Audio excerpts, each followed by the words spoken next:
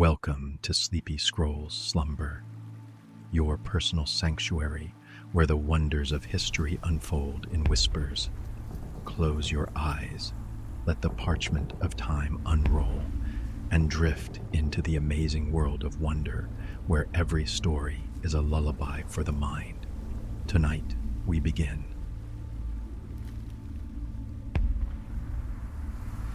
Under the Canopy, a MACV-SOG story. The Huey's rotors beat the air like a heartbeat. Tyler Brennan pressed his back against the vibrating metal. His car 15 lay across his lap. He tried to remember why he'd volunteered for this. The answer came quick. His father's face, that look, the one that said Tyler would never measure up, never be the man his old man had been in Korea, never understand what it meant to face the dragon. Well, he was about to find out. 5 minutes. The crew chief's voice cut through the rotor wash. His hand signals confirmed what Tyler's gut already knew. 5 minutes until they dropped into Laos. 5 minutes until RT Python went dark. Deep into Indian country, where nobody officially knew they existed. Tyler glanced across the Huey's cargo bay. Jesse Carver caught his eye and nodded once. No smile, no bravado, just that steady presence that had kept Tyler sane since Q course. The underdogs, that's what they'd called themselves. Now they were MACV-SOG, Military Assistance Command, Vietnam Studies, and Observations Group, an innocent name for the most dangerous job in Southeast Asia. Cross-border operations into Laos and Cambodia, reconnaissance, direct action, missions that officially didn't happen, 100% casualty rate, killed or wounded. Everyone knew the statistics. Everyone volunteered anyway. Jesse's Swedish case submachine gun rested easy in his hands. His finger was indexed along the receiver like it was part of him. 23 years old, failed high school twice, found his calling when the Army taught him what he was actually good at: controlled violence and keeping other men alive. They'd made a pact at Fort Bragg, drunk on cheap beer and the terror of what they'd signed up for. A simple promise. We get each other home. Tyler still heard Jesse's voice saying it, still felt the weight of that handshake. The indigenous team members sat quiet. Their faces were unreadable. These men had been fighting since Tyler was in junior high. They knew this jungle in ways no American ever could. And they'd seen too many young team leaders come through, boys playing soldier, until the jungle taught them what war really meant. Edoc was the oldest, maybe 35, maybe 50. Hard to tell with Montagnard tribesmen who'd spent decades in the bush, Brew people from the highlands. The North Vietnamese army had rolled through his village in '64, impressed the men into labor battalions, taken the women. Edoc had been with special forces ever since, first with the CIA's Mountain Scouts, now with SOG. His car 15 was worn smooth from use, maintained with religious precision. He carried a captured AK-47 as backup. Chinese make. Still had Mandarin characters stamped on the receiver. Extra magazines bulged from his web gear. A Montagnard bracelet circled his wrist, brass and old. He hadn't spoken 10 words to Tyler in the week, since RT Python formed up. Just watched, evaluated, waited to see if this new 1-0 would get them killed.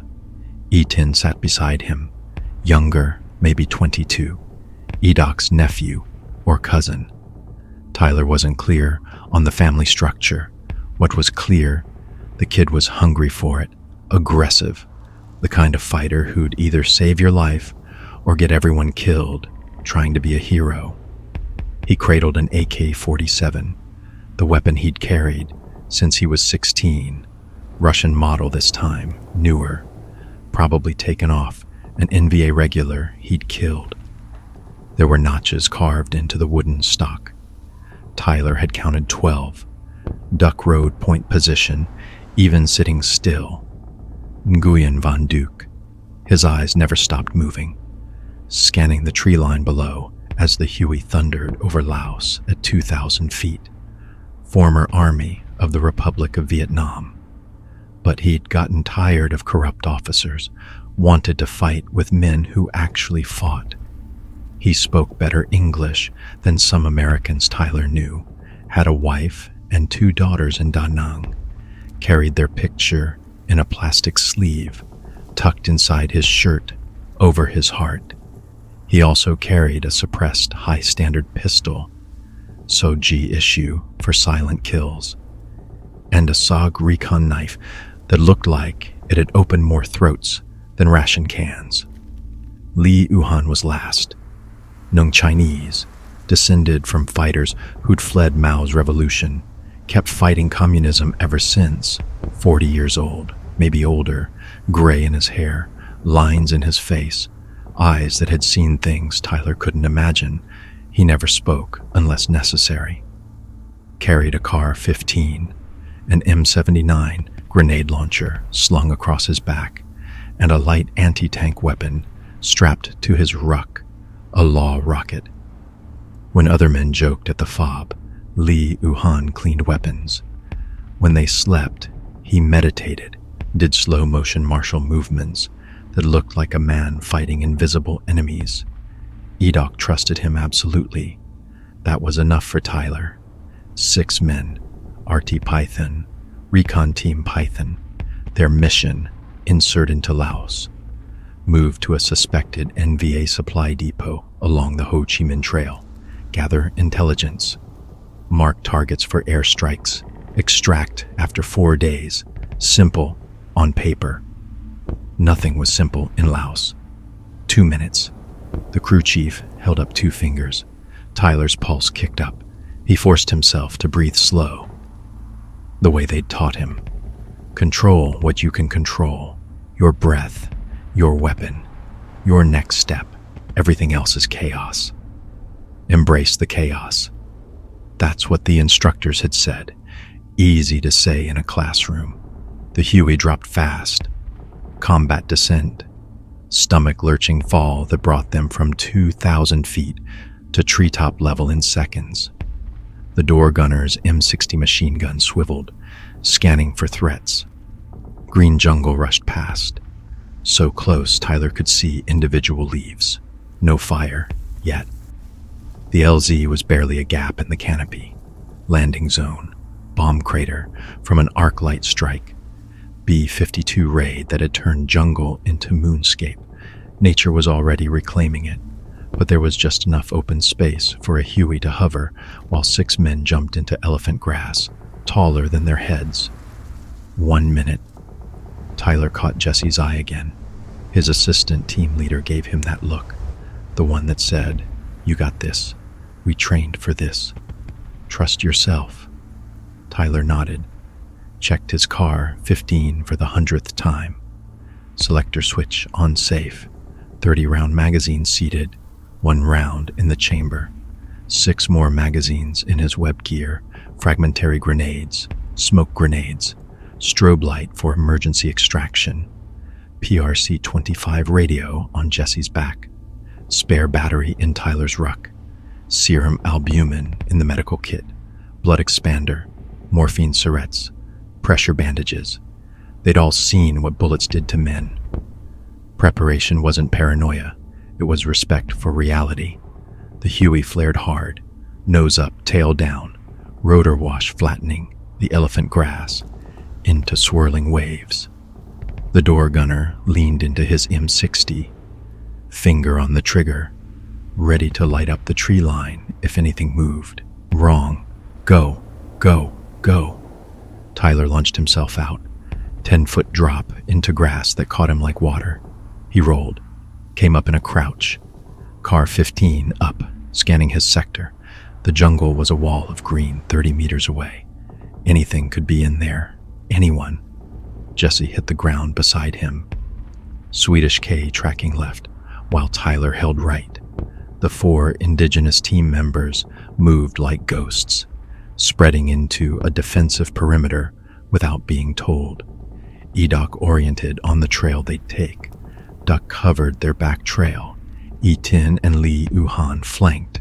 The Huey was already climbing, rotors biting air, pulling away fast.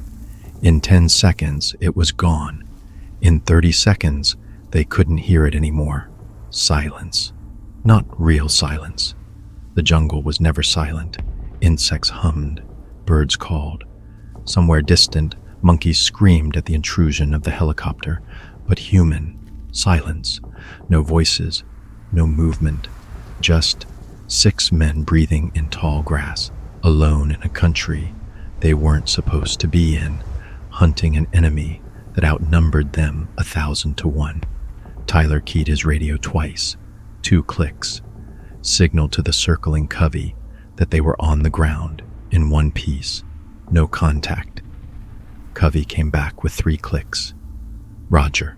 Good luck. We're watching. But they wouldn't be watching for long. Radio silence from here on. Unless things went sideways, RT Python was on their own. Tyler Handa signaled Edok. The Montagnard rose, smooth and quiet, began moving toward the tree line. Duck fell in behind him, then E-Tin, then Lee Uhan. Jesse moved ahead of Tyler, covering forward. Tyler took rear security, walking backward every few steps, watching the bomb crater disappear behind them. No one had shot at them. That was something. They entered the jungle like water soaking into earth. One moment visible in the elephant grass, the next swallowed by triple canopy rainforest, where sunlight died 100 feet above. Everything below lived in perpetual green twilight. Vines thick as Tyler's arm hung from trees wider than a Huey. Roots sprawled across the ground like grasping fingers. The smell hit him. Rotting vegetation, fungus, wetness that never dried, and something else, something old and patient, utterly indifferent to whether Tyler Brennan lived or died. This was the jungle's world. Men just visited. Edok set the pace, slow, careful. 15 meters, then stop, listen, observe, feel the jungle. Another 15 meters, stop again. It took them an hour to move 300 meters. Tyler's uniform was already soaked through with sweat. The humidity was a physical weight, something that pressed down on his chest, made every breath work. His ruck dug into his shoulders. 60 pounds of ammunition, rations, water, and equipment. The Car 15 felt like 20 pounds after the first hour. Only 6 pounds, but it felt like 20. He'd trained for this. Months of carrying heavy loads through swamps and mountains at Fort Bragg. But training wasn't this. Training didn't have the edge. The knowledge that men with guns were actively looking for you. That a single mistake would bring automatic weapons fire and rocket-propelled grenades. That if you went down wounded, there was no medevac coming, no hospital, no safety, just your team, and their promise to get you home or die trying. Edok's hand went up, fist closed, freeze. Tyler dropped to a knee. Car 15 oriented on their back trail. Jesse moved up beside Edok. Quiet conversation, too low for Tyler to hear. Then Jesse was moving back to Tyler, crouching low, trail, recent, multiple personnel, heavy loads, moving north to south. Duck estimates, 24 hours old, maybe less. Tyler processed it. The intelligence brief had said scattered NVA activity. Small logistics teams moving supplies. 24 hours meant they could still be close, or it could mean nothing. The Ho Chi Minh Trail was a highway system. Traffic was constant. We cross it or parallel. Edok says, cross, move west, then turn north toward the target area, paralleling, puts us on their route. Crossing gets us off it." Tyler nodded. "Tell him we cross. Careful." Jesse moved back forward. The team began moving again, even slower now. They reached the trail 15 minutes later. It wasn't much, just a break in the undergrowth, maybe 6 feet wide, where countless feet had compressed the jungle floor into something approaching a path. But Tyler could see the signs, boot prints, disturbed vegetation, a discarded ration tin, Chinese markings, only lightly rusted, fresh, very fresh. Duck crossed first. Time, 250 meters, moving like smoke. AK-47 tracking the tree line on the far side. He disappeared into the foliage. 10 seconds later, his hand appeared, waving them forward. Eaton went next, then Lee Uhan, then Jesse. Tyler was about to move when Edoc's hand clamped on his shoulder. The montagnard pointed north along the trail, then cupped his ear. Tyler froze, listened, and heard it. Voices, distant, maybe 200 meters, maybe less. Acoustics were strange in the jungle. Sound could carry or die completely, depending on vegetation and terrain. But voices meant people, and people on this trail meant NVA. Edoc's eyes met Tyler's. The message was clear: move now, or wait for them to pass. Tyler's mind raced. Moving meant crossing the trail, while the NVA might have line of sight. Waiting meant sitting exposed if they came this direction. Neither option was good. He hand-signaled, "Cross now." Edoc nodded. Once, approval in his eyes. The young 1-0 had made a decision. Right or wrong, he'd made it. They crossed together, low and fast. Tyler's heart hammering so hard, he was sure the NVA could hear it from 200 meters away. They reached the far side, pushed into the undergrowth, froze again. The voices continued. Laughter. Someone was telling a story. Normal conversation. They hadn't been seen. Tyler exhaled slowly. First test passed. Edoc led them west, off the trail, into jungle so thick they had to cut through with machetes, moving inches at a time. The sound of the machete chopping vegetation set Tyler's teeth on edge. It seemed impossibly loud, but there was no other way. After 500 meters, Edoc stopped. Hand signals. We rest. 5 minutes. The team collapsed into a defensive wheel, each man facing outward, weapons oriented on different sectors. Tyler pulled out his map. Waterproof case, slick with condensation. Tried to figure out exactly where they were. Jungle navigation was guesswork. No landmarks visible through the canopy. Dead reckoning by pace count and compass bearing. Hoping you'd counted right. Hoping the compass wasn't thrown off by all the metal you carried. Jesse moved beside him. We're here. Give or take 200 meters. Tyler nodded.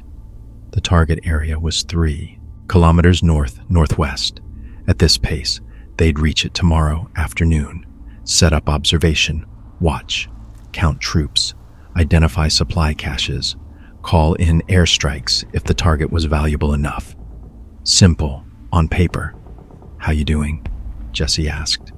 Voice so quiet, it was almost subvocal.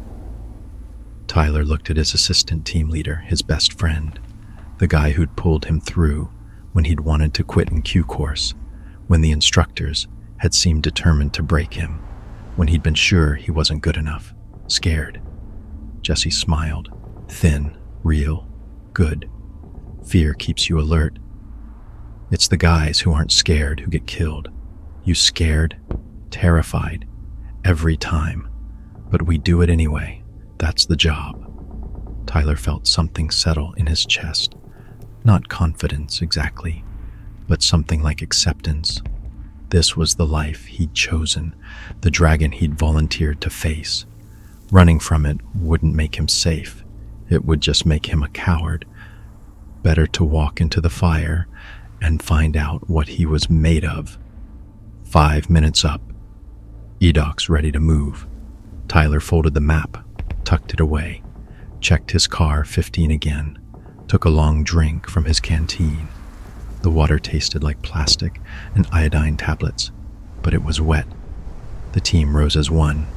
Ghosts in the green twilight began moving north, toward the target, toward whatever waited.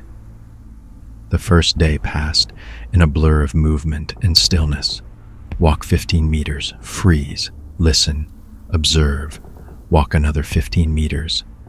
The jungle revealed itself in layers, the ground level where they moved, the understory above them, the canopy higher still, and somewhere beyond that, a sky they couldn't see.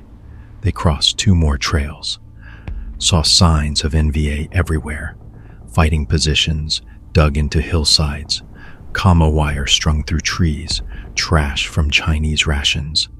This wasn't scattered activity. This was infrastructure. Tyler noted everything in his notebook. Tiny waterproof pages covered in grid coordinates and observations. The intelligence people would love this, if they made it back to report it.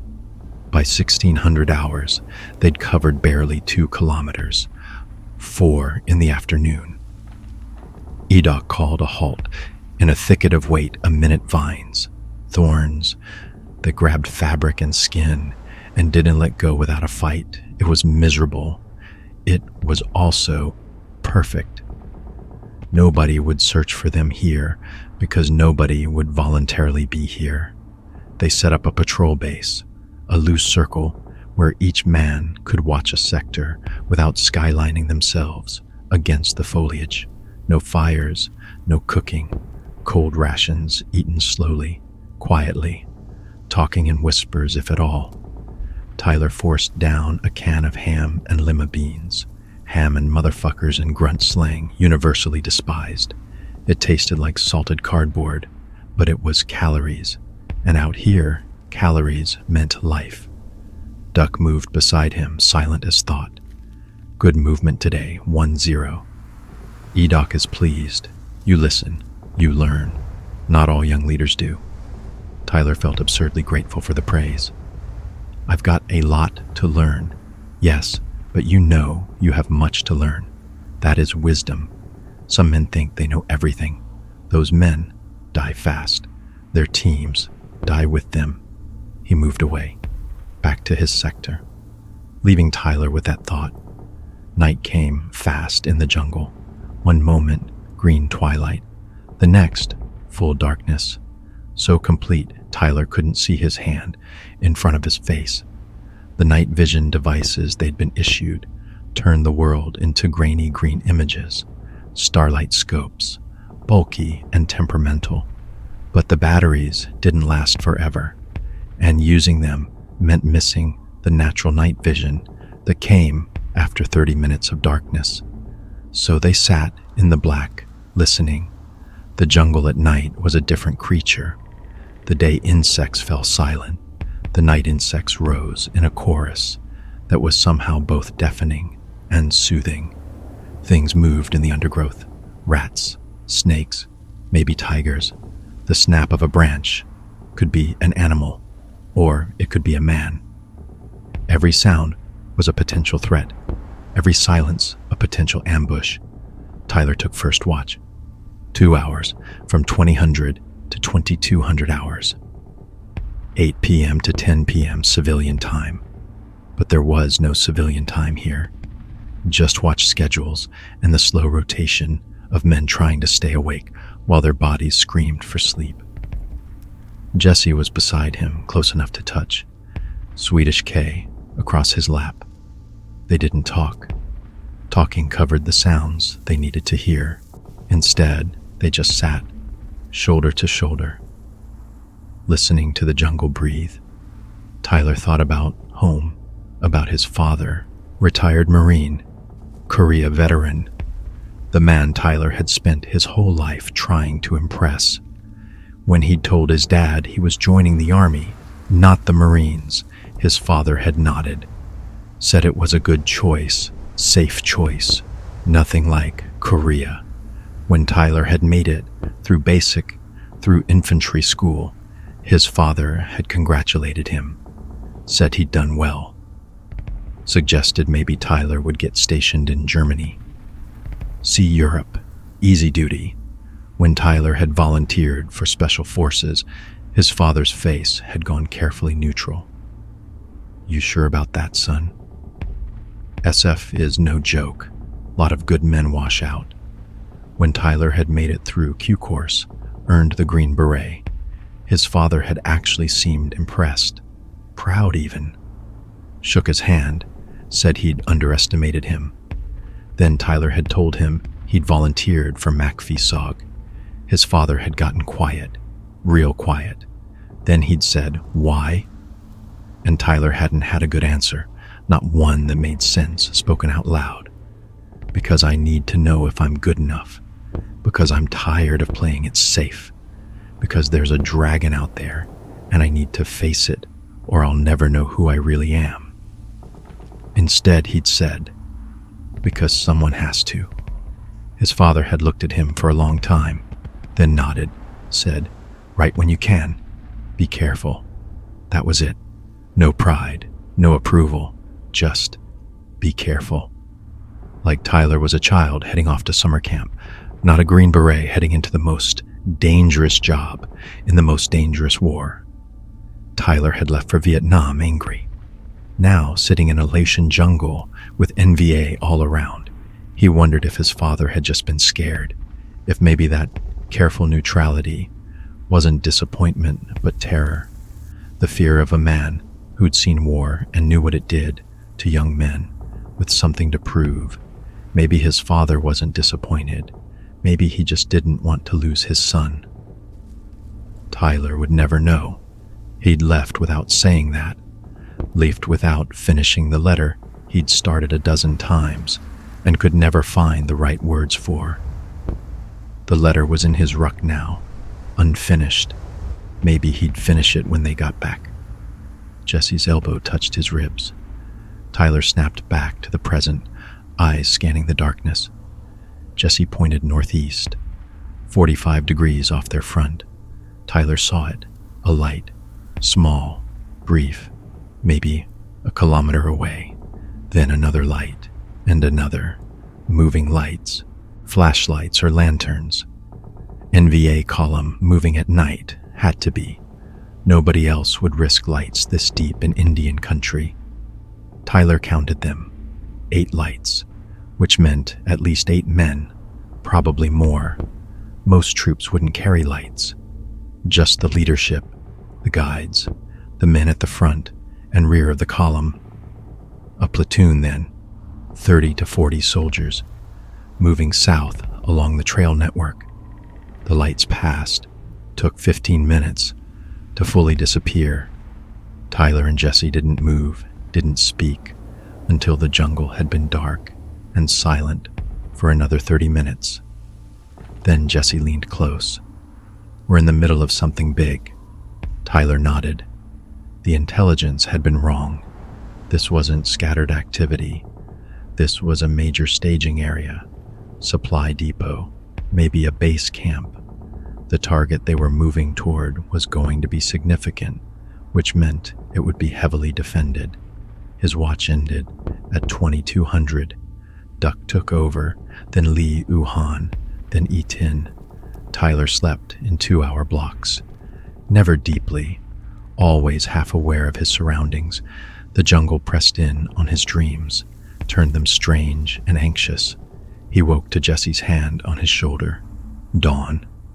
Not light yet, but the quality of darkness had changed. Pre-dawn, nautical twilight. They ate again, cold rations, drank water, prepared for another day of slow movement through hostile territory. Edok studied the map with Tyler, conferring with Duck about the best route. They'd angle northeast, avoid the main trails, approach the target area from the west where the terrain was rougher, least likely to be patrolled. Good plan. Tyler hoped it was enough. At 0600 hours, they began moving, 6 a.m. The second day was harder. The terrain got steeper, the jungle thicker. They were climbing now, moving into foothills that would eventually become mountains. Their pace slowed even more. 10 meters.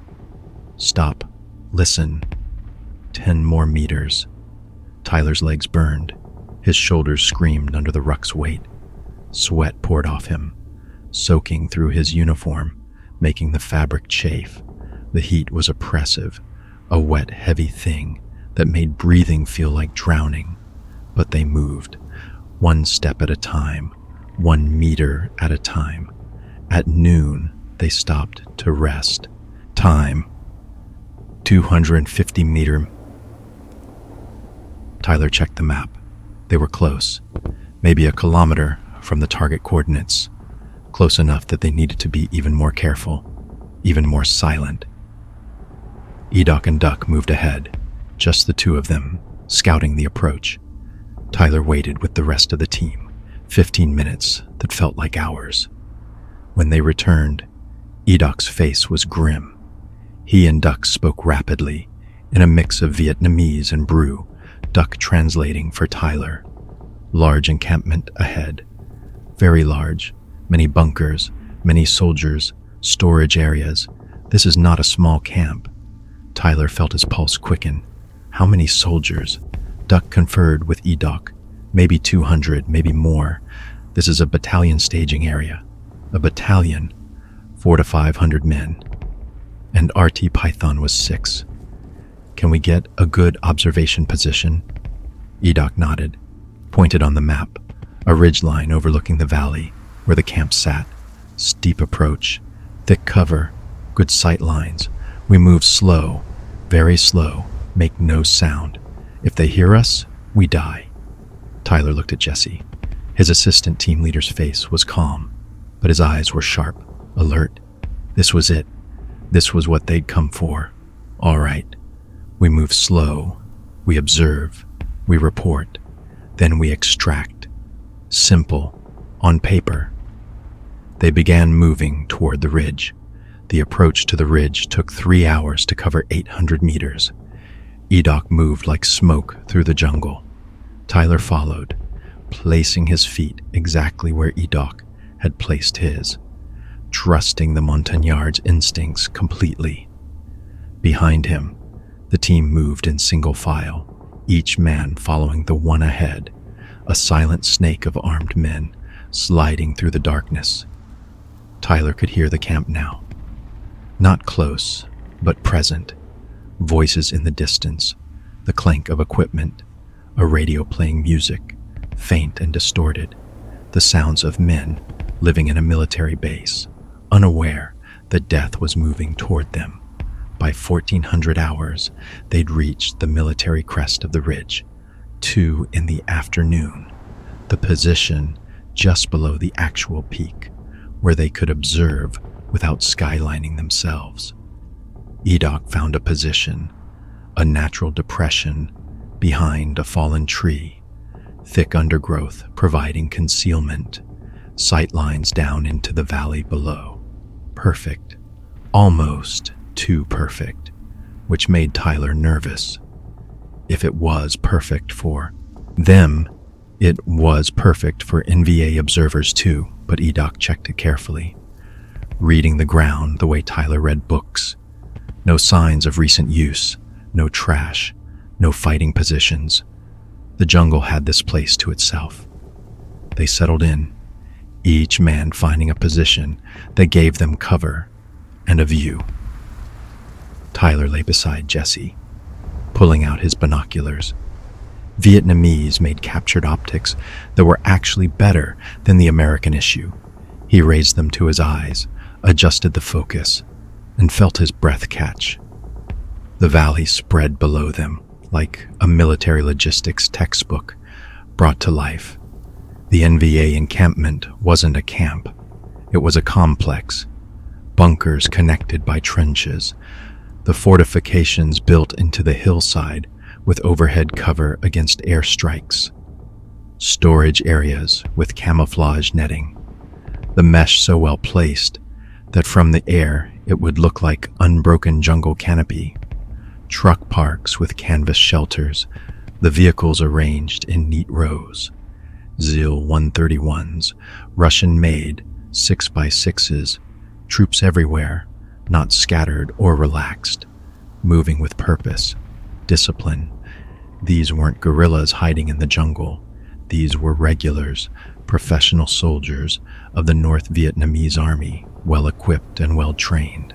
Tyler counted bunkers, stopped at 40, counted troops in view, stopped at 70, estimated the storage capacity of the supply dumps, tried to calculate how many tons of ammunition and food were staged here. This wasn't a supply depot. This was a forward logistics base for a major operation. Jesus. Intel said scattered activity. Intel was wrong, Tyler said. He keyed his notebook, began sketching what he saw, noting grid coordinates, troop concentrations, bunker locations. His hands shook slightly, not from fear, from the sheer weight of what they'd found. This was the kind of intelligence that saved lives, that let commanders know where to hit, where to bomb, where to disrupt enemy operations. If they got this information back, if they called in arc light strikes or TAC air, they could destroy enough supplies to delay NVA operations for weeks. If they got it back. That was the question. Duck moved beside Tyler, studying the valley with the practiced eye of a man who'd spent years fighting. This is staging area for multi-regiment offensive. See the bunkers, command bunkers, deeper, more cover. See the storage, ammunition, fuel, food, enough for 3, maybe 4 regiments to operate for 2 weeks. How many men in 3 regiments? 6 to 9,000 if they are at full strength. 9,000 against 6. Tyler pushed the thought away. They weren't here to fight 9,000 NVA. They were here to observe, to report, to bring back intelligence that would let the Air Force do the fighting. He looked at Jesse. We need to call this in. Jesse nodded, was already pulling the PRC-25 radio off his back, setting it up in the depression where the tree trunk would shield the antenna. He extended the whip antenna slowly, carefully, keeping it below the vegetation line. Tyler pulled out his SOI, Signal Operating Instructions, the booklet with the day's authentication codes and frequencies. Found the right frequency for Covey, the forward air controller who was their lifeline to the world beyond the jungle. Jesse keyed the handset, held it to his ear, spoke barely above a whisper. Covey, this is Python 10, how copy? Static, then, Python 10, this is Covey 2. 1, read you, Lima Charlie, send your traffic. Tyler took the handset, spoke carefully, keeping his voice low. Covey, Python is in position at primary objective. Grid coordinates. He read off the numbers. Be advised, site is significantly larger than briefed. Estimate battalion size base camp, possibly larger. Multiple bunker complexes, extensive supply storage, vehicle park with approximately 20 trucks. Request imagery if available. This is a high-value target. Over. Pause. Tyler could almost hear the pilot thinking, recalculating.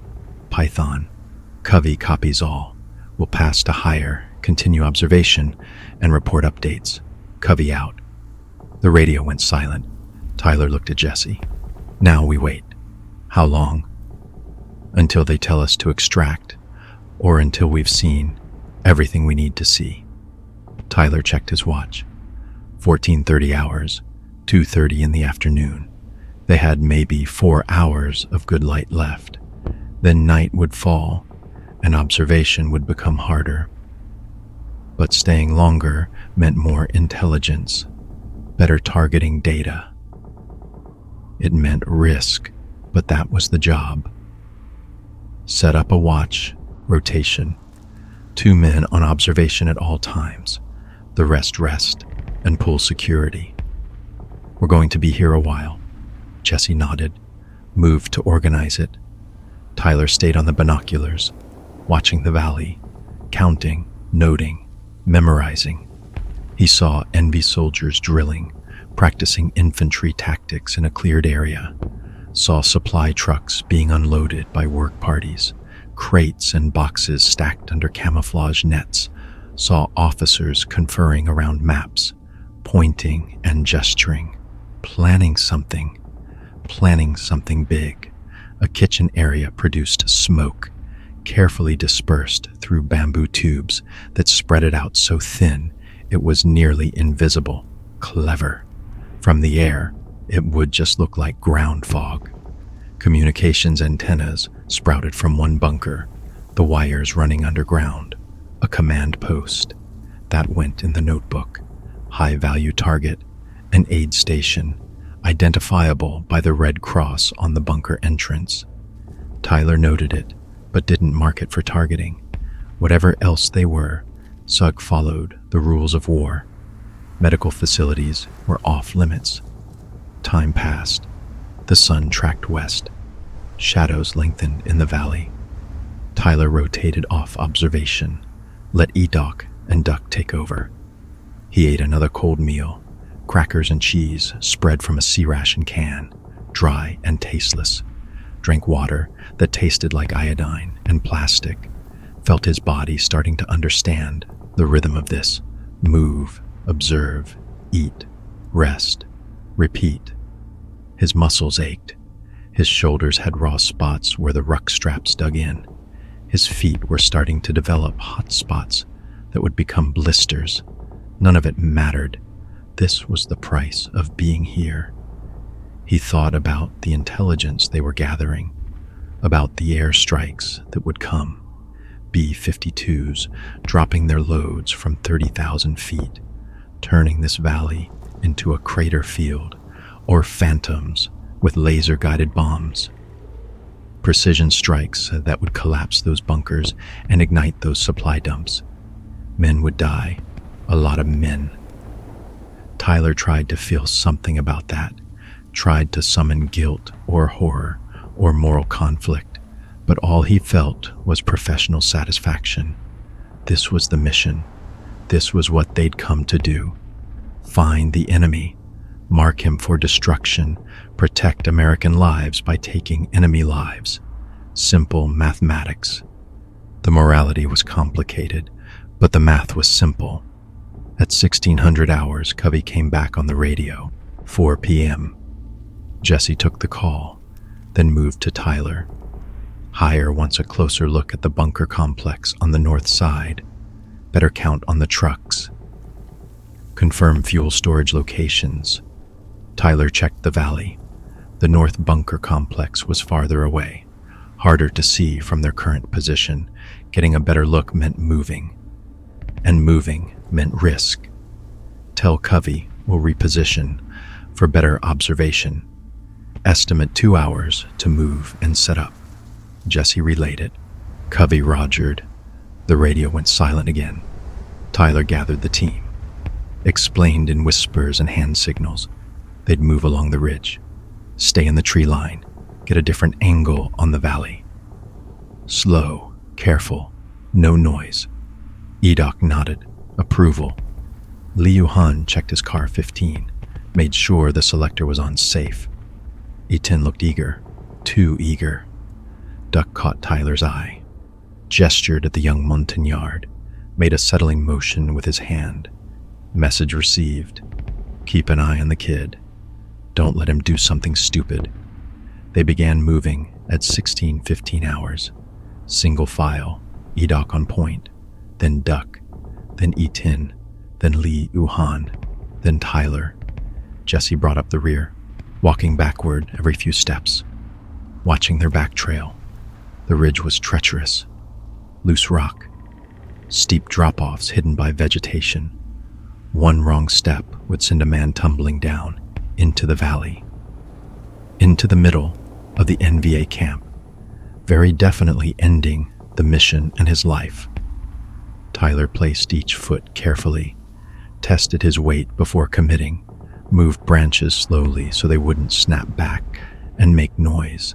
Every movement was deliberate, conscious, exhausting in a way that had nothing to do with physical effort and everything to do with mental focus.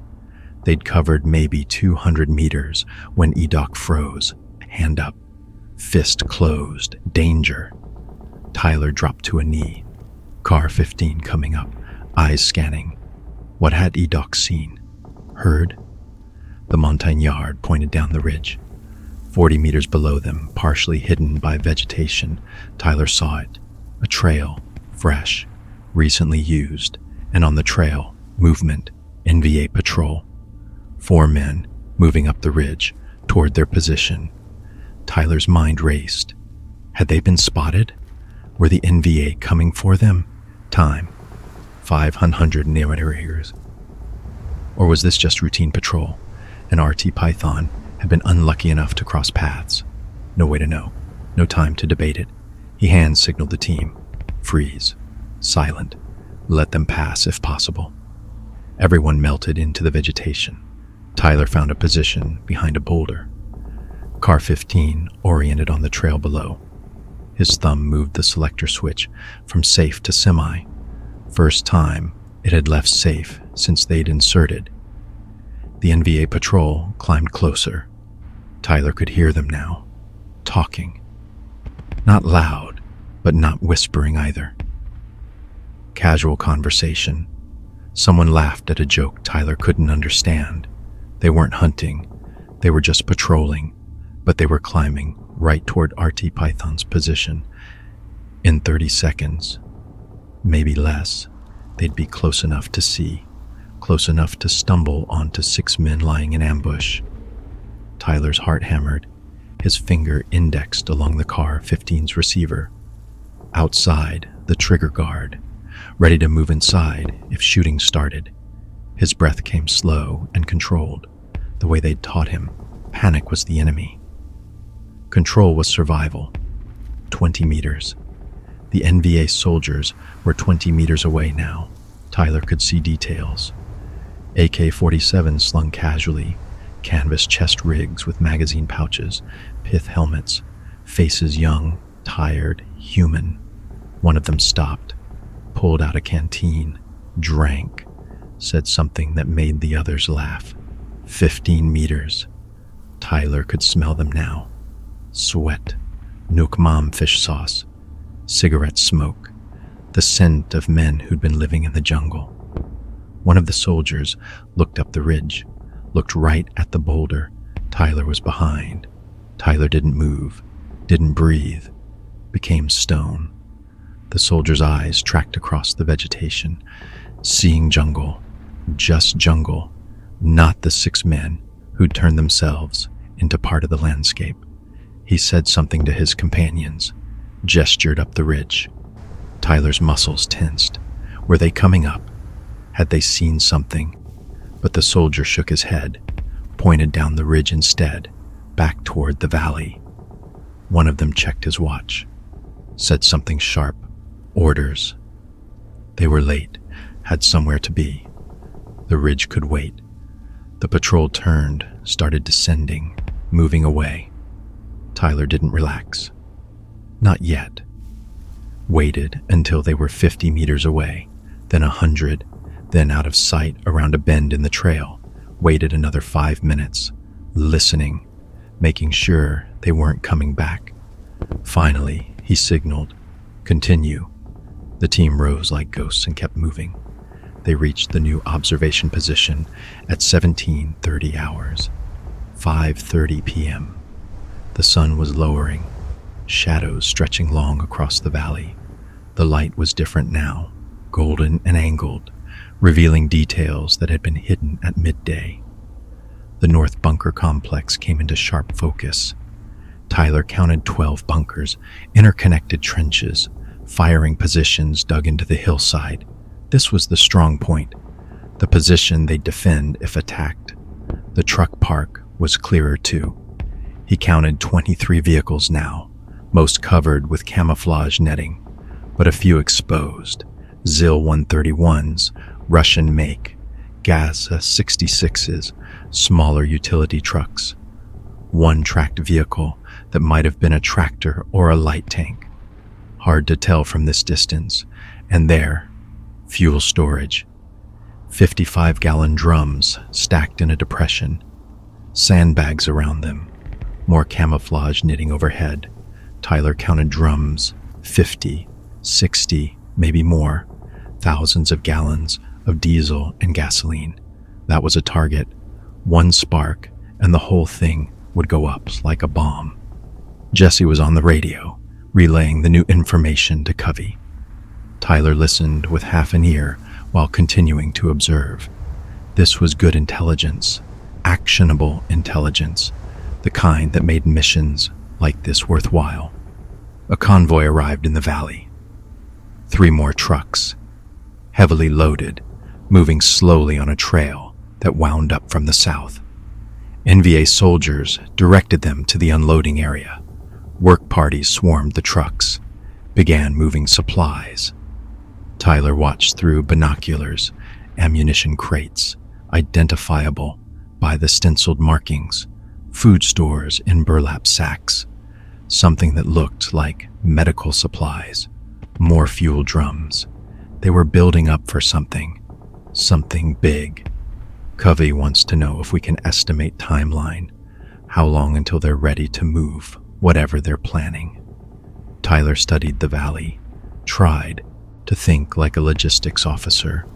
How much supplies did you need for a regiment-size operation? How long to stockpile it? How long to distribute it to subordinate units?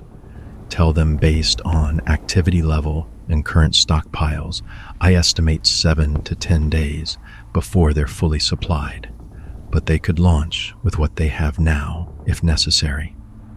This is a ready force. Jesse relayed it. Covey acknowledged. The sun touched the horizon.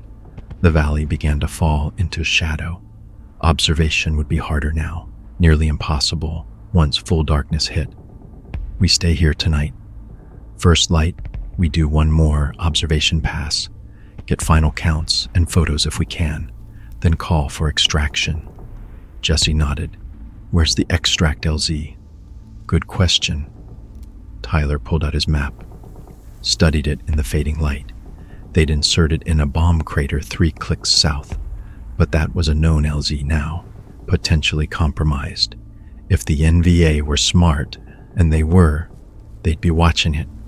He found another option, a ridgeline 2 clicks west. More elevation, rockier terrain, harder for a Huey to land, but less obvious, least likely to be watched. Here, we move at first light, get our final observation, then move west to this ridge for extraction. That's going to be a tough move. Steep terrain. Probably have to cut trail. I know, but it's safer than going back to the primary LZ. Jesse studied the map, then nodded. You're right. West Ridge it is. Tyler briefed the team they'd run here. Remain overnight. Same watch rotation. 2 men on security at all times. The rest sleep when they could. Edoc agreed with the plan. Duck suggested a refinement. He'd move down the ridge at 0300 hours, 3 a.m. Scout the route west. Make sure it was passable. Come back by 0500, first light, and lead them out. Tyler hesitated. Splitting the team was dangerous, but Duck was right. Better to know the route was good than to commit to it and find an impassable cliff or an NVA position. Okay, but take Liu Han with you. 2 men, not 1. Duck nodded. Acceptable. The sun set. The valley disappeared into darkness. Watchfires appeared in the NVA camp below, carefully controlled, the flames small and shielded. Tyler could see silhouettes moving, could hear distant voices, metal on metal, the sounds of an army at rest. He took first watch with E10. The young Montagnard was wound tight, energy barely contained. Tyler could feel it radiating off him. You did good today, staying calm when the patrol came close. Eaton nodded. His English was limited, but he understood. Want to kill, want to fight, but Edok say no. So no. Edok is smart. Fighting now would get us killed. We're here to watch, to report. Other men will do the killing. Planes come. Bombs. Kill Minnie. Yes. Tin was quiet for a moment. Then, good. They killed my brother. 3 years ago, my village. So I want them dead. All dead. Tyler didn't know what to say to that. What could you say? Sorry? That wouldn't bring his brother back. Nothing would. Instead, he said, we'll make them pay. The information we're getting, it'll hurt them. Bad. Eaton nodded, seemed satisfied with that. Turned his attention back to the valley. Tyler thought about revenge, about what it did to men. He'd read about it, heard about it, but never felt it himself. His life had been safe, comfortable. Academic struggles and disappointed fathers were his dragons, not dead brothers, not destroyed villages. These men had all lost something. Edok, Etin, Duck, Li Uhan. That's why they fought, not for ideology or politics or patriotism, but for the basic human need to strike back at what had hurt them. Tyler was here because he wanted to prove himself. They were here because they had no choice. The war had already come for them. They were just fighting back. Different motivations. Same mission. His watch ended. Jesse took over with Li Uhan. Tyler found a position against a tree, wedged his ruck behind him for a backrest, tried to sleep. The jungle didn't make it easy.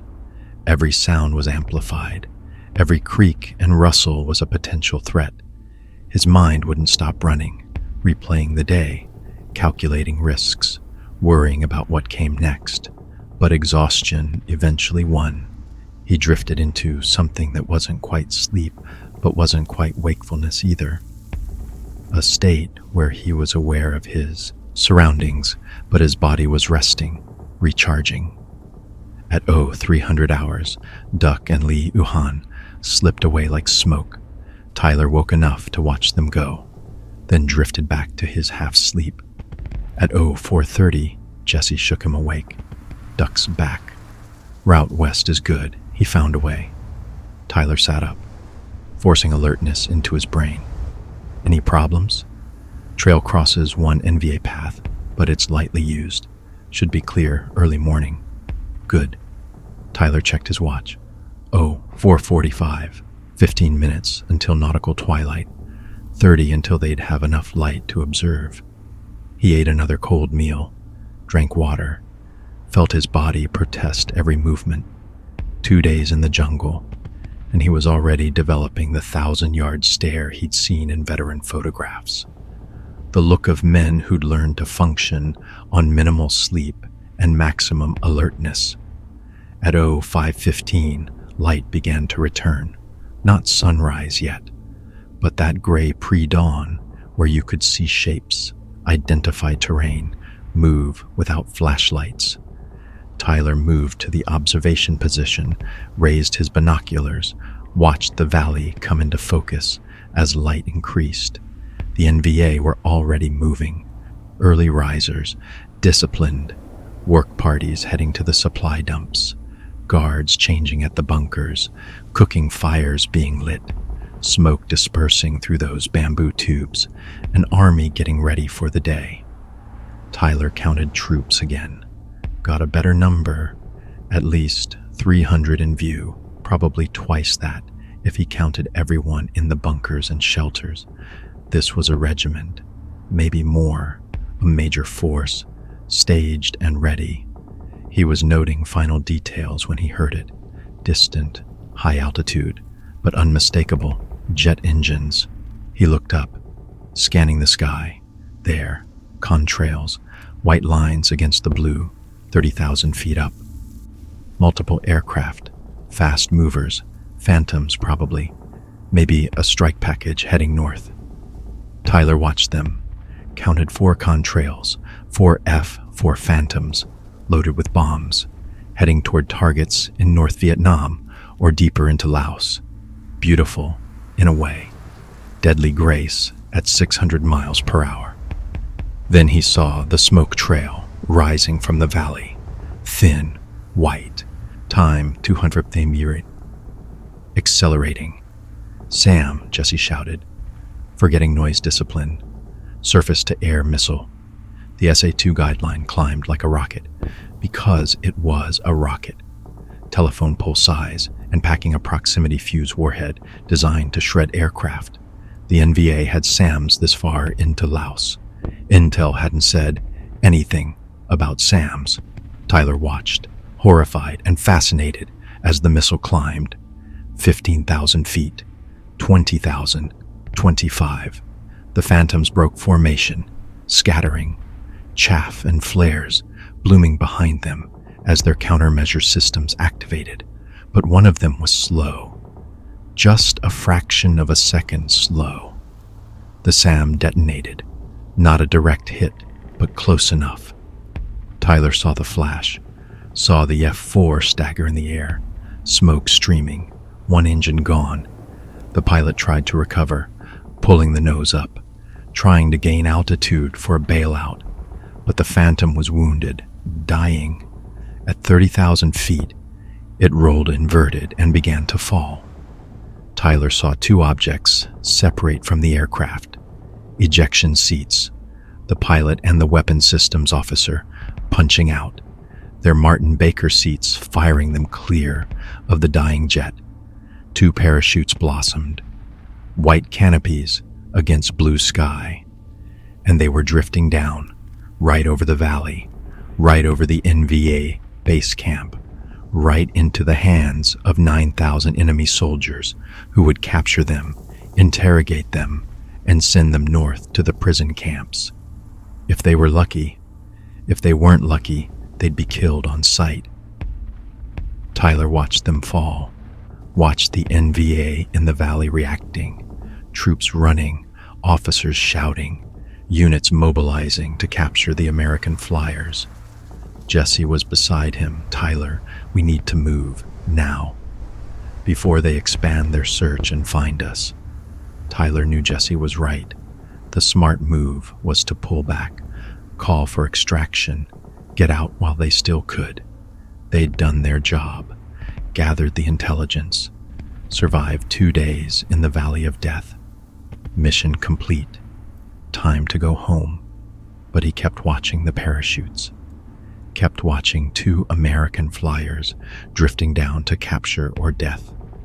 2 men who'd woken up this morning, thinking they'd fly their mission and go home to hot food and cold beer, volume soft.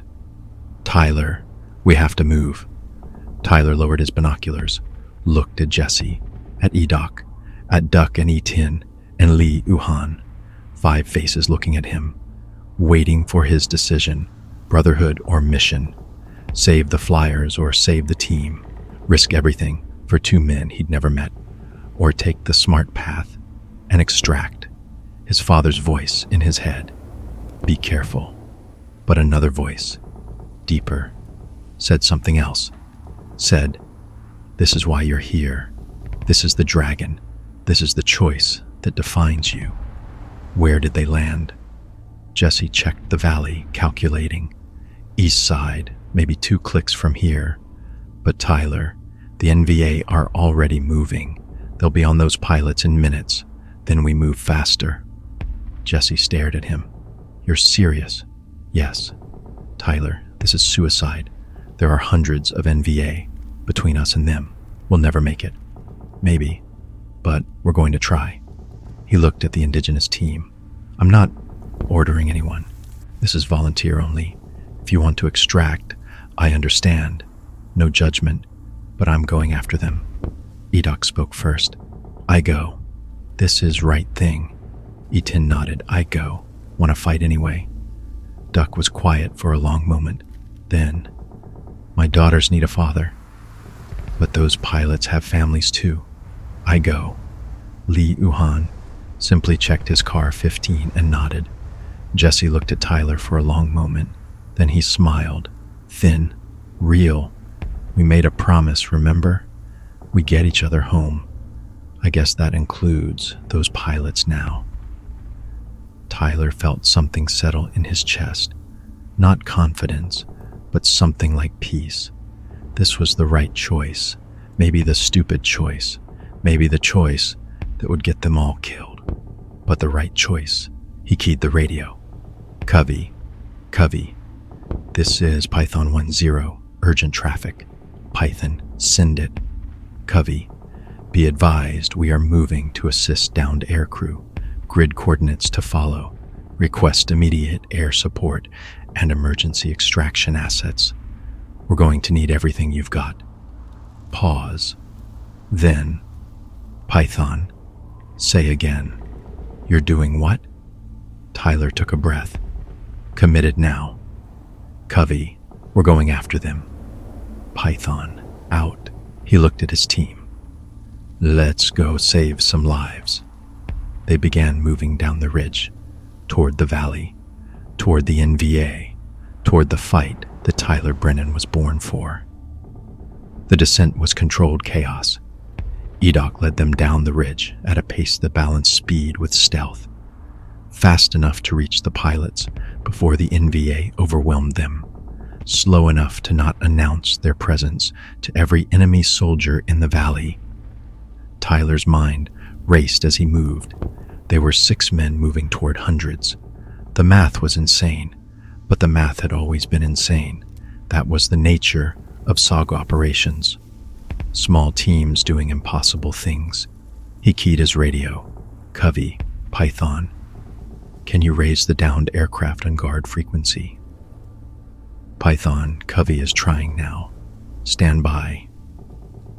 They crossed 300 meters of steep terrain, using trees and rocks for handholds, sliding on loose scree. The vegetation thinned as they descended, less triple canopy, more visibility, which meant they could see better, but also be seen better. Duck held up his fist. The team froze. Tyler moved up beside him. Trail, recent use, maybe squad-size element passed through. Tyler could see the boot prints in the soft earth. Fresh, very fresh.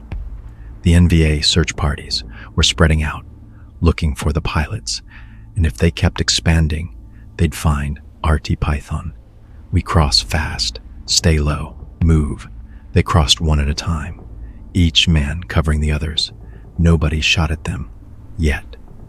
The radio crackled. Covey's voice. Python, Covey has contact with Boxer 11. That's the pilot. He's on the ground. Says his WSO landed about 200 meters from him. Both are evading. NVA close, very close. Covey, can you get us their exact position? Stand by. Tyler checked his map while they moved. The valley was maybe a click across. The pilots had landed on the east side. RT Python was coming from the west. They'd have to cross the valley, right through the middle of the NVA base camp. Impossible. Absolutely impossible. Unless, EDOC, the drainage. Can we use it for cover? EDOC studied the terrain. There was a stream running through the valley. Not big, maybe 6 feet wide, but it had cut a channel, banks on either side, vegetation overhanging. If they moved through the stream bed itself, stayed low, used the banks for concealment, yes, possible. Very dangerous, but possible. Do it. They changed course, angling toward the stream. The sound of water became audible, rushing over rocks, a sound that would cover their movement, mask their noise. Covey came back. Python, Boxer 11 is at grid. He read off the coordinates. Tyler marked them on his map. Maybe 800 meters east. The WSO was 200 meters beyond that.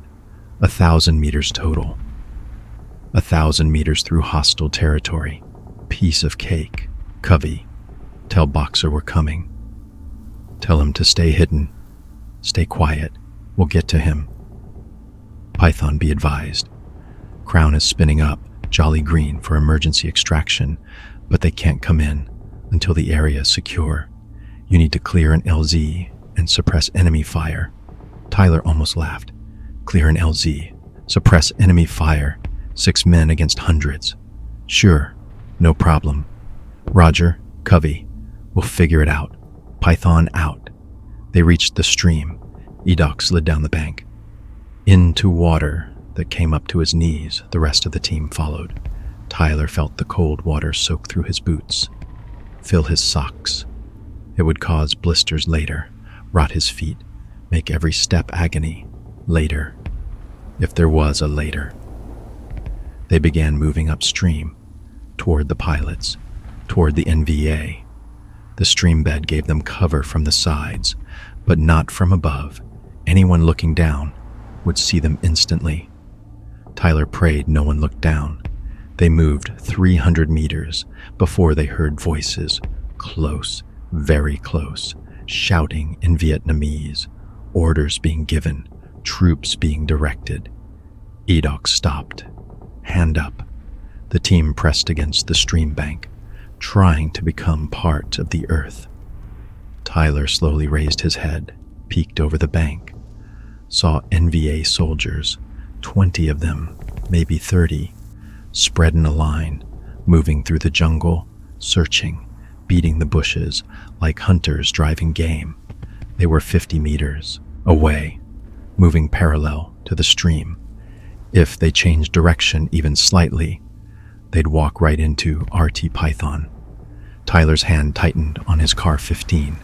His thumb found the selector switch, moved it from safe to full auto. If shooting started, he'd need volume of fire, not accuracy. Just enough bullets to break contact and run. Behind him, Jesse had the radio, antenna extended. If they had to run, they'd need Covey, need air support, need something to cover their escape. The NVA search line kept moving, voices calling to each other. Someone found something, shouted. Others converged. Tyler couldn't see what they'd found, but the searchers were excited, animated. Had they found the pilot? The WSO? No. The voices moved away. Whatever they'd found wasn't worth staying for, probably just debris from the aircraft, pieces of the Phantom that had broken off during the crash. The search line passed, moved south, away from RT Python's position. Tyler waited 5 full minutes, then signaled continue. They kept moving upstream. At 400 meters, they found evidence of the crash. Aircraft parts scattered in the stream, twisted metal, shattered canopy pieces, a seat cushion floating in an eddy. The name stenciled on it, Captain Daniel Cross, one of the pilots, alive somewhere, waiting for rescue or capture. The stream turned east. Tyler checked his map.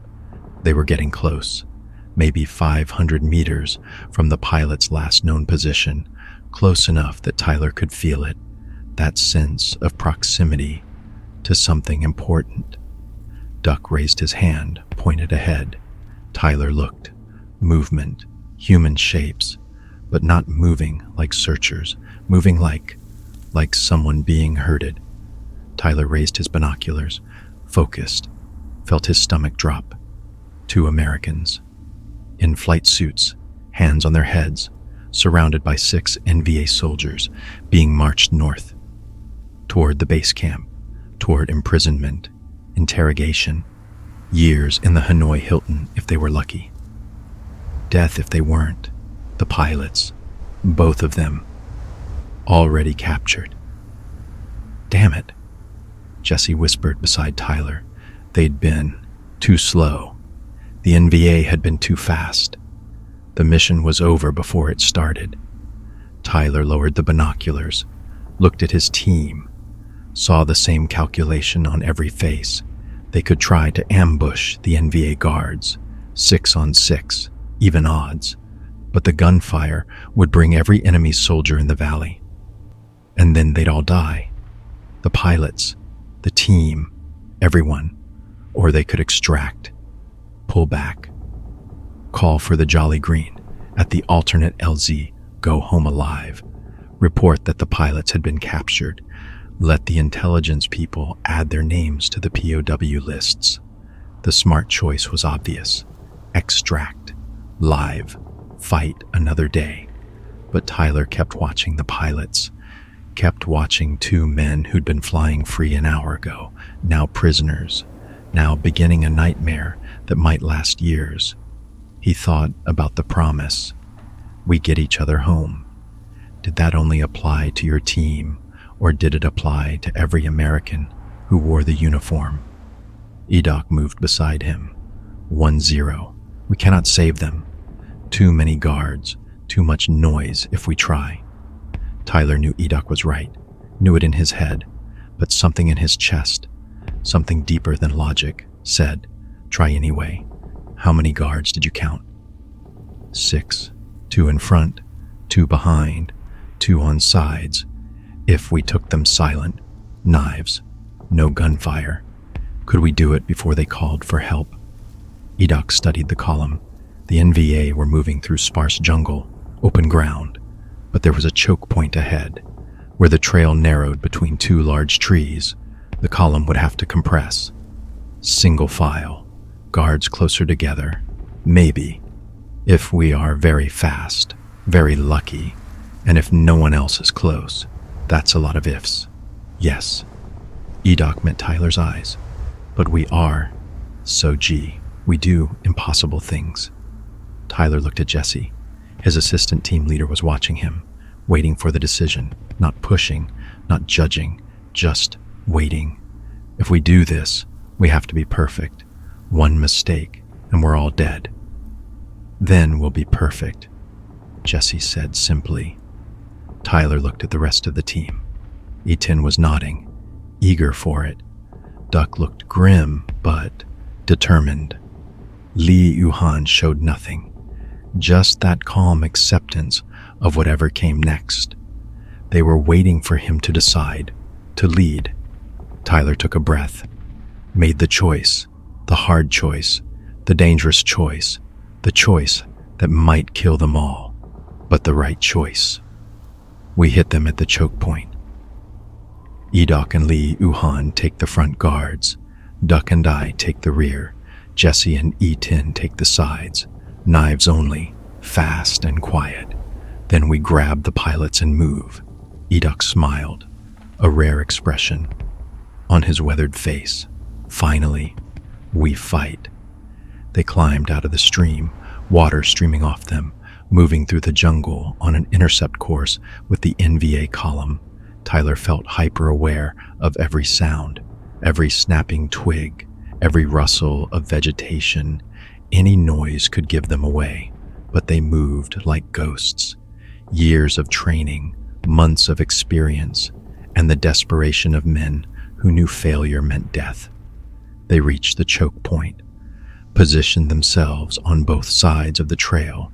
Tyler pressed against a tree trunk, drew his SOG Recon knife, 7 inches of steel, single edge, designed for exactly this kind of work. His pulse hammered. His mouth was dry. This was it. The moment, do or die, literally. The NVA column approached. Tyler could hear them now. Footsteps, the guards talking quietly to each other. One of the pilots stumbled. A guard shoved him forward. Harsh words in Vietnamese, closer, 50 meters, 40, 30. Tyler's breathing slowed. His vision narrowed. Everything outside the immediate moment disappeared. No fear, no doubt, just the task, just the action that needed to happen. 20 meters. The lead guard entered the choke point. Tall NVA soldier, AK-47 slung, not expecting trouble. Why would he? This was their territory, their valley, full of their soldiers. Edoc moved like lightning. He came from behind the tree, left hand clamping over the guard's mouth, right hand driving the knife up under the ribs, angled toward the heart. The guard stiffened, convulsed. Edoc held him, controlled the body, lowered it silently to the ground. Simultaneously, Li Yuhan took the second front guard. Same technique.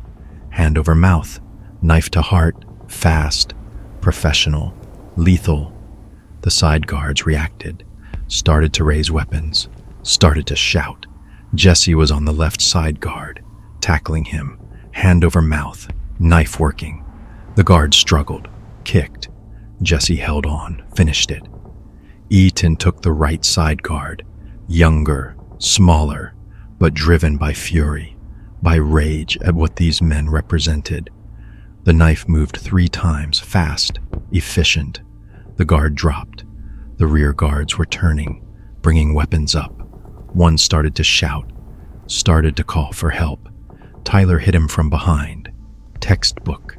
Left hand over mouth and nose, pulling the head back, exposing the throat. Right hand, bringing the knife across. The carotid opened. Blood sprayed, hot and wet. The guard collapsed. Duck took the last guard, but this one was fast, experienced. He twisted, brought his AK up. Duck grabbed the barrel, pushed it aside. The knife went in once, twice, 3 times. The guard went down, 8 seconds. 6 guards dead. No gunfire, no shouts that carried beyond the immediate area. Tyler looked at the pilots, both standing frozen, eyes wide, covered in blood spatter. Not their blood, their captor's blood. Move, with us. Now, Tyler hissed. The pilots snapped out of their shock. The taller one, captain's rank on his flight suit, nodded. Who are you? MACV-SOG. We're getting you out. Stay close. Stay quiet. Move when we move. Stop when we stop. The captain grabbed the other pilot, lieutenant's rank, younger, in shock. Come on, Hayes. We're going home. Edoc was already moving, leading them away from the trail, away from the bodies, away from the kill zone that would soon be discovered. Tyler did a quick check. 6 guards dead. 6 sets of drag marks as they pulled the bodies into the undergrowth. Not hidden, but not immediately visible. Maybe it would buy them 10 minutes. Maybe 20 before someone came looking, before someone found the bodies and raised the alarm. They moved fast, faster than was safe, but they had to gain distance, had to get clear before the NVA realized what had happened. The pilot struggled to keep up, not SOG trained, not jungle trained, used to flying at 500 knots, not walking through elephant grass, but fear gave them speed, and desperation gave them endurance. Tyler keyed his radio. Covey, Python, we have the packages. Both pilots recovered, moving to extraction. Static. Then, Python, Covey copies. Say again. You have both pilots? Affirmative. Both pilots. We need extraction now. Where's our Jolly Green? Python. Jolly Green is inbound, 20 minutes out. But Python, we have a problem. Tyler felt dread in his stomach. What problem? Your alternate LZ is compromised. NVA moved a unit there. It's occupied. You need a new extract point. What? Tyler couldn't keep the anger out of his voice. Covey, we need an LZ. We've got 8 people, and every NVA soldier in this valley is about to be hunting us. Working on it, Python. Give me 2 minutes. 2 minutes. They didn't have 2 minutes. They had maybe 10 before someone found the dead guards, maybe 20 if they were lucky. Then every NVA soldier would know Americans were in the valley, and the hunt would begin in earnest. Edoc led them to the stream again, back into the water, using it for concealment. The pilot splashed, made noise, couldn't help it, weren't trained for this. Duck moved beside them, speaking quietly. Slow, careful, make no noise. Your lives depend on it. They moved upstream, back the way they'd come. Tyler's mind raced. If the alternate LZ was compromised, where could they go? The primary LZ was 3 clicks south, too far. They'd never make it. But what else was there? Covey came back. Python found you in LZ. It's not great, but it's all we've got. He read off grid coordinates. Tyler checked his map, felt his heart sink. The new LZ was on a ridgeline, north of their current position, which meant moving back toward the NVA base camp, moving deeper into the valley instead of out of it. Covey, that LZ is in the middle of Indian country. I know, Python, but it's the only open ground within range of your position. Everywhere else is either triple canopy or occupied. It's this or nothing. Tyler looked at his map. The new LZ was 1.5 clicks north, through the valley, past the base camp, up a steep ridge, with 2 pilots who couldn't move fast, and 8 men total against hundreds of enemies. The math kept getting worse. Python, what's your call? Covey asked. Can you make it? Tyler looked at his team. At 6 Sea warriors who'd already done the impossible once today. At 2 pilots who'd been given back their lives. At the jungle that would either hide them or kill them. Could they make it? Probably not. The odds were terrible, but they'd try, because that was the job. That was the promise. Roger, Covey. We're moving to the new LZ. ETA 30 minutes. Have Jolly Green standing by. Copy, Python. Sandy Flight is inbound with air support. We'll cover you best we can. Covey out. Tyler looked at EDOC. North, 1.5 clicks. Steep climb at the end. Can we make it in 30 minutes? EDOC studied the terrain, studied the pilots, studied the team, then nodded slowly. Maybe, if no contact, if pilots can keep up, if we are very lucky. That's a lot of ifs. EDOC smiled grimly. Always is. Tyler moved to the pilots. The captain was helping the lieutenant, supporting him. The younger man's leg was injured, probably hurt in the ejection, but he was mobile, limping but mobile. Listen to me. We have to move fast. 1.5 kilometers north, then up a ridge. The helicopter will meet us there, but we have to get there in 30 minutes. Can you do it? The captain nodded. We'll do it, whatever it takes. Just get us out of here. What are your names? Captain Daniel Cross. This is Lieutenant Hayes. We're from the 388th Tactical Fighter Wing. I'm Staff Sergeant Tyler Brennan. That's Sergeant Jesse. Carver, we're going to get you home. But you have to trust us.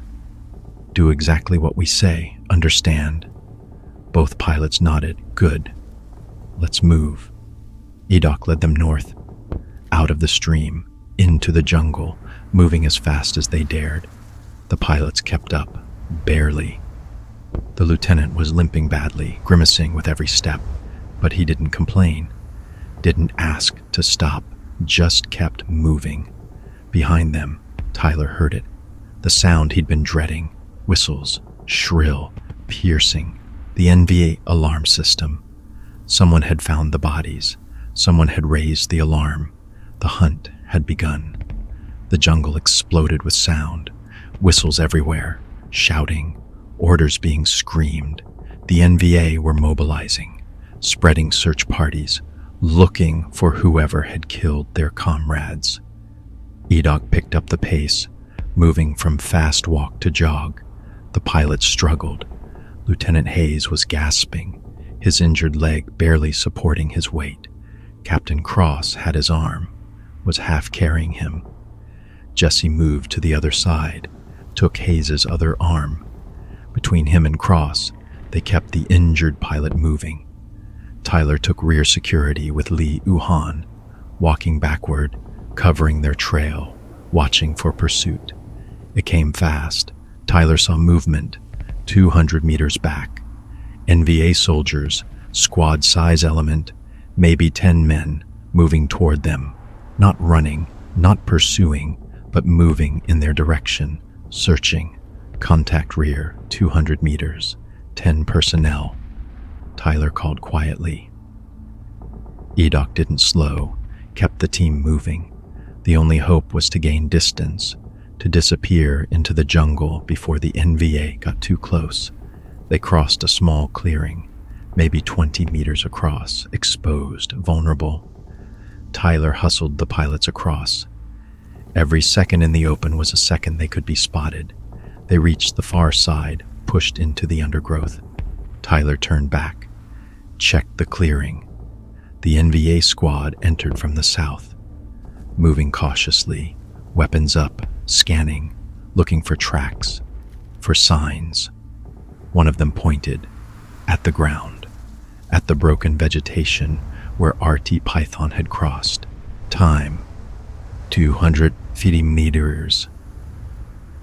At the tracks in the soft earth. They'd been seen, not directly, but their trail had been found. The NVA soldiers started moving faster, following the tracks. They knew Americans were here now, knew which direction they were moving, and more soldiers would be coming, converging, cutting off escape routes. They're on us. We need to move, now. The team pushed harder. The pilots were flagging. Hayes was barely conscious, being carried more than walking, but they kept going, because stopping meant capture or death, and both pilots had already tasted capture. They weren't going back. They'd covered another 300 meters when Tyler heard it, the sound of aircraft, low, fast, propeller-driven. He looked up, through the canopy, saw flashes of camouflage paint, saw the distinctive silhouette of an A-1 Sky Raider, Sandy Flight, the air support Covey had promised, armed to the teeth with 20mm cannons, rockets, and napalm, the ugliest, most beautiful aircraft Tyler had ever seen.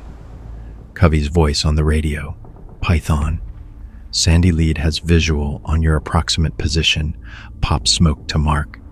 Tyler grabbed a smoke grenade. Yellow, pulled the pin, threw it into the clearing behind them. Yellow smoke billowed, marking their position for the A-1s. Sandy Lead Python, yellow smoke, enemy pursuing from the south, approximately 100 meters back. Danger close. Python, Sandy copies danger close. Keep moving. We'll handle them. The Sky Raider came in low, treetop level. Tyler heard the engines scream, heard the 20mm cannons open up. That distinctive sound, like reality being unzipped. 4 M3 cannons, firing 800 rounds per minute combined. The jungle behind them erupted. Trees exploded, earth fountained. The cannon fire walked across the NVA position, precise, devastating. Tyler heard screaming, cut off abruptly. Sandy 2 rolled in behind Sandy Lead, this time with rockets. The 2.75-inch rockets screamed off the rails, impacted with thunderous explosions, creating a curtain of fire and steel between RT Python and their pursuers. Good effect, Tyler called. Good effect. Enemy broken. Python, Sandy, will stay on station. Keep moving to your LZ. We've got your back. Tyler felt a surge of hope. The Sky Raiders had bought them time, broken the immediate pursuit, but more NVA would be coming. Lots more. The whole valley was mobilized now. They kept moving. North, always north. Toward the LZ, toward extraction, toward home. They reached the base of the ridge at 20 minutes. Tyler checked his watch. 10 minutes to climb. 10 minutes to reach the LZ and call in the Jolly Green. The ridge was steep, almost vertical in places, dense vegetation, loose rock. The pilots looked at it with despair. I can't, Lieutenant Hayes said.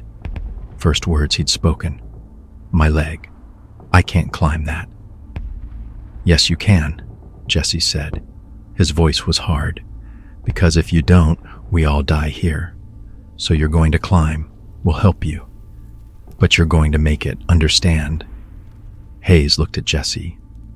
saw something in those eyes that left no room for argument, nodded weakly. Edok found a route. Using trees and rocks for handholds, Duck and Jesse took Hayes, one on each side, physically hauling him up when necessary. Captain Cross climbed on his own, grimacing, using his hands as much as his feet, but climbing. Tyler and Lee Uhan brought up the rear, covering the team, watching the jungle below. Movement, lots of it. The NVA were coming, multiple squads, moving toward the ridge. They'd figured out where RT Python was going. We're trying to cut them off. Covey, Python. We're on the ridge, climbing to LZ, but we have multiple enemy elements pursuing. We need those Sandies to keep them off us. Roger, Python. Sandy Flight is engaging now. The Sky Raiders came in again, working over the NVA positions at the base of the ridge. Cannons, rockets, napalm. The jungle became an inferno, flames leaping, smoke billowing, men screaming, but the NVA kept coming. Time, 250 meters. Some of them made it through, started climbing the ridge behind RT Python. Contact rear, Lee Uhan shouted. His Car 15 barked, 3-round burst. An NVA soldier, 50 meters below, dropped. More soldiers appeared, returning fire. AK-47 rounds, snapping through the air, thudding into trees, kicking up dirt. Tyler opened fire, controlled bursts, covering Lee Uhan, suppressing the enemy, buying time for the team to climb. Keep climbing, Tyler shouted. Don't stop. Get to the LZ. Eaton joined the firefight, his AK-47 on full auto, spraying rounds down the ridge, hitting nothing but keeping NVA heads down. The team climbed, desperate, exhausted, hands bleeding, legs burning, but climbing. Tyler's Car 15 went dry. He dropped the magazine, grabbed a fresh one. Only 3 left, 60 rounds. Then he was down to his pistol. 60 rounds between him and empty, against an army. He fired again. 2-round burst. Another NVA soldier dropped. But more kept coming. Always more.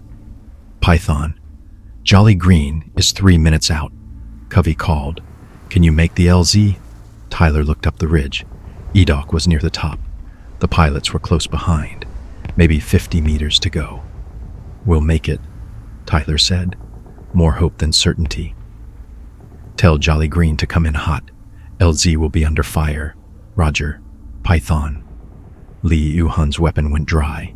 He dropped the magazine, reached for another, came up empty. No more magazines. He slung the Car 15, pulled his pistol, kept firing. Tyler was backing up the ridge, firing, moving, firing again. Classic fighting withdrawal. Lee Uhan beside him, E-10 providing cover fire.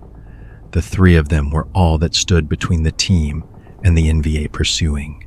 Go, Tyler shouted to E-10. Get to the LZ.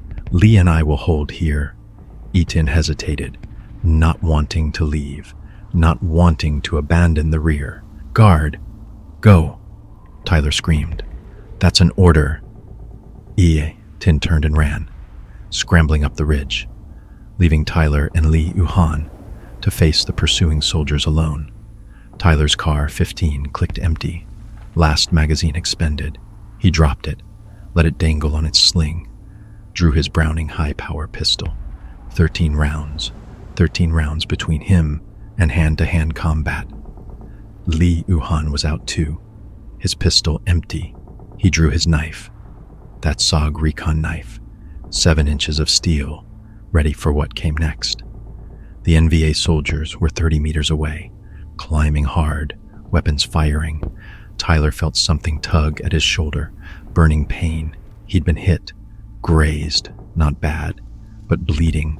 He fired his pistol, slow, deliberate, making every round count. 2 rounds. NVA soldier dropped. 2 more rounds. Another soldier fell. 9 rounds left.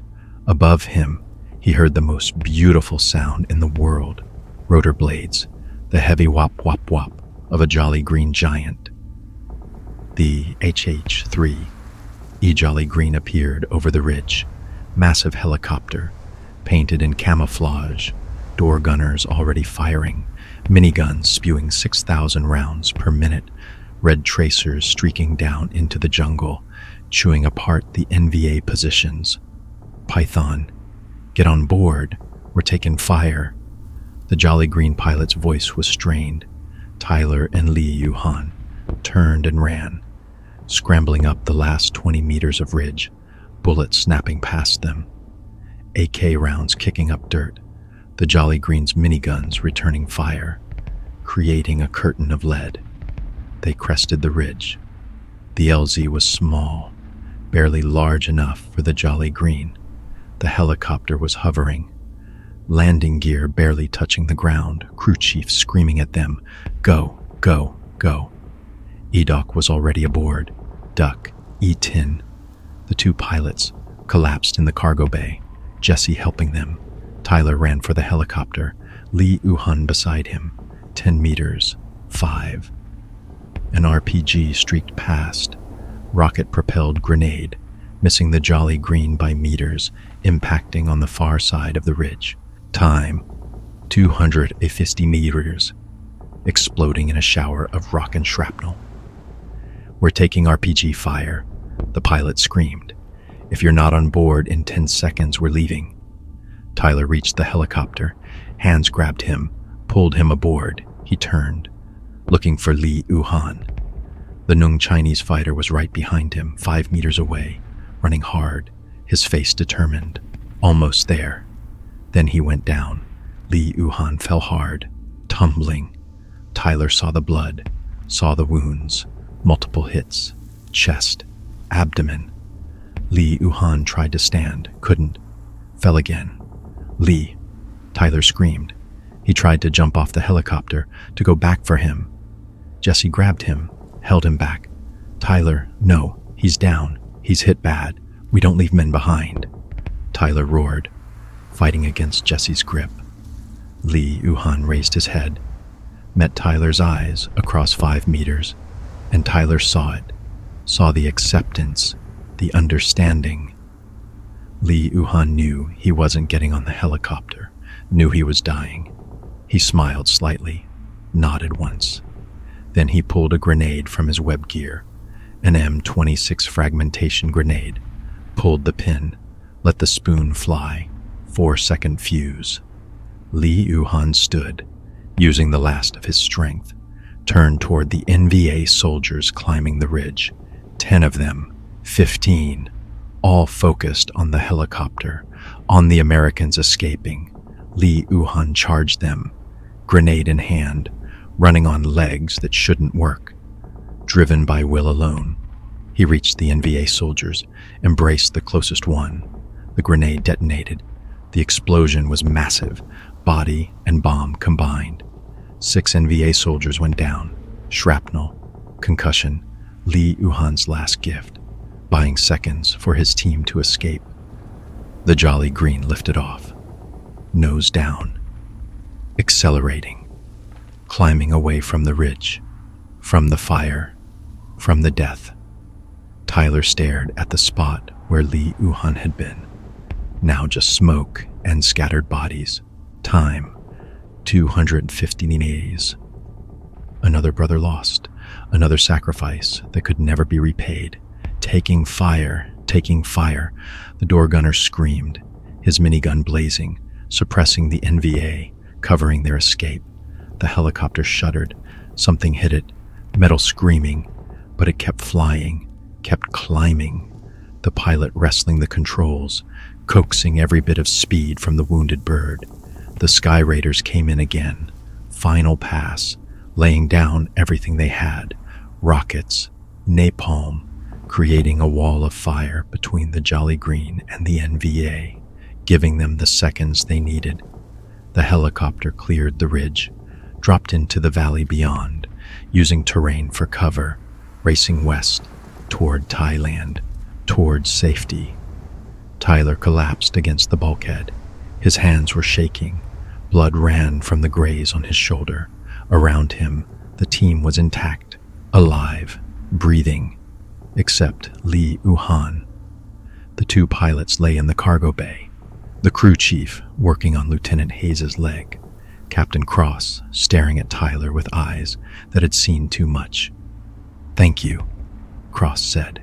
His voice was hoarse. "You saved our lives. That man, the one who didn't make it, he saved us all." Tyler couldn't speak. His throat was too tight. Instead, he just nodded. Jesse moved beside him, put his hand on Tyler's shoulder, the good shoulder. Didn't say anything, didn't need to. The weight of what they'd done, what they'd lost, it hung between them like smoke. They'd saved 2 lives, lost 1. The math didn't feel right, didn't feel fair, but it was the math they had. The helicopter climbed higher, crossing into Thailand, leaving Laos behind, leaving the valley, leaving Li Yuhan's body somewhere on a ridge where it might never be recovered.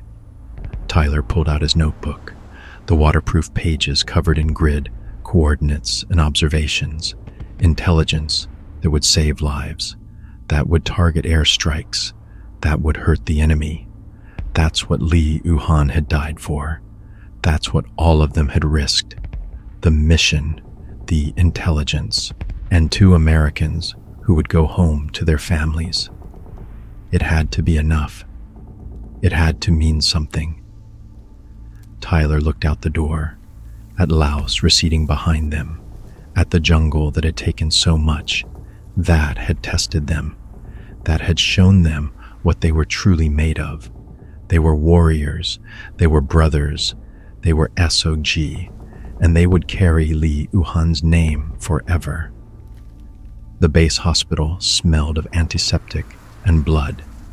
Tyler sat on an examination table while a medic cleaned the graze on his shoulder.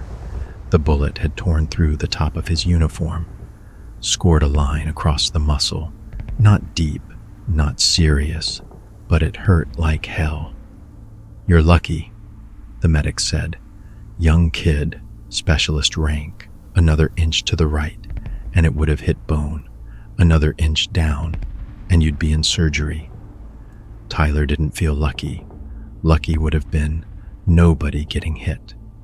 Lucky would have been Li Yuhan making it to the helicopter. Lucky would have been completing the mission without losing anyone. But SOG didn't do lucky. SOG did necessary. And sometimes necessary cost everything.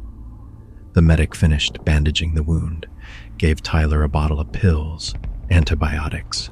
Take them all, even after it stops hurting. Jungle wounds get infected fast. Thanks. Tyler found Jesse in the waiting area. His assistant team leader was staring at the wall, not seeing it, just somewhere else, probably back on that ridge, probably watching Li Yuhan go down. "How's your shoulder?" Jesse asked without looking. "Bandaged, and I'll live." Tyler sat beside him. "You okay?" Jesse laughed. No humor in it. "No. Are you?" "No." They sat in silence for a long moment. Around them, the hospital continued its work. Doctors moving between patients. Nurses checking charts. The machinery of military medicine processing the broken bodies that war produced. Edok walked over. The Montagnard's face was carved from stone. His eyes were red. Tyler had never seen him cry, but he'd been crying. For Li Yuhan, for another brother lost. 1-0, the pilots. They asked to see you. Tyler nodded, stood slowly. His body ached. Every muscle screamed. 2 days in the jungle, plus a firefight, plus the weight of command. It all pressed down, like physical force. He followed Edok to a room at the end of the hall. Knocked. A voice called out, "Come in." Captain Cross sat on a bed, still in his flight suit, cleaned up now, the blood washed off. Lieutenant Hayes was in the next bed, his leg in a cast, already elevated, already being treated. Both pilots looked at Tyler as he entered, something in their eyes, gratitude, guilt, the complicated emotions of men who'd been saved at great cost.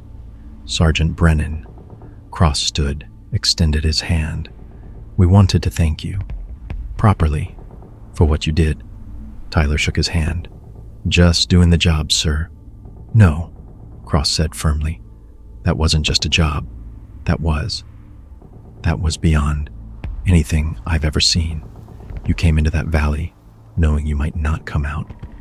You fought through hundreds of NVA to get us, and one of your men died, getting us on that helicopter." He paused, his voice thick. "We can never repay that, but we want you to know. We'll remember. Always. We'll tell our families, our children, that we're alive because of RT Python, because of men who refused to leave us behind." Tyler didn't know what to say. The words seemed inadequate. Lee Uhan was gone. No amount of gratitude would bring him back. But maybe knowing his sacrifice saved 2 lives. Maybe that meant something. Lee Uhan, the man who died. He was the bravest man I ever knew. He'd fought communists his whole life, since before I was born. He came on that mission because it was the right thing to do. And he died because that's what warriors do. They protect their brothers, no matter what it costs. Lieutenant Hayes spoke up from his bed. First words Tyler had heard from him since the extraction. "I have a wife, 2 kids, 4 and 6 years old. They get to see me again because of him, because of all of you. I don't know how to process that." "You honor it," Tyler said quietly. "You live a good life. You be a good husband, a good father. You make his sacrifice mean something by living a life worthy of it." Hayes nodded, wiped his eyes. "I will. I promise. I will." Cross cleared his throat. "The intelligence you gathered while you were in that valley, they're already using it, planning strikes. Your team did more than save us. You hurt the enemy. Bad. That's what Lee Uhan would have wanted," Tyler said. "For it to matter, for it to count." He moved to leave. Cross stopped him. "Sergeant, one more thing. I talked to your commander, Major Hendricks, told him what you did. He's putting the whole team in for decorations. Silver stars. You saved 2 American lives. That means something." "We lost one," Tyler said. His voice was flat. "That means something too."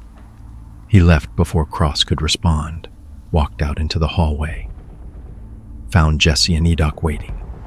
Duck and E-Tin had joined them, 4 men. The survivors of RT Python, minus Liu Han and Lee Uhan, the ghosts they'd carry. "Major Hendricks wants to see us," Jesse said, debriefing. Tyler nodded. "Let's get it over with." The debriefing room was cool, air-conditioned, a luxury after 2 days in the jungle heat, but Tyler barely noticed. His mind was still in that valley, still on that ridge, still watching Lee Uhan charge the NVA with a grenade in his hand. Major Hendricks sat at a table. Behind him, intelligence officers with notebooks and maps, ready to extract every detail, every observation, every piece of data that would help kill more enemy soldiers. "Gentlemen," Hendricks said. His voice was gentle. "First, let me say, what you did out there was extraordinary, beyond extraordinary. You completed your reconnaissance mission, you saved 2 American pilots, and you did it all while severely outnumbered in hostile territory." He paused. "But you lost Liu Han. And I'm sorry for that. He was a good man, one of the best." Edok spoke up. His English was heavily accented but clear. "Lee Uhan die with honor. He saved many lives. He choose his death, that is. That is good death for warrior, Hendricks nodded. Time. 251 me. We're putting him in for a Silver Star, posthumous. His family will receive it. He had no family, Edoc said quietly. NVA killed them all 20 years ago. That is why he fight. That is why he never stopped fighting. The room fell silent. Tyler felt the weight of that. Li Yuhan had fought for 20 years, lost everything, kept fighting anyway, and died on a ridge in Laos, saving Americans he'd never met. Then we'll make sure he's remembered, Hendricks said. His name will go on the memorial. His sacrifice will be documented. He won't be forgotten. Good, Edoc said, satisfied. The debriefing lasted 3 hours. Tyler walked them through everything: the insertion, the movement to the target area, the discovery of the NVA base camp, the decision to go after the pilots, the ambush of the guards, the running battle to the LZ. The intelligence officers took notes furiously, asked detailed questions: grid coordinates, bunker counts, troop estimates, supply dump locations, vehicle types. Everything that would help the Air Force target their strikes. This is exceptional intelligence, one of the officers said. Captain's rank. We're already planning Arclight missions. B-52 strikes. This valley you found, it's going to cease to exist. Tyler thought about that, about thousands of pounds of bombs falling from 30,000 feet, about the NVA soldiers in that valley, the ones cooking meals, the ones sleeping in bunkers, the ones who'd be vaporized without warning, without ever seeing what killed them. He tried to feel something about it, tried to summon guilt or moral conflict, but all he felt was professional satisfaction.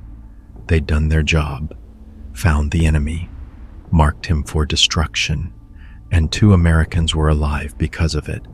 That had to be enough. When the debriefing finally ended, Hendricks held Tyler back.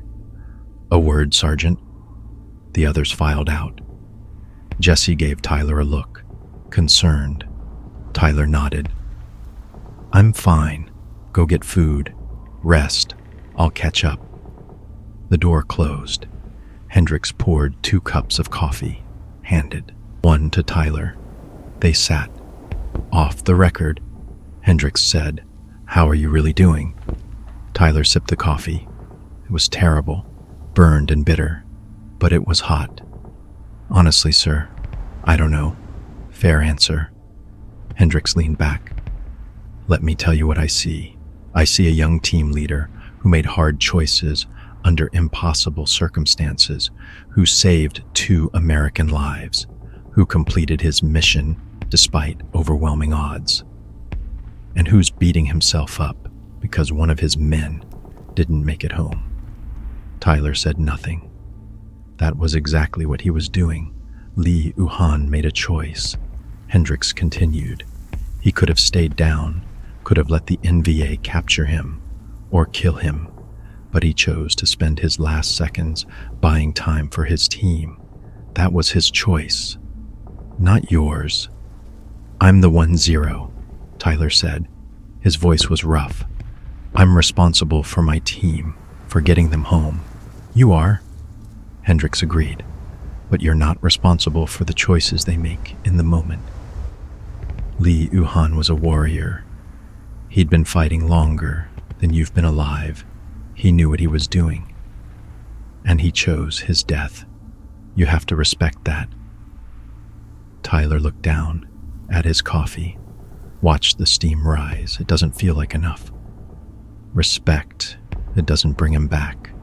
"No," Hendricks said quietly, "it doesn't. Nothing does. That's the weight you carry as a leader, the men who don't come home. You carry them forever. That's the price." "Is it worth it?"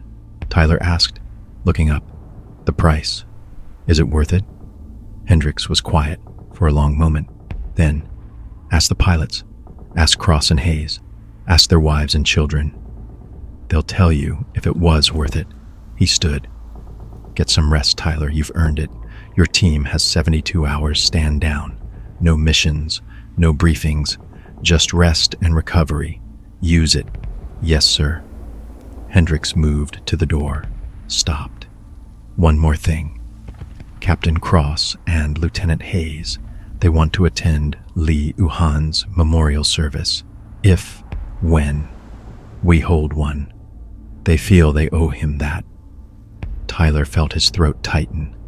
That would be good. Thank you, sir. Hendricks nodded and left. Tyler sat alone in the debriefing room, holding his terrible coffee, thinking about Li Yuhan, about the Nung Chinese fighter who'd never stopped fighting, who'd died charging the enemy, who'd chosen to spend his last seconds protecting his brothers. And Tyler realized something important. Li Yuhan hadn't died for nothing. He'd died for everything, for brotherhood, for honor, for the belief that some things mattered more than survival. That was the lesson. That was what Tyler needed to carry. Not the guilt, not the weight of command, but the understanding that sacrifice gave meaning to life, that choosing to fight for something bigger than yourself. That was what made you human. That was what made you matter. Tyler stood, drained his coffee, walked out into the afternoon. The sun was bright, blinding after the dim room, but it felt good, warm, alive. He was alive. Li Yuhan wasn't. That was the reality, the hard truth, and Tyler would carry that truth for the rest of his life. But he'd also carry the lesson, the gift Li Yuhan had given. Walk into the fire, keep your word, bring your brothers home, no matter what it costs. That was the standard. That was the way. Tyler found his team at the team room. Small building, plywood walls, corrugated metal roof, but it was theirs. RT Python's space, their sanctuary between missions. Jesse was cleaning his Swedish K again. The weapon was already spotless, but Jesse's hands needed something to do, some way to process what they'd been through.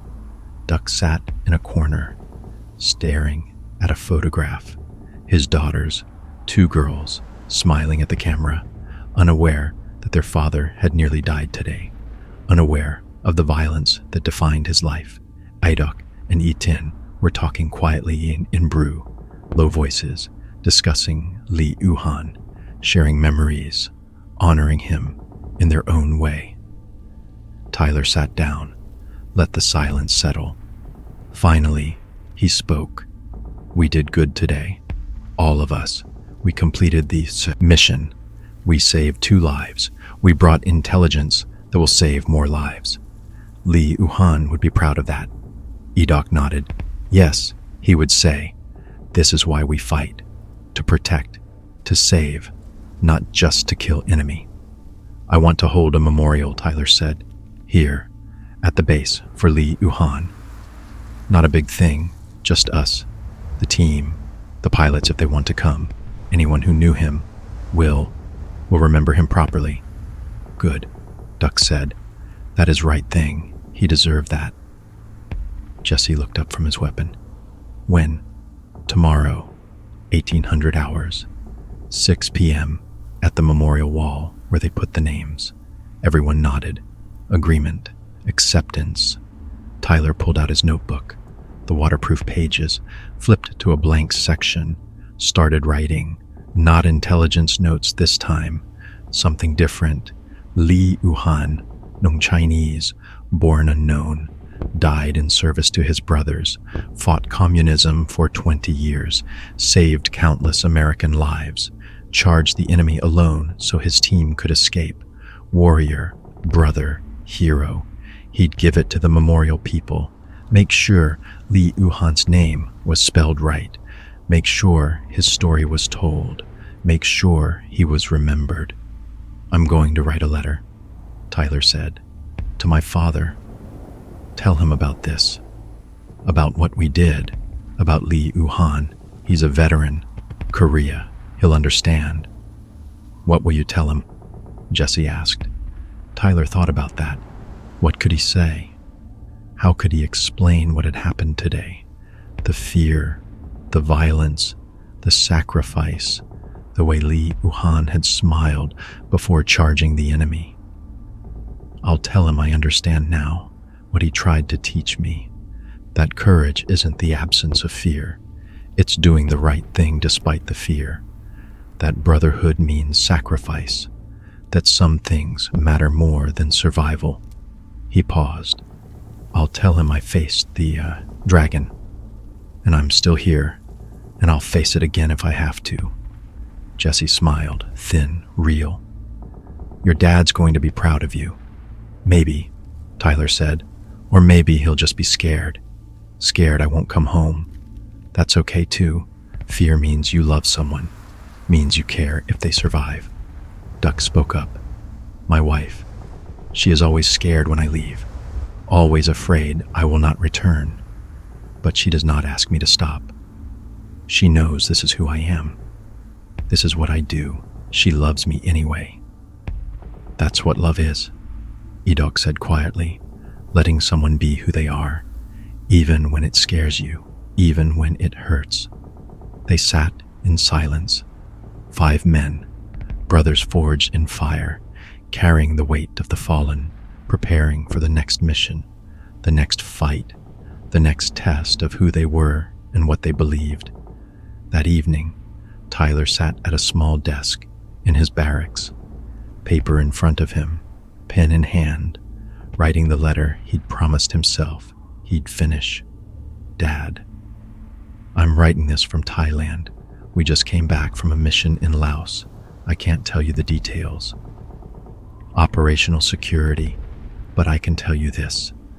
I understand now why you didn't want me to join SOG, why you looked at me that way when I volunteered. You weren't disappointed. You were scared. You knew what I'd find out here. You knew what it costs to walk into chaos voluntarily. You knew about the weight. We lost a man today. Good man. Brave man.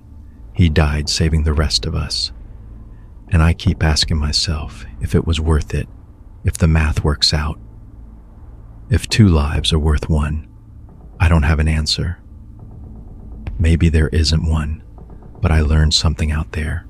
I learned that when you make a promise to your brothers, you keep it, no matter what it costs, no matter what it takes. I learned that fear doesn't mean you're weak. It means you understand the stakes, and you do it anyway. I learned that sacrifice gives meaning to life, that choosing to fight for something bigger than yourself. That's what makes you human. That's what makes you matter. Li Wuhan. That was his name. The man who died today. He was Nung Chinese, fought communism for 20 years, lost his entire family to the North Vietnamese, kept fighting anyway. Level. Strong.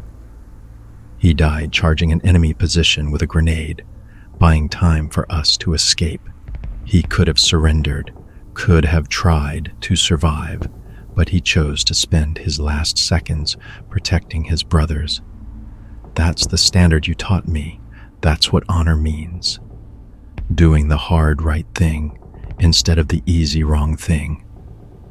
I'm carrying his name now, and the names of all the men who don't make it home. That's the weight of command. That's the price of leadership, but it's worth it because their sacrifice saves lives, protects people, means something. We rescued 2 pilots today, 2 Americans who would have been captured or killed. They have families, children. They get to go home because we walked into the fire. That's why I'm here. That's why I volunteered, not to prove myself, not to impress you, but because someone has to walk into the fire. Someone has to face the dragon, and I'd rather it be me than someone else. I hope you understand that. I hope you're proud of that. But if you're just scared, that's okay too. Fear means you love me, means you care if I survive. I care if I survive too. But I care more about doing the right thing, about keeping my word, about being worthy of the men who fight beside me. If I don't make it home, if something happens, know that I died doing something that mattered. Know that I honored the values you taught me. Know that I faced the dragon and didn't back down. I love you, Dad. I'm proud to be your son. And I hope, someday, you'll be proud of what I did here. Your son, Tyler. He folded the letter, put it in an envelope, addressed it, sealed it, took it to the mail room, dropped it in the outgoing slot. Done. Finished. The promise kept. Whatever happened next, his father would know, would understand, would have Tyler's words. Even if he didn't have Tyler, that had to be enough. The memorial service was held the next evening, 1800 hours, 6 p.m., at the memorial wall where SOG put the names of the fallen. The wall was simple, plywood painted white, names written in black marker, dates, units, nothing fancy, nothing permanent, just names, reminders that men had been here, had fought. Time, 250 meters, had died. Artie Python stood in front of the wall. Tyler, Jesse, E-Doc, Duck, E-Tin, 5 men, -2. Liu Han and Li Uhan, the ghosts they carried. Captain Cross and Lieutenant Hayes attended, both in clean flight suits. Hayes on crutches, but present, honoring the man who'd saved their lives. Major Hendricks was there, other SOG team leaders, montagnards who'd known Li Uhan, maybe 20 people total. Not a big service, but meaningful. Tyler stepped forward, stood before the wall. Someone had already added Li Uhan's name, black marker, simple, permanent, Li Uhan, KEA, RT Python. Tyler spoke. His voice was steady. Li Uhan fought communism for 20 years. He lost everything to the North Vietnamese, his family, his home, his country, but he never lost his honor. He never stopped fighting. He joined RT Python because he believed in the mission, because he wanted to protect American lives, because fighting for something bigger than himself gave his life meaning. 2 days ago, he died on a ridge in Laos. He was wounded, could have stayed down, could have let us leave him. But he chose to spend his last seconds buying time for his team. He charged the enemy with a grenade, killed 6 NVA soldiers, gave us the seconds we needed to escape. 2 American pilots are alive because of him. This entire team is alive because of him. And I am alive because of him. Tyler's voice caught. He took a breath, continued. Li Uhan taught us what it means to be a warrior, not through words, but through actions. He showed us that courage isn't the absence of fear. It's doing the right thing despite the fear. That brotherhood means sacrifice, that some things matter more than survival. His name is on this wall now. It will be remembered. We will carry it. We will honor it by living the values he showed us, by fighting with honor, by protecting our brothers, by never giving up. No matter what it costs. Rest easy, brother. Your fight is over. We'll carry it from here. Tyler stepped back. E-Doc moved forward. The montagnard placed his hand on the wall. On Li Uhan's name, spoken brew, low words, prayer or promise. Then stepped back. Duck went next. Then E-Tin. Each man touching the name, speaking quietly, honoring in their own way. Jesse moved forward, stood before the wall. I didn't know you long, Lee, but I knew you were solid, dependable, the kind of man you wanted beside you when things went bad. You proved that on that ridge. Thank you for everything. Captain Cross stepped forward, on crutches but steady. I never met you, Li Uhan, but I owe you my life. My family gets me back because of you. I'll never forget that. I'll tell my children about you, about the warrior who gave everything so others could live. Your name will be remembered. I promise you that. Lieutenant Hayes went last, voice thick with emotion. My daughters are 4 and 6. They'll grow up with a father because of you. That's everything. That's all that matters. Thank you. Thank you for that gift. The service ended. The crowd dispersed slowly, men shaking hands, offering quiet words of support. Tyler stood alone before the wall, looking at the names, so many names, men who'd walked into the jungle and never came out, warriors, brothers, all of them meaning something, all of them mattering. Li Yuhan's name would join the others, would become part of the legacy, part of the standard that future teams would try to live up to. Jesse moved beside him, didn't speak, didn't need to, just stood there, shoulder to shoulder. Brothers, we're going back out, Tyler said quietly. Another mission. Probably soon. You know that, right? I know, Jesse said, and we'll keep going back until the war ends or we don't come home. That's the job. You ever think about quitting? About rotating home? Jesse was quiet for a moment. Then, every day, but I won't. Because if I quit, someone else has to do it. Someone who might not be as good, might not bring his team home. So I stay, we finish the fight. That's what Li Yuhan would say. Yeah, Jesse agreed. That's exactly what he'd say. They stood in silence, looking at the wall, at the names, at the weight they carried.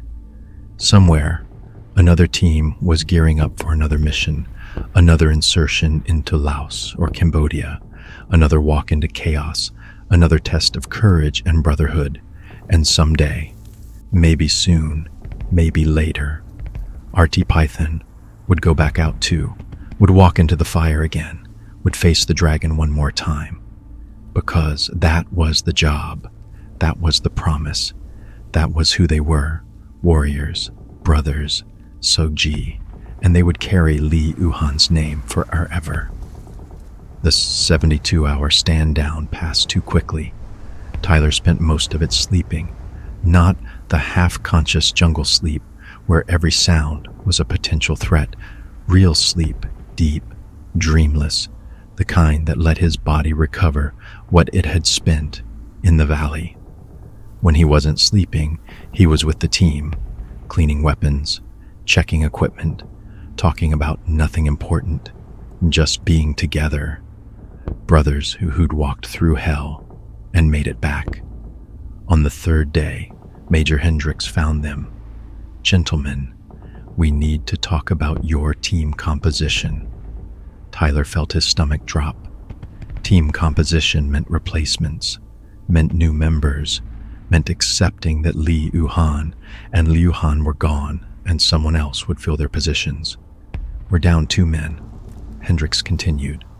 Li Yuhan and Li Yuhan. That puts you below mission capability. Standard team is 6. You're at 4.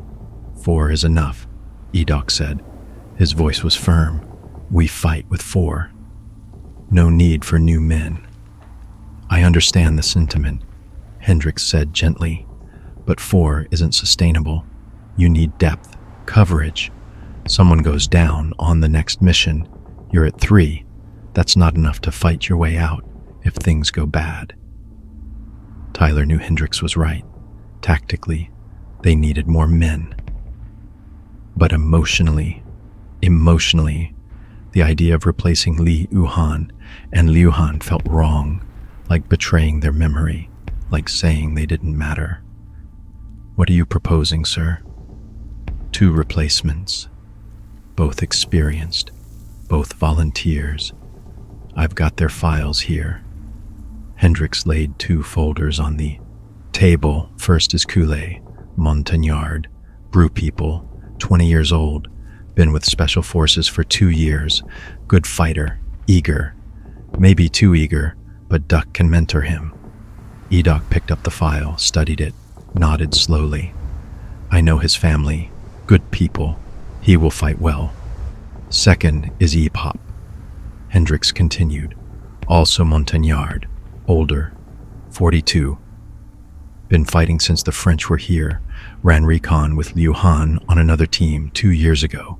He specifically requested Artie Python when he heard about Liu Han. Wants to honor his memory. Edoc's face changed. Something Tyler couldn't read. Recognition maybe. Respect. Epop. Yes, he is good man. Very experienced. Liu Han trusts him completely. So you'll accept them? Hendricks asked. Tyler looked at his team. At Jesse, Duck, Edoc, E10, waiting for consensus. This wasn't just his decision. This was the team's decision. Jesse spoke first. We need the numbers. Hendricks is right. 4 isn't enough. If these guys are solid, we should take them. Duck nodded. Kool-Aid is young, but young means hungry, means he will fight hard. I can work with him. Eaton surprised everyone by speaking up. I know Kool-Aid. He is my cousin. He is. He want to fight like Eaton did. Want to prove himself. He will be good. Edoc was the last to speak. Ibhop knew Liu Han, fought beside him. He understand what we do, what we believe. He will fit. Tyler took a breath. Made the call. All right, we'll take them. When can they join? They're here now, Hendricks said. Waiting outside. Want to meet them? Tyler nodded. Hendricks opened the door, called out, Come on in, gentlemen. 2 Montagnards entered. The first was young, maybe 20, like the file said. Small, wiry, eyes that burned with intensity. He carried an AK-47 like it was part of him. Magazines bulged from his chest rig. This was Kool-Aid, the hungry one, the eager one, the one who wanted to prove himself. The second was older, weathered face, gray in his hair, but his eyes were sharp, alert. He moved with the confidence of a man who'd survived decades of war. His car 15 was worn but immaculately maintained. His web gear showed modifications, adjustments, the work of a professional who knew exactly what he needed and how to carry it.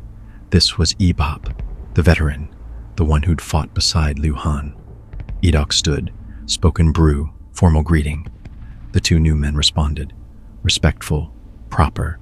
Then Ebop switched to English, accented but clear, 1-0. I am Epop. I serve with Liu Han on Artie Cobra. 2 years ago, he was my friend, my brother. When I hear he die on your team, I asked to join, to finish what he start, to honor his memory. Tyler felt the weight of those words. This wasn't just a replacement.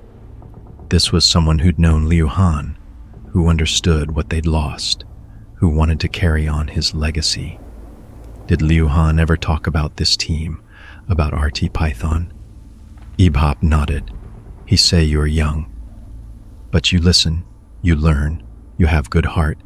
He say you will be good leader if you survive long enough to learn. Tyler smiled despite himself. That sounded like Liu Han, blunt, honest, not sugarcoating anything. What else did he say?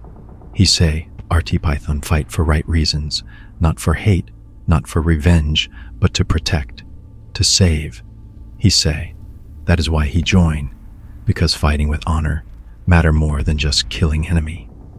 Edoc spoke up. Liu Han teach me same thing. He say, fight for what you love, not what you hate. That way, you always remember why you fight. Yes, Ebop agreed. That is Liu Han. He always say that. Tyler looked at Kool-Aid. The young Montagnard was practically vibrating with nervous energy. What about you? Why do you want to join RT Python? Kool-Aid's English was rougher, heavily accented. My brother, E10, he tell me about team, about missions, about E10 who die. First E10, Not my brother. Different, Etin. He die with honor. I want to honor him. Want to fight like he fight. Fighting with honor means following orders, Tyler said. His voice was firm.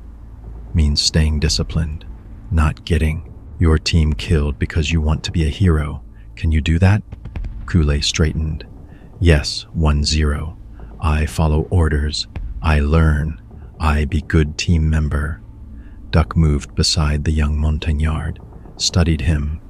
You are Etin's cousin. He speak of you. Say you are good shot, good tracker, but young. Need discipline. I will learn discipline, Kool-Aid said. You teach me. I listen. Duck nodded. Good. Then we work together. You stay close to me on missions. You watch. You learn. You do not do stupid things. Yes, I understand. Tyler looked at Hendricks. When can they start training with us? Immediately. You've got another 48 hours before your next mission briefing. Use them to integrate these two. Make sure they understand how RT Python operates. Another mission already? Jesse asked. We just got back.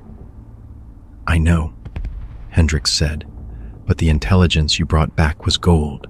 The Arclight strikes hit that valley yesterday. Destroyed the entire base camp, killed hundreds of NVA, set back their offensive plans by months. Now hire once more. They want RT Python to hit another target, similar type, same area. Tyler felt something cold in his stomach. Same area meant going back. Back to Laos.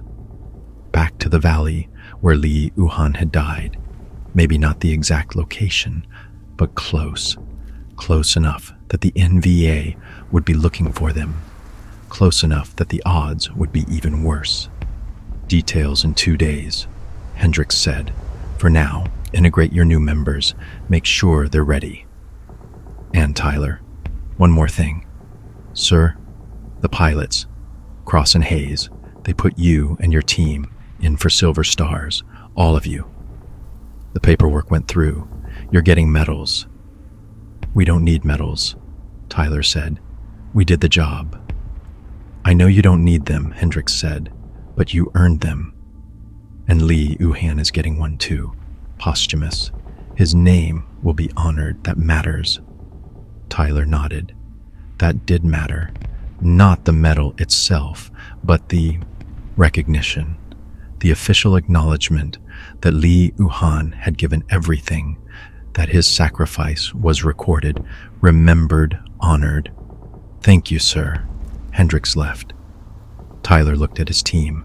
6 men now, 4 veterans who'd bled together, 2 new members who were about to learn what SOG really meant.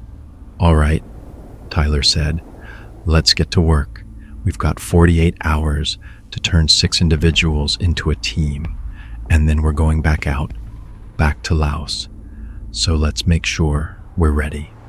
The next 2 days were intensive. Tyler ran the team through everything: team movements, hand signals, radio procedures, immediate action drills for contact, ambush response, break contact procedures, casualty evacuation, everything that kept SOG teams alive in the jungle. Ebop picked it up instantly. He'd done this before, knew the rhythms, understood the unspoken communication. He slotted into the team like he'd always been there. Kool-Aid was rougher, eager but undisciplined. He wanted to move fast, wanted to be aggressive. Duck had to pull him back constantly. Remind him, slow is smooth, smooth is fast. Patience keeps you alive. On the second day, Tyler ran them through a live fire exercise. Simulated contact, the team moving through the jungle training area when rifle fire erupted from concealed positions. Blanks, but realistic. The snap and crack of rounds overhead, the pressure of immediate decisions. Jesse and Tyler returned fire, suppressing the ambush. Edoc moved the team left, flanking. Duck grabbed Kool-Aid, physically directed him. Etin and Ebop provided covering fire. They broke contact in 40 seconds, moved 300 meters, stopped. Set security, assessed. Kool-Aid, Tyler said. What did you do wrong? The young Montagnard looked confused. I shoot back. I provide fire. You stood up, Duck said. His voice was patient but firm. When contact come, you stand up to shoot. That gets you killed. You stay low. You use cover. You shoot from protected position. But I want to see enemy. You don't need to see enemy, Tyler said. You need to suppress enemy, make them keep their heads down while we maneuver. Standing up makes you a target, makes you dead. Kool-Aid nodded, chastened. I understand. I stay low next time. Good, Tyler said. Let's run it again. They ran it 5 more times, each iteration smoother. Kool-Aid learned, stayed low, used cover, listened to Duck's corrections. By the 5th run, he was moving like part of the team. Not perfect, but functional. That evening, the team gathered in the team room, cleaning weapons, checking equipment, preparing for the mission briefing tomorrow. The nervous energy that always came before a mission, that mix of anticipation and dread. Ibhop spoke quietly to Edok, conversation and brew. Tyler caught Liu Han's name, stories being shared, memories being honored. Jesse moved beside Tyler. The new guys are good, Ibhop especially. He's solid. Yeah, Tyler agreed. But Kool-Aid worries me. He's got the skills, but he's got that hunger, that need to prove himself. That gets people killed. Duck will keep him in line, Jesse said. And if he can channel that aggression, use it right, he could be an asset. Maybe, Tyler said, or maybe he'll do something stupid and get someone killed.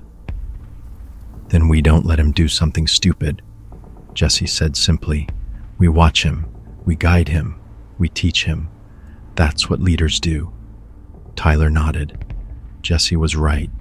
They couldn't control everything, but they could prepare, could train, could build the discipline that kept teams alive. Duck joined them. Kool-Aid will be fine. He listened. He learned fast. He just need experience, need to see real combat. Then he understand why discipline matter. That's what worries me, Tyler said. His first real combat is going to be our next mission, into Laos, against an enemy that's looking for us. That's a hell of a way to learn. It is the only way to learn, Edok said. He joined the conversation. Training is good, but real combat is different. You cannot train for fear, for chaos, for the moment when you must choose, fight or run, live or die. He will learn, or he will not survive. That is the way. Harsh words, but true. SOG didn't have time for lengthy training cycles. You learned fast, or you died. That was the reality. What about Ibhop? Tyler asked. You trust him? Completely, Edok said. Liu Han trust him. That is enough for me. And I know his family, his village. He is a good man, honorable. He will fight well. Will not break under pressure. Good, Tyler said, because I have a feeling this next mission is going to test all of us. The mission briefing was held the next morning. 800 hours, 8 a.m. The briefing room was packed. RT Python, intelligence officers, Major Hendricks, air liaison, everyone who had a piece of the mission. A map covered the wall. Laos, the same general area they'd been before, but 40 kilometers north, deeper into the mountains, farther from safety. An intelligence captain stood at the map, pointer in hand. Gentlemen, based on the intelligence RT Python gathered on their last mission, we've identified another high-value target. He tapped the map. Grid coordinates marked in red. This is a suspected North Vietnamese Army staging area, similar to the one you found before, but potentially larger.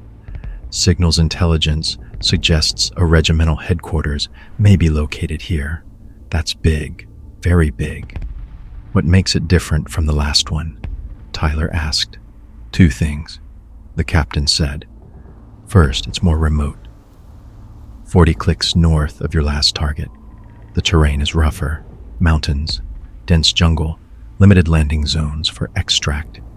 Second, the NVA know we're operating in this area now. Your last mission stirred up a hornet's nest.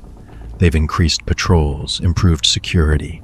They're looking for SOG teams. So we're walking into a more dangerous target with better security and fewer options for extract, Jesse said. Sounds great, the captain smiled grimly. That's why you get paid the big bucks, Sergeant. What's the mission profile? Tyler asked.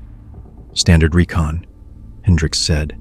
Insert, move to target area. Observe, gather intelligence. Mark targets for airstrikes. Extract, 4 days in country. Same as last time. Last time, we went to extract 2 pilots and lost a man, Tyler said. His voice was flat. This time, what's the contingency if we find something unexpected? Your call, Hendricks said. I trust your judgment. If you find something that needs immediate action, you're authorized to act. But the primary mission is intelligence gathering.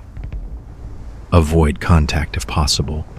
We need you back with the intel more than we need you engaging the enemy. Tyler nodded.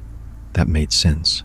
But it also meant if they ran into trouble, they were on their own. No backup, no reinforcements. Just 6 men and their wits. LZ for insert? The intelligence captain pointed to the map. Here, bomb crater from a previous arc-light strike. About 5 clicks south of the target. You'll move north through the mountains. Approach from an unexpected direction. The NVA will be watching the southern approaches.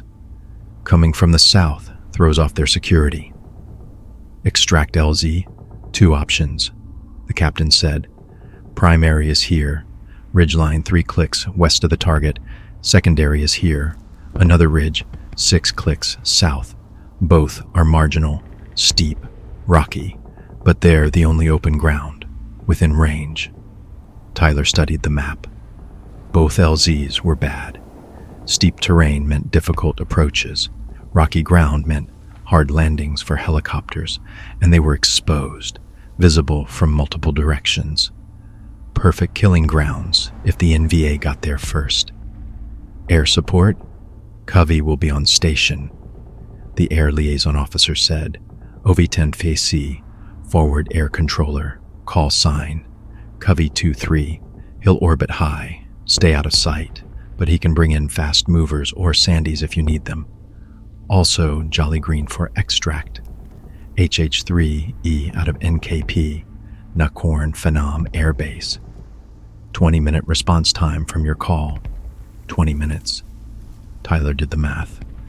If they got in trouble, they'd have to survive 20 minutes before extraction birds arrived. 20 minutes was an eternity when people were shooting at you. When do we go? Tomorrow morning, Hendricks said. 0600 insertion, first light. You'll have the whole day to move into position. Set up observation the following morning, 4 days total. Extract on day 4, unless something goes wrong. Something always goes wrong, Edoc muttered. Hendricks smiled. That's why we send the best. Questions? Tyler looked at his team. Jesse, Edoc, Duck, E-Tin, E-Pop, Kool-Aid. 6 men about to walk back into hell. About to face an enemy that was actively looking for them. About to test whether E-Bop and Kool-Aid were ready for this. No questions, sir. We're ready. Good, Hendricks said. Get your gear squared away. Get rest. Tomorrow, RT Python goes back to work. The briefing ended. The team filed out. Tyler stayed behind, looking at the map, at the red marks indicating the target, at the terrain that would either hide them or kill them. Jesse joined him. Bad feeling about this one?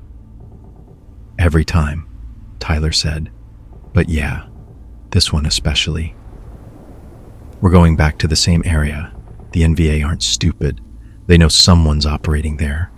They'll be ready. Then we'll be more ready. Jesse said, we've got 2 new guys who are solid. We've got experience from the last mission. We know what we're walking into. That's more than most teams get. You think Kool-Aid's ready? No, Jesse said honestly, but he's as ready as he's going to get. And Duck will keep him alive. That's all we can do. Tyler nodded. That was all they could do. Prepare, train, hope, and then walk into the fire and see what happened. Let's go check equipment, Tyler said. I want everything perfect.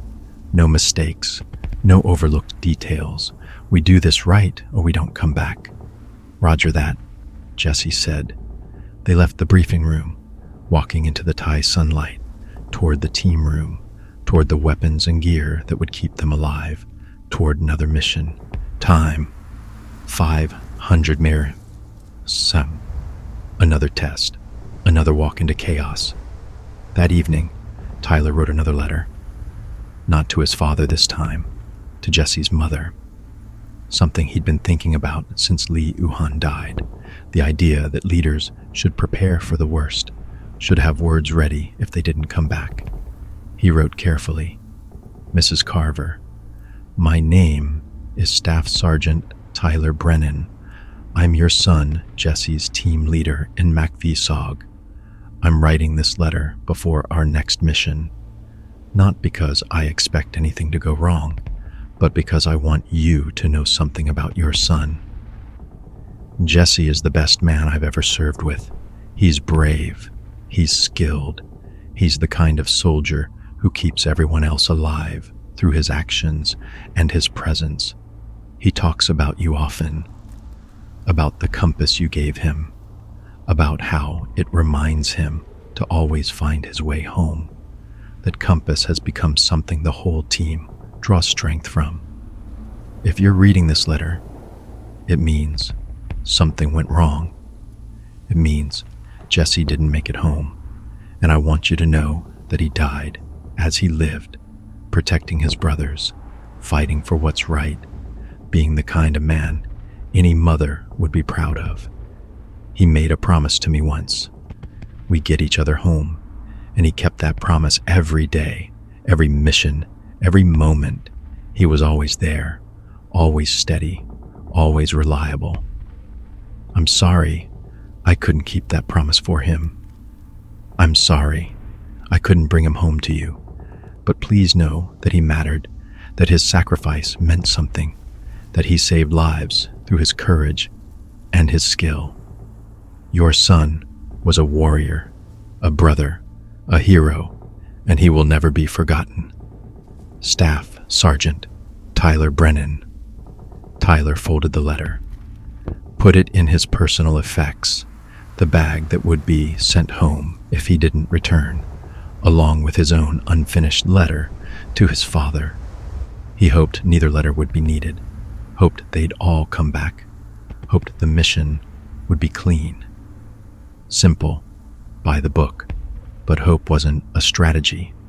NSOG teams didn't get clean missions. They got chaos. They got impossible odds. They got tested beyond breaking. And they either survived or they didn't. Tomorrow would tell which way it went. Tomorrow, RT Python would find out if they'd learned enough, prepared enough, if the lessons bought with Lee Uhan's and Lee Uhan's blood had been enough to keep the rest of them alive. Tyler lay in his bunk, staring at the ceiling, listening to the sounds of the base at night, generators humming, distant voices, the ordinary sounds of men living ordinary lives, while RT Python prepared to walk back into the extraordinary, back into the jungle, back into the fire, one more time, one more mission, one more test, and whatever came, they'd face it together, as brothers, as warriors, as SOG. The Huey lifted off at 05:45, 15 minutes before sunrise. The sky was gray, pre-dawn light washing out the colors, making everything look flat, unreal. Tyler sat in the same position he'd occupied on the first mission, back against the vibrating metal. Car 15 across his lap, but this time felt different, heavier. The weight of knowledge, the weight of experience, the weight of knowing what waited in that jungle. Across from him, Kool-Aid was practically vibrating with nervous energy. First real mission, first time walking into the fire. Duck sat beside the young Montagnard, calm, steady, a rock for Kool-Aid to anchor himself to. Ebop looked relaxed, almost bored. This was routine for him. Just another mission, just another insertion. His car 15 rested easy in his hands. His eyes were half closed, conserving energy for what came next. Jesse caught Tyler's eye, nodded once. That silent communication. We're good, we're ready. Whatever happens, we face it together. Edoc and Etin sat quietly, veterans now.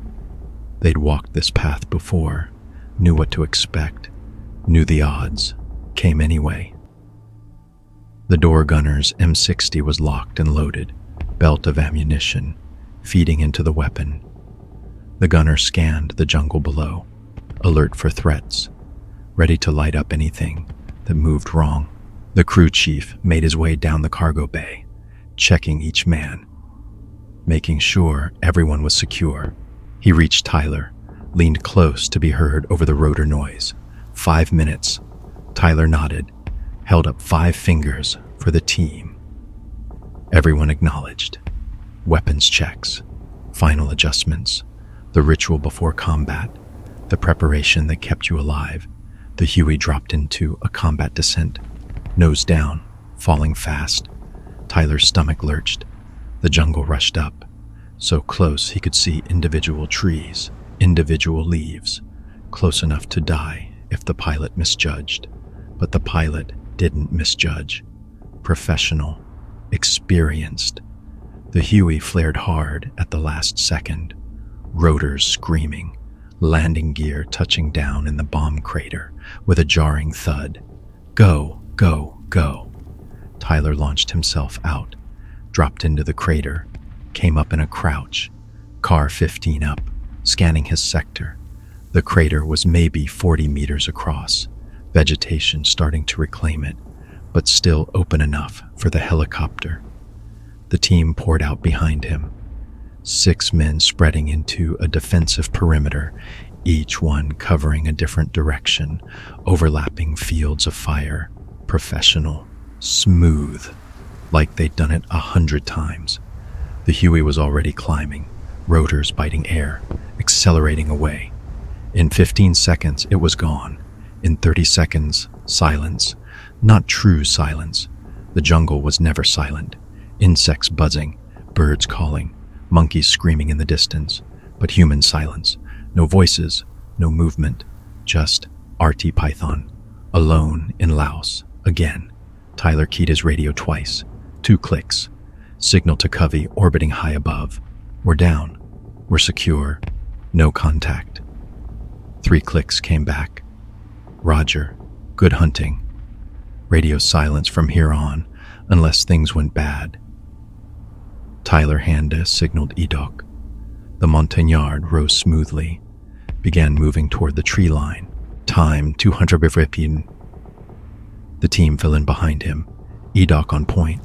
Then Duck with Q lay close beside him. Then E-Bop. Then Tyler. Jesse behind Tyler. E-Tin on rear security. They entered the jungle. The green twilight swallowed them. Triple canopy blocking the sun, turning morning into perpetual dusk. The temperature was already climbing. Humidity pressing down like a wet blanket, making every breath feel inadequate. Edoc set the pace. Slow, deliberate. 20 meters. Stop. Listen. Observe. 20 more meters. Stop again. Reading the jungle. Feeling for threats. Trusting instincts honed over decades of war. Tyler watched Kool-Aid. The young montagnard was doing well, staying close to Duck, moving quietly, not rushing, not making noise, learning, absorbing the lessons. Good. Maybe he'd survive his first mission after all. They'd covered 500 meters when Edoc's hand went up, fist closed. Freeze. Tyler dropped to a knee. Car 15, covering their back trail, waited, listening, straining to hear whatever Edoc had detected. There, voices, distant, maybe 300 meters to their east, speaking Vietnamese, multiple people. NVA patrol had to be, moving through the jungle, searching or just patrolling. No way to know. Edoc hand signaled, wait, let them pass. The team became statues, not moving, barely breathing, listening to the voices grow closer, then peak, then fade, moving away. 5 minutes, 10. Edoc finally signaled, continue. They began moving again, angling west, away from the patrol route, putting distance between themselves and the NVA. The first day passed in a blur of movement and vigilance. They crossed 2 trails, both showing recent use, boot prints, disturbed vegetation, evidence of NVA moving through the area. More traffic than the last mission. More activity. The enemy was alert, watching, looking for SOG teams. At 1300 hours, Duck found something, called Tyler forward with a hand signal, pointed to the ground. Fighting positions, old ones, maybe a week old, maybe 2. Shallow trenches dug into the hillside, overhead cover, fields of fire cleared. Someone had prepared this position, then abandoned it. Ambush position, Duck said quietly. They wait here, watch trail below, look for Americans. They're hunting us, Tyler said. Yes, they know SOG operate here. They prepare, they wait. Tyler felt cold, despite the heat. The NVA weren't just reacting to SOG operations. They were actively hunting, preparing ambush sites, setting traps, trying to catch recon teams. We avoid trails completely, Tyler decided. Move through the thickest jungle. Slowest route, but safest. Duck nodded. Good call. They changed course, angling into terrain so thick they had to cut through with machetes. Slow, painful, but safer than walking into prepared ambushes. By 1600 hours, they'd covered barely 3 kilometers. 4 p.m. Edoc found a patrol base location. Dense thicket, good concealment, covered approaches. They'd run here, remain overnight, rest, recover, prepare for day 2. Tyler set the watch rotation, 2 hours per shift, 2 men awake at all times, the rest sleeping when they could. Cold rations were eaten in silence, no talking, hand signals only if necessary. The jungle at dusk was active, day animals settling, night animals waking, the transition time when predators hunted. Tyler took first watch with EPOP.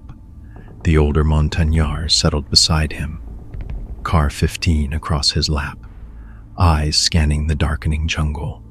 They sat in silence for 30 minutes. Then EPOP spoke, barely a whisper. You lead well, 1-0. Luhan was right about you. What did he say? He say you have good instincts, you listen to your team, you make hard decisions when necessary. He say you will be good leader if you survive long enough. Big if, Tyler said quietly. Yes, Ebop agreed. But Liu Han also say, the good leaders are the ones who worry about their men, the ones who carry the weight. The bad leaders think only of themselves, of glory, of medals. You are a good leader because you care if we live or die. Tyler thought about that, about the weight he carried, the responsibility, the fear that his decisions would get someone killed. Li Yuhan's face flashed in his mind. Liu Han before him, the men who hadn't made it home. I lost Li Yuhan on the last mission. Tyler said. And Liu Han before that. Good men, warriors. They died on my watch. They died doing what they choose to do, Ibop said. His voice was firm.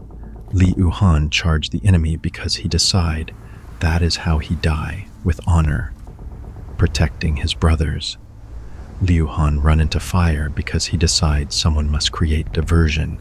They make their choices. You cannot carry guilt for choices they make. But I'm the 1-0. I'm responsible. Yes, you are responsible for decisions you make, for plans you create, for orders you give, but you are not responsible for the courage of warriors who choose to fight, who choose to sacrifice. That is their honor, not your guilt. Ibop paused. Liu Han tell me once, the hardest part of being leader is accepting that good men will die, not because you fail them, but because war takes good men. Your job is not to prevent all death. Your job is to make death mean something, to make sacrifice count. Did it count? Tyler asked. Liu Han and Liu Han. Did their deaths count? We are alive, Ibop said simply. The team continue. The mission continue. 2 pilots go home to families. Intelligence destroy enemy base camp. Yes, it count. It count very much. Tyler felt something ease in his chest. Not relief, not forgiveness, but understanding. Acceptance. The weight was still there. Would always be there. Time. 250 miles. But maybe Ibop was right. Maybe the weight was meant to be carried, not to crush, but to remind, to honor, to give meaning. Thank you, Tyler said quietly. Ibop nodded. They fell silent, listening to the jungle breathe, watching the darkness deepen. 2 warriors, one young, one old, both carrying weight, both understanding the price of brotherhood. Night in the jungle was absolute. Tyler's watch ended at 2000 hours. 8 p.m., Duck and Kool-Aid took over. Tyler found a spot against a tree, wedged his ruck behind him, tried to rest. Sleep came in fragments, 30-minute blocks, awareness always hovering. The jungle was loud at night.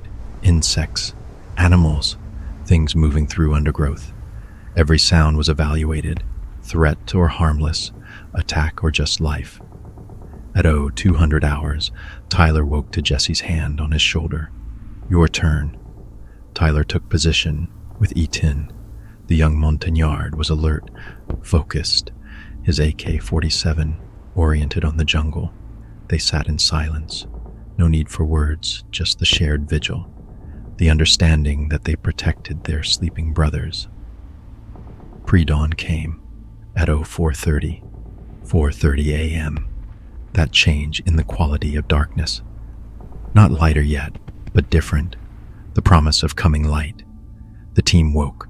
Cold rations, water, equipment checks, preparing for day 2, the day they'd reach the target area. At 600 hours, they began moving. The second day was harder. The terrain got steeper, mountains rising, slopes that required hands as much as feet. Vegetation so thick they had to cut through. Every meter was earned. Every step was work. Tyler's legs burned. His shoulders screamed under the ruck. Sweat poured off him. Time 250 miles. Soaking his uniform, making the fabric chafe, creating raw spots that would become infected if they didn't get out soon. But he kept moving, one step, another step. Don't think about the pain. Don't think about the distance remaining. Just move. At noon, they stopped for a security halt. 5 minutes. Drink water, catch breath, check the map. Tyler pulled out his notebook, checked their position against the planned route. They were close, maybe 1 kilometer from the target area. Close enough that they needed to be even more careful, even more silent. Edoc and Duck moved ahead, scouting, checking the approach to the target. They were gone 20 minutes. returned with grim faces. Duck spoke quietly. Large camp ahead. Very large. Maybe bigger than last one. Many bunkers, many troops. Also, there is something else. What? Prisoners. We see prisoners. Americans. In cages. Tyler felt his pulse spike. How many? Hard to see. Maybe 6. Maybe 8. In bamboo cages, guarded. Damn it. Jesse whispered. Not again. Tyler's mind raced. This was their reconnaissance mission. Gather intelligence. Mark targets. Extract. That was the plan. That was the mission. But there were Americans in cages, prisoners, probably pilots who'd been shot down, men waiting to be moved north, to the prison camps, to years of torture and interrogation, brotherhood or mission, the impossible choice. Again. Show me, Tyler said. Edoc led him forward, moving carefully, using every bit of cover. They reached a position on a hillside, overlooking the valley below. Tyler raised his binoculars, focused, and felt his breath catch. The NVA camp was massive, bigger than the last one. Bunkers everywhere, trenches connecting them, supply dumps with camouflage netting, vehicle parks, a headquarters complex with radio antennas. This wasn't a staging area. This was a command post, regimental level, maybe division level. This was huge. And there, on the east side of the camp, bamboo cages. Tyler counted 8 of them, each one barely large enough for a man to sit, not stand, not lie down, just sit in cramped agony. He could see figures in the cages, hard to make out details at this distance, but they wore flight suits, or what was left of flight suits, torn, filthy, but unmistakably American. Guards walked patrol around the cages, 4 visible, probably more out of sight. AK-47 slung, alert, professional. Tyler lowered the binoculars, looked at Edoc. Can we get to them? Edoc studied the camp, the approaches, the guard positions, the distances. Finally, he shook his head. Maybe, but very dangerous. Camp is big, many soldiers. If we attack cages, entire camp respond. We have 6 men. They have hundreds. We all die. What if we wait, observe, see if they move the prisoners? Possible, but prisoners might be here for days, or they might move tonight. No way to know. Tyler looked through the binoculars again, at 8 Americans in cages, suffering, waiting, hoping someone would come for them. The smart move was clear. Complete the recon mission. Gather intelligence on the camp. Call in airstrikes. Destroy the headquarters. Kill hundreds of NVA. Save countless American lives through disrupted enemy operations. The prisoners would be moved north, would spend years in captivity. But they'd survive, eventually. Maybe, when the war ended. That was the smart move. The logical move, the move that kept RT Python alive, but Tyler kept seeing the cages, kept thinking about men cramped in bamboo boxes, unable to stand, unable to lie down. Time, 250 meters, just suffering, waiting for rescue that might never come. He thought about Captain Cross and Lieutenant Hayes, about how close they'd come to this fate, about how Lee Uhan had died so they could escape it.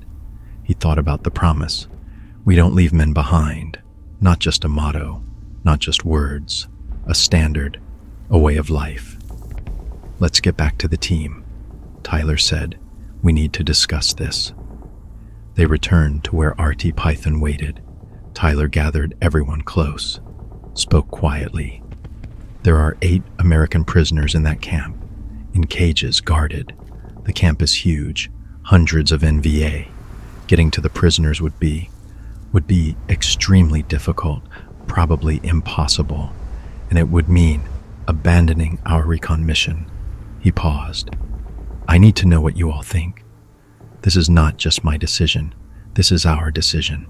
As a team. Ibhop spoke first. Liu Han would say, "This is why we fight, to protect, to rescue, not just to kill enemy." Those men, they suffer, they wait for help. If we do not help, who will? Kule surprised everyone by speaking up. His voice was quiet but firm. E-10, first E-10. He dies saving Americans. I join team to honor him. If we do not try to save these Americans, how do I honor his memory? Duck was quiet for a long moment. Then, my daughters need father. But those prisoners, they have daughters too. They have families. If we can save them, we should try. Edok nodded. It is right thing. That is enough. E-10 simply said, I go where team go. Tyler looked at Jesse. His assistant team leader, his best friend, the guy who'd been beside him through everything. Jesse met his eyes. We made a promise. We get each other home. I think that applies to any American wearing the uniform. So yeah, we try. Tyler felt the weight of command settle on his shoulders. 6 men against hundreds. The math was insane. The odds were terrible, but they'd try. Because that was who they were.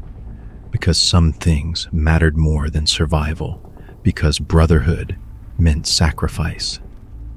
All right, Tyler said, quietly. We're going after them. But we do this smart. We observe first, learn the guard routines, find the best approach. We plan this perfectly. Because we only get one chance, and if we fail, we all die. Understood? 6 nods. 6 warriors committing to the impossible. Again. Let's get into position, Tyler said. We watch. We learn. And when the time is right, we move. They began moving toward their observation position, toward the camp, toward 8 Americans who didn't know help was coming, toward another test of courage and brotherhood. Artie Python was going back into the fire. One more time. The observation position was a natural depression behind a fallen tree, thick undergrowth providing concealment, sight lines down into the valley below. Good cover, good visibility, perfect, almost too perfect. Tyler settled in with Jesse and Edok. The rest of the team formed a security perimeter around them, watching the approaches, making sure no NVA patrols stumbled onto their position. Tyler raised his binoculars, began a systematic observation of the camp, counting, noting, memorizing. The camp was organized, professional, bunkers in defensive positions, fields of fire cleared, trenches connecting key points. This was permanent infrastructure, not a temporary position. He counted bunkers, stopped at 60, counted troops visible, over 100, estimated total strength, at least 400, maybe 500. Supply dumps were everywhere, camouflage needing stacked crates, fuel drums, enough material for a major operation, vehicle park, 20 trucks, ZIL 131s, GAZ 66s, one tracked vehicle that might have been a tractor, communications complex, multiple antennas, wire running underground. This was definitely a headquarters element. And the prisoner cages. Tyler focused on them. 8 bamboo structures, each maybe 4 feet by 4 feet, too small to stand, too small to lie down, just barely large enough to sit. He could see the prisoners now. 8 Americans, all in flight suits, various stages of injury. One had his arm in a crude sling. Another had bandages around his head. All of them looked thin, malnourished, exhausted, but alive. Guards walked a circuit around the cages. Tyler timed them. 4 guards visible, walking in pairs. One circuit took approximately 6 minutes. They'd complete the loop, then reverse direction and walk it again. Professional, disciplined, alert. Additional guards were posted at a small bunker 30 meters from the cages. Tyler counted 4 more, probably a quick reaction force, ready to respond if anything happened. Guard change at 1400 hours. Edoc whispered. 2 p.m. I watched them. New guards come, old guards leave. Take maybe 5 minutes. How many total guards? 8 on duty, 4 walking, 4 in bunker, probably more sleeping nearby. Ready to respond. Tyler did the math. 8 guards on duty. Unknown number, ready to respond. The entire camp within earshot. Any gunfire would bring hundreds of NVA. They'd need to take the guards silently, all 8, simultaneously. Before any of them could raise an alarm, 6 men taking 8 guards. In the middle of a camp with 500 enemy soldiers while extracting 8 weakened prisoners. Impossible, absolutely impossible.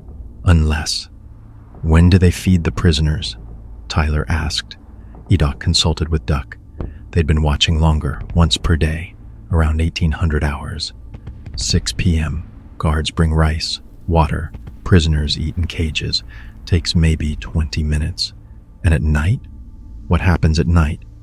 Guards reduced to 2 walking, 2 in bunker, but camp is more active at night. Cooking fires, troops moving, harder to approach, without being seen. Tyler thought through scenarios. Daylight meant more visibility, easier to be spotted, but also easier to see threats, easier to navigate. Night meant concealment, darkness to hide their approach, but also more unpredictability, more chance of stumbling into patrols, more unknowns. I need to call Covey, Tyler said. Need to let them know what we found. Get extraction assets ready. He keyed his radio, spoke barely above a whisper. Covey, Python 1. 0, how copy? Static, then, Python, Covey. 2, 3, read you, Lima Charlie, send traffic. Covey, Python is at primary objective. Site is significantly larger than briefed. Estimate battalion plus strength. Extensive fortifications. Regimental or division headquarters. High-value target. Python. Covey copies. Outstanding intel. Prepare to pass grid coordinates for strike planning. Tyler paused. This was the moment. The decision.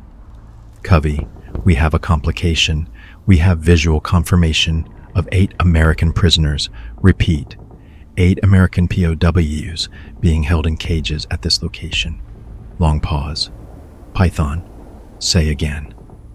Did you say American prisoners? Affirmative, Covey. 8 American POWs. All appear to be aircrew. Flight suits visible. They're being held in bamboo cages, guarded. We assess they'll be moved north within 24 to 48 hours. Longer pause. Tyler could almost hear Covey thinking, calculating, realizing what Python was suggesting. Python, Covey, be advised, your mission is reconnaissance.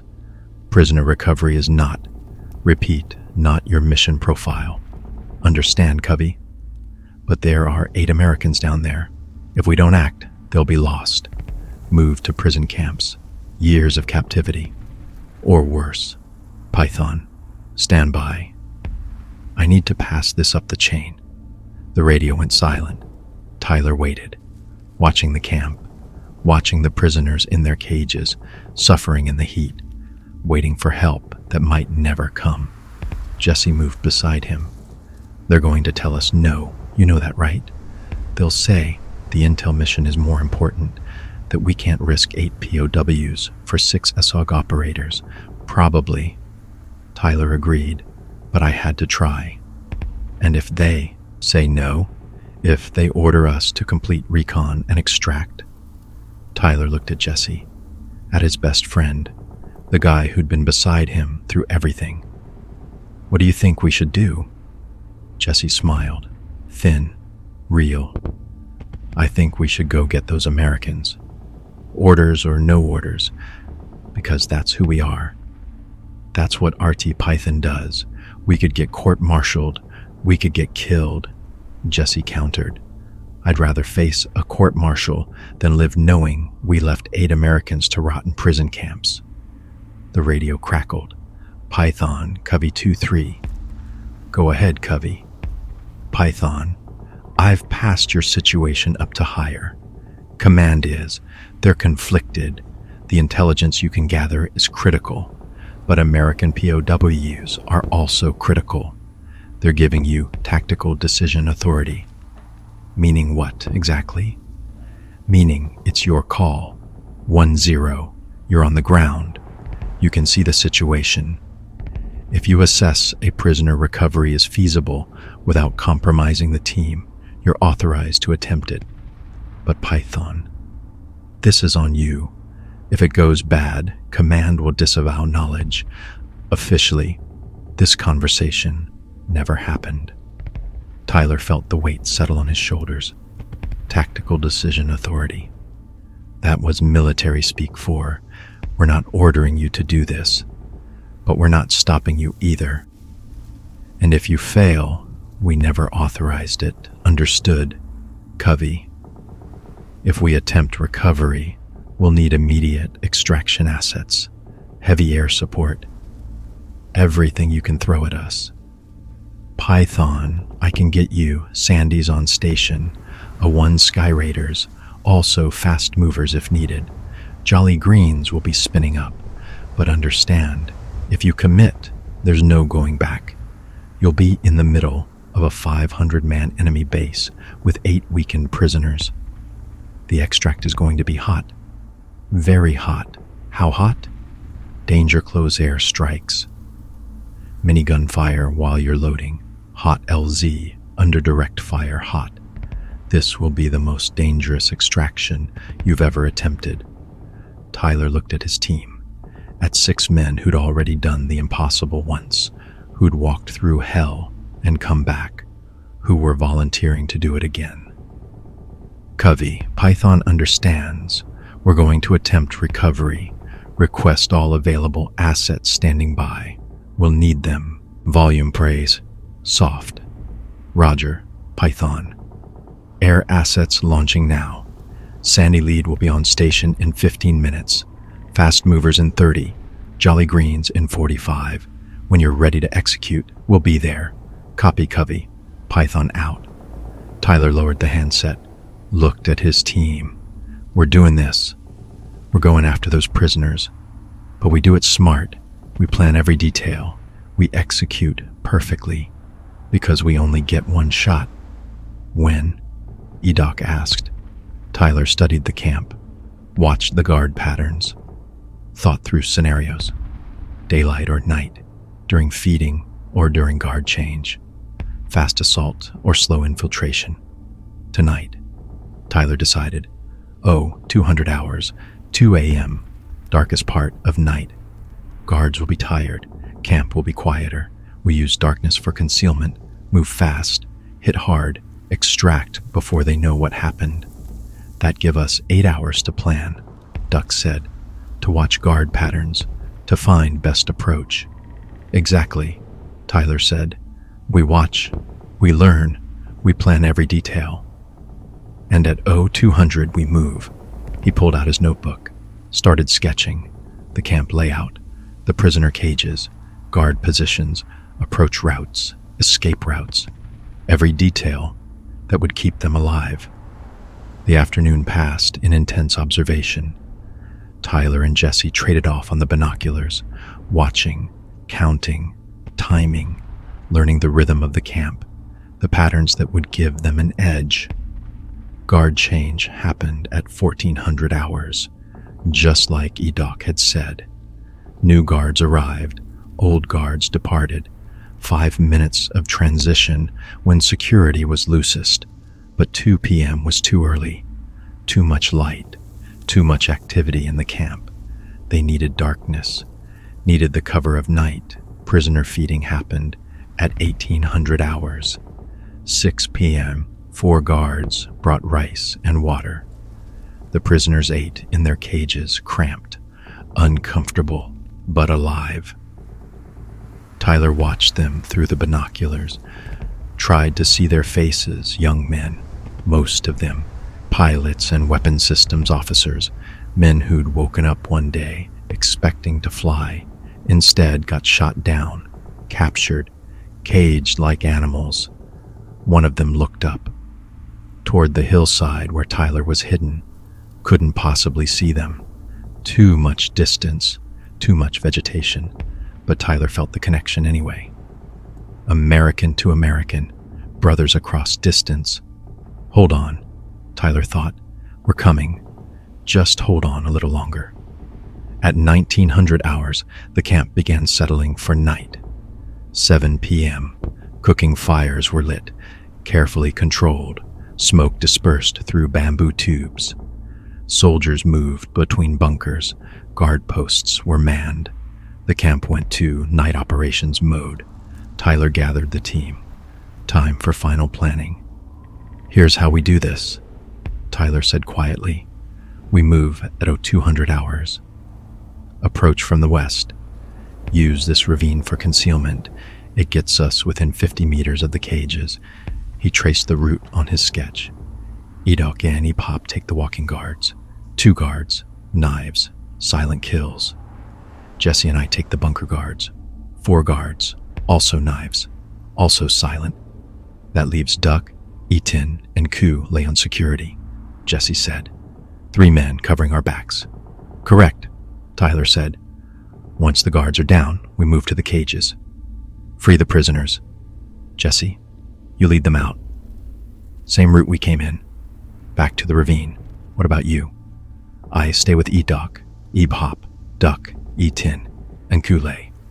We form a rear guard. Hold the position. Cover your movement. Once you're clear with the prisoners, we follow. Where's the extract LZ? Duck asked. Tyler pointed to his map. Ridgeline, 1 click west. It's steep, rocky, but it's the closest open ground. Jolly Green can hover. We load fast. Sandy's cover us. Then we're out. 1 click with 8 weak prisoners, Edok said. Through jungle, at night, while entire camp pursues. This will be very difficult. I know, Tyler said, but it's the best option we have. The only option, really. Kule spoke up. His voice was nervous but determined. 1-0. I can carry prisoner if needed. I am strong. I can help. Good, Tyler said. We'll probably need to carry some of them. They're weak, injured. They won't be able to move fast on their own. What if alarm is raised before we get prisoners out? Etin asked. Then we fight, Tyler said simply. We call in air support. Sandy's hit the camp with everything. Create chaos.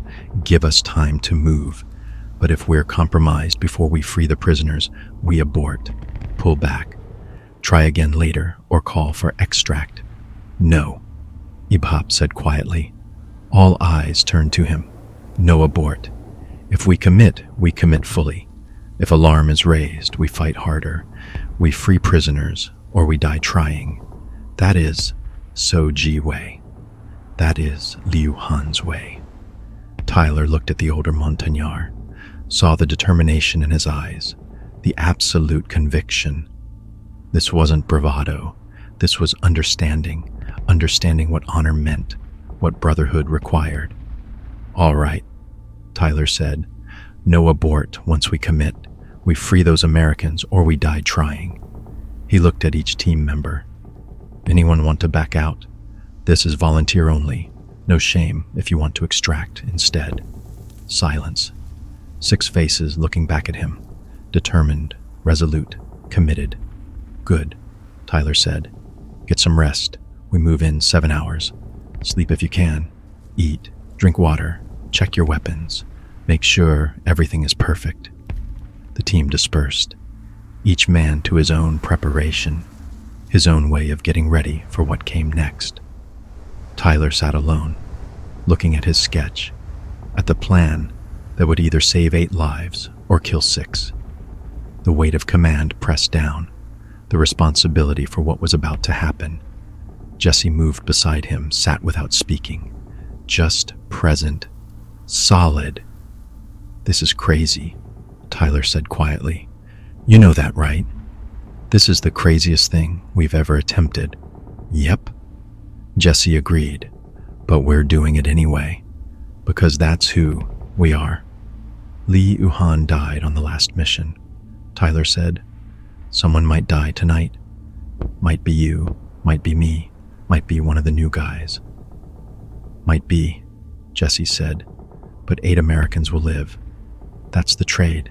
That's the math. Is it worth it? Is the math good? Jesse was quiet for a moment. Then, ask me in the morning. If we're alive, the math was good. If we're not, well, we won't care about math anymore. Tyler laughed despite himself. Dark humor, the kind that kept soldiers sane. You always know exactly what to say. It's a gift, Jesse said. Then, more seriously, Tyler, whatever happens tonight, I want you to know. I'm proud to serve with you, proud to be your 1-1. You're a good leader, a good man. And if we don't make it, I'm glad. I'll be with my brothers when it ends. Tyler felt his throat tighten. We're going to make it. All of us. We're going to free those prisoners and get out. That's how this ends. Sure, Jesse said, not quite believing but accepting. But just in case. Thanks for being my friend, for pulling me through Q course, for being the brother I never had, right back at you, Tyler said. They sat in silence, watching the sunset, watching the valley fill with shadow, watching night claim the world. In 7 hours, they'd walk into that darkness, would attempt the impossible, would test themselves beyond breaking, would find out if brotherhood was stronger than fear, if honor was worth dying for. Tyler pulled out his unfinished letter to his father, looked at it in the fading light, still incomplete, still searching for words. Maybe there were no words. Maybe some things couldn't be explained, only experienced, only understood by those who'd walked the path. He put the letter away. It would wait. If he survived, he'd finish it. If he didn't, well, his father would understand anyway, would know that Tyler had faced the dragon, had walked into the fire, had become the man his father had been. In Korea, that would have to be enough. Darkness fell, complete, absolute. The jungle at night was a living thing, breathing, watching, waiting to see what the humans would do. RT Python prepared, checking weapons, taping down loose gear, blacking out exposed skin, becoming shadows, becoming ghosts. At 1:30 hours, Tyler gathered them. 1:30 a.m., 30 minutes before execution. Final check, final words. Remember the plan, Tyler said quietly. Silent approach, simultaneous kills, free the prisoners. Move to extract, air support covers us. We all get on the helicopter, we all go home. He paused. If someone goes down, we carry them. No one gets left behind. That's the promise. That's the standard. 6 nods. 6 warriors ready. Liu Han and Liu Han are watching. Ibop said quietly. Their spirits guide us, protect us. We honor them by being brave, by doing the right thing, no matter the cost. For Liu Han, Edok said. For Li Uhan. For all our brothers who didn't make it home, Tyler added. We fight for them. We fight for the prisoners. We fight for each other. He checked his watch. 1:55 hours, 5 minutes. Time to move. RT Python rose. 6 shadows in the darkness, moving toward the valley, toward the prisoners, toward 8 Americans who didn't know salvation was coming. Tyler's heart hammered. His mouth was dry. His hands were steady on his car 15, not from lack of fear, but from acceptance, from understanding that this was the moment, the test, the choice that would define them. They walked into the darkness, into uncertainty, into chaos, but they walked together, as brothers, as warriors, as SOG, and whatever came next, they'd face it together. The approach took 45 minutes. EDOC led them through the ravine Tyler had identified, a natural drainage that cut through the hillside, deep enough to conceal them, covered with vegetation.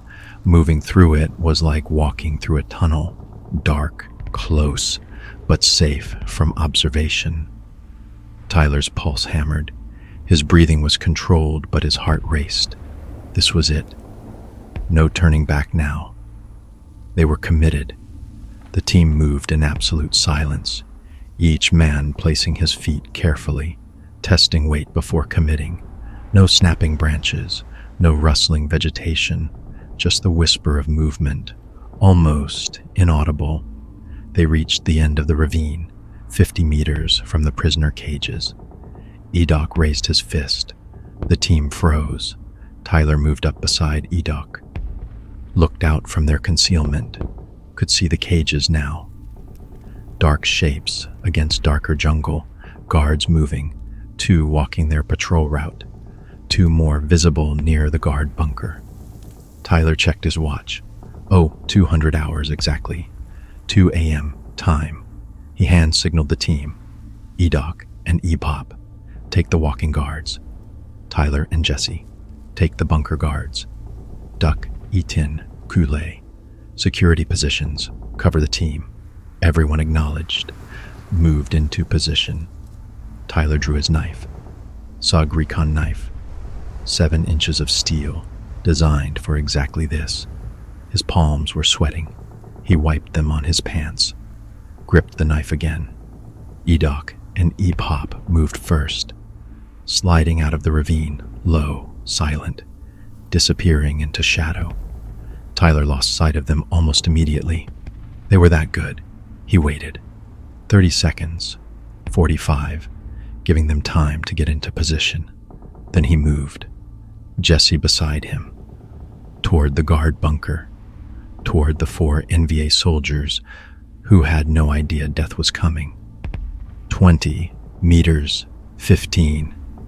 Tyler could see them now. 4 guards sitting outside the bunker, talking quietly, smoking cigarettes, relaxed, not expecting trouble. Why would they? This was their camp, their territory, surrounded by hundreds of their soldiers. 10 meters. Tyler picked his target. Guard on the left, sitting with his back to a sandbag. AK-47 leaning against his leg, within reach, but not in his hands. 5 meters. Tyler's breathing slowed, his vision narrowed. Everything outside the immediate moment disappeared. No fear, no doubt, just the task, just the action. 3 meters. He saw EDOC move, across the camp, attacking the walking guard, left hand over mouth, right hand driving the knife. The guard stiffened, convulsed, went limp. Simultaneously, EBOP took the second walking guard. Same technique. Fast, professional, lethal. The bunker guards started to react, started to turn, started to realize something was wrong. Tyler hit his target from behind, left hand clamping over mouth and nose, pulling the head back, exposing the throat. Right hand bringing the knife across. The carotid artery opened, blood sprayed hot and wet. The guard collapsed. Jesse took the second bunker guard, tackling him. Hand over mouth, knife working. 3 fast strikes. The guard stopped moving. The third guard was reaching for his weapon, mouth opening to shout. Duck appeared from nowhere, his suppressed high-standard pistol, 2 muted shots. The guard dropped. The 4th guard managed to stand, got his AK-47 up. Started to bring it to bear. Etin's AK-47 barked. Single shot. Suppressed by a crude homemade silencer. Not quiet, but quieter than normal. The guard went down. 10 seconds. 8 guards dead. No shouts, no alarms. Not yet. But that last shot. Someone might have heard it, might be investigating. They had minutes at most. "Move," Tyler hissed. "Get to the cages." The team rushed forward. Tyler reached the first cage. A prisoner inside, American. Captain's rank on his torn flight suit, eyes wide, terrified, not understanding what was happening. "MACV-SOG," Tyler whispered urgently. "We're getting you out. Stay quiet. Stay calm." The captain nodded, too shocked to speak. Tyler attacked the bamboo cage with his knife, cutting through the bindings. The cage door fell open. The captain crawled out, weak, shaking, but mobile. Jesse was at the next cage, freeing another pilot, Edoc at a third, Ebop at a fourth, working fast, cutting, pulling, getting men out. Duck and Koo. Lay helped the freed prisoners, supporting them, moving them to the rally point, getting them ready to move. Tyler moved to the fifth cage. Sixth, cutting, freeing. 3 minutes. 4. All 8 cages opened. All 8 prisoners free. Then he heard it. Whistles. Shrill. Piercing. The NVA alarm system. Someone had found the bodies.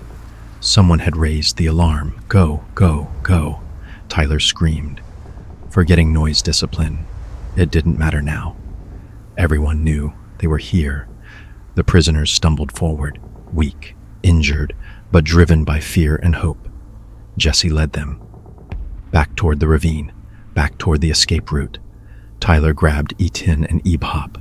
"Rear guard, hold here, buy them time." The 3 of them turned, faced the camp. AK-47s and CAR-15s coming up. Ready.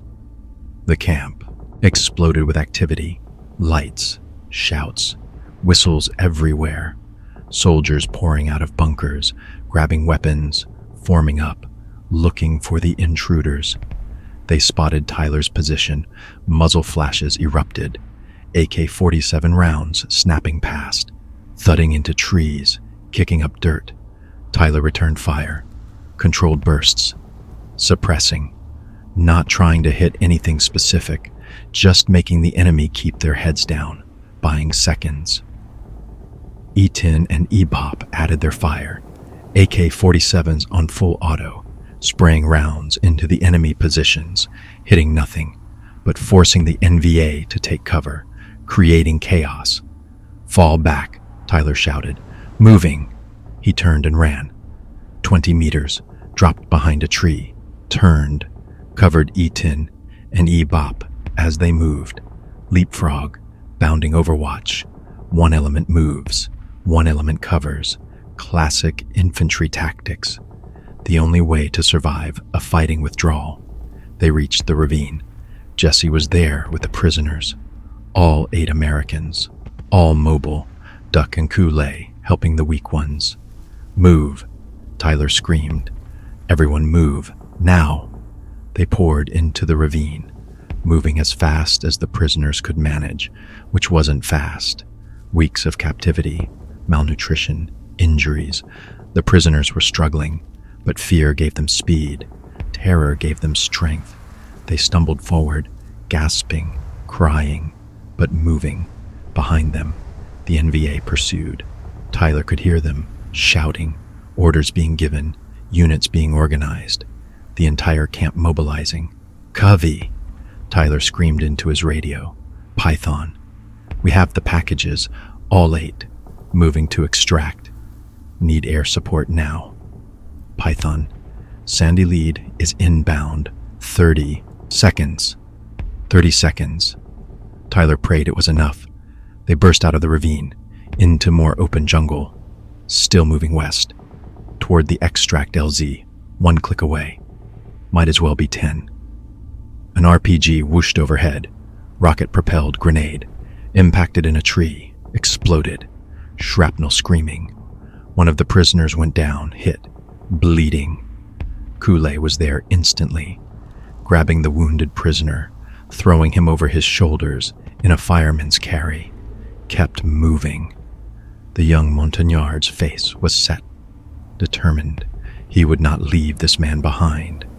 The sound of aircraft, beautiful, the most beautiful sound in the world, radial engines, R-3350, right cyclones, A-1 Sky Raiders coming in, Python, Sandy lead, pop smoke. Tyler grabbed a red smoke grenade, pulled the pin, threw it behind them. Toward the pursuing NVA, red smoke billowed, marking the enemy position. The Sky Raider came in like thunder, low, fast, so low Tyler could see the pilot's helmet. The 20mm cannons opened up. That sound, that incredible roar, like reality being torn apart. 4 cannons firing, thousands of rounds per minute. The jungle behind them exploded. Trees disintegrated, earth fountained. The NVA pursuit broke. Men diving for cover, men dying. The cannon fire, walking across their position. Precise. Devastating. Good effect. Tyler screamed. Good effect. Keep them suppressed. Sandy 2 rolled in behind Sandy lead, this time with rockets. 2.75-inch folding fin aerial rockets, screaming off the rails, impacting with thunderous explosions, creating a wall of fire and steel, buying precious seconds. They kept moving. 500 meters from the LZ. Time. 500 meters. 400. The prisoners were flagging. One was unconscious, being carried by Duck. Another could barely walk, Edok supporting him, all of them at their limits. But they kept moving, because stopping meant death, capture, everything they'd fought for lost. 300 meters. More NVA appeared, flanking, trying to cut them off. Ebop saw them first. His car 15 barked. 3-round burst. An NVA soldier dropped. Tyler engaged. Jesse engaged. E10 joined in, firing, moving, firing again, keeping the enemy at bay. Tyler's car, 15, clicked empty. Magazine dry. He dropped it, grabbed a fresh one, his second to last, slapped it in, charged the weapon, kept firing. 200 meters. Python. Jolly Green is 2 minutes out. Covey called. Can you make the LZ? We'll make it, Tyler shouted. More prayer than certainty. 100 meters. The terrain got steeper, climbing now, up the ridge to the LZ. The prisoners struggled, hands and feet, crawling when they couldn't walk. RT Python helping them, pushing them, pulling them, refusing to let anyone fall behind. 50 meters. NVA fire intensified. They'd figured out where RT Python was going, were trying to reach the LZ first, cut them off, trap them. Edok turned, faced the pursuing soldiers, his AK-47 on full auto, emptying the magazine, buying seconds. Go, he screamed. I hold here. You go. No, Tyler shouted. We all go together. He grabbed Edok, physically pulled him. Move, now. They crested the ridge. The LZ opened before them. Small clearing, rocky, steep, but open enough for a helicopter. And there it was, the Jolly Green Giant. HH-3E, massive helicopter, painted in camouflage, coming in fast, nose down, door gunners already firing, miniguns spewing red tracers, chewing apart the NVA positions. Go, go, go. The crew chief screamed from the door. Get on board. Jesse herded the prisoners forward, pushing them toward the helicopter. Hands grabbed them, pulled them aboard. 1, 2, 3, 4, 5, 6, 7, 8. All 8 prisoners loaded. Python, get on board. The pilot screamed. We're taking fire. Duck ran for the helicopter, E10 right behind him. Both made it, hands pulling them aboard. Kool-Aid was next. Young, fast. 5 meters from the helicopter, an RPG streaked in, hit the ground beside him, exploded. The blast threw Kool-Aid sideways. He tumbled, went down hard. Kool-Aid! Eaton screamed. He tried to jump off the helicopter. Jesse grabbed him, held him back. Tyler ran to Kool-Aid. Edok was already there. The young Montagnard was alive, dazed, bleeding from shrapnel wounds, but alive. Tyler and Edok grabbed him, one arm each, hauled him up, dragged him toward the helicopter. 10 meters. 5. Jesse and Ebop were at the ramp, reaching out, grabbing Kool-Aid, pulling him aboard. Edok climbed on. Tyler turned, making sure everyone was accounted for. Duck, Etin, Kool-Aid, Edok, Jesse, Ebop. 8 prisoners, 6 team members. Everyone was on board. Tyler ran for the helicopter. Time, 250 meters. Hands reached down, grabbed him, pulled him aboard. Go, go, go. Tyler screamed. The Jolly Green lifted off. Rotors screaming, nose down, accelerating, climbing. The door gunners kept firing, miniguns blazing, laying down suppressive fire, keeping NVA heads down. The Sky Raiders came in again. Final pass. Everything they had.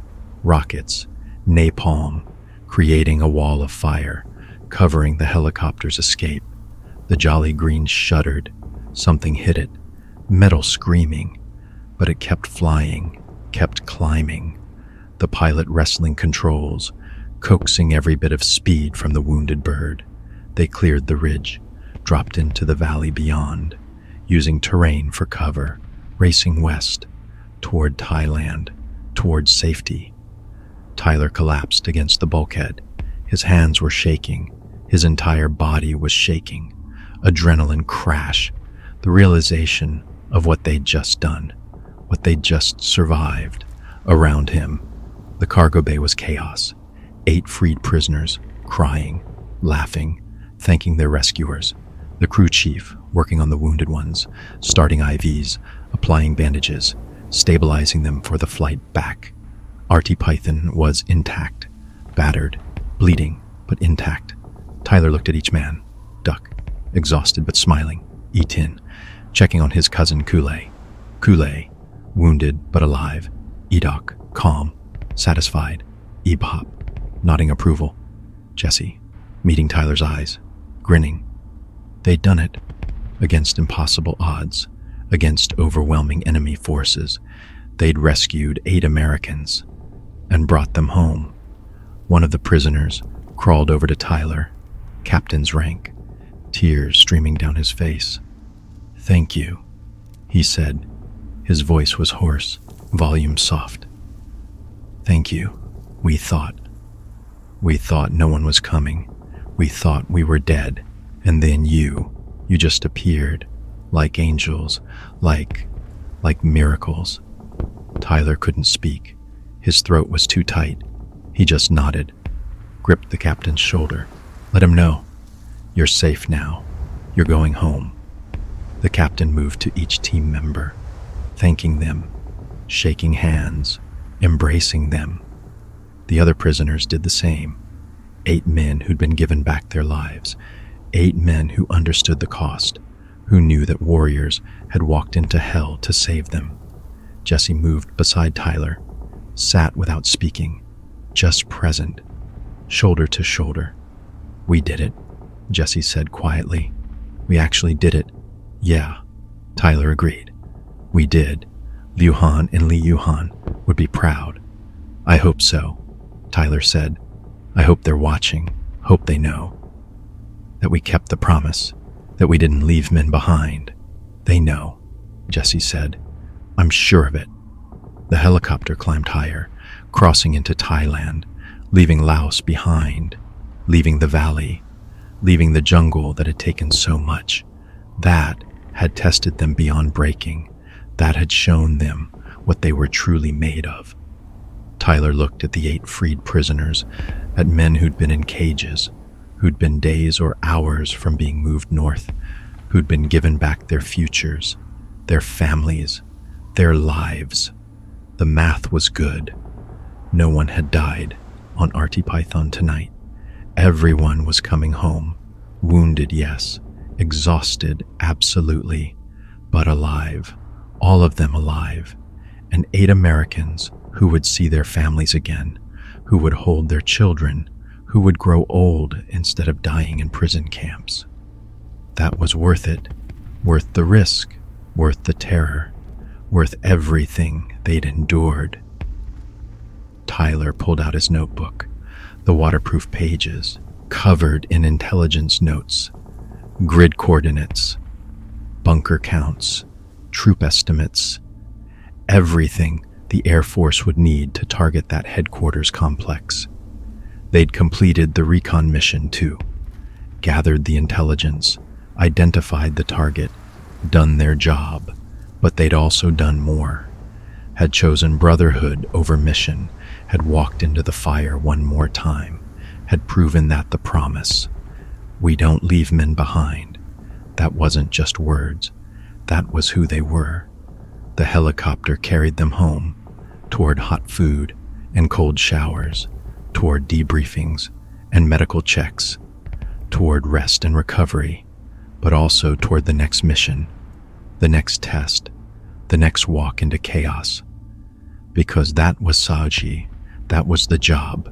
You walked into the fire, you brought your brothers home, and then you did it again. And again.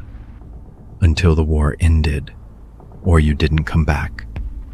Tyler looked out the door, at Laos receding behind them, at the jungle stretching to the horizon, green and endless, beautiful and terrible. The place where boys became men, where warriors were forged, where legends were born and ghosts were made. He'd walked through it twice now, had survived twice, had brought his team home twice. How many more times? How many more missions before his luck ran out? He didn't know. Nobody did. That was the nature of this work. You kept going until you couldn't, kept fighting until you fell, kept walking into the fire until the fire consumed you.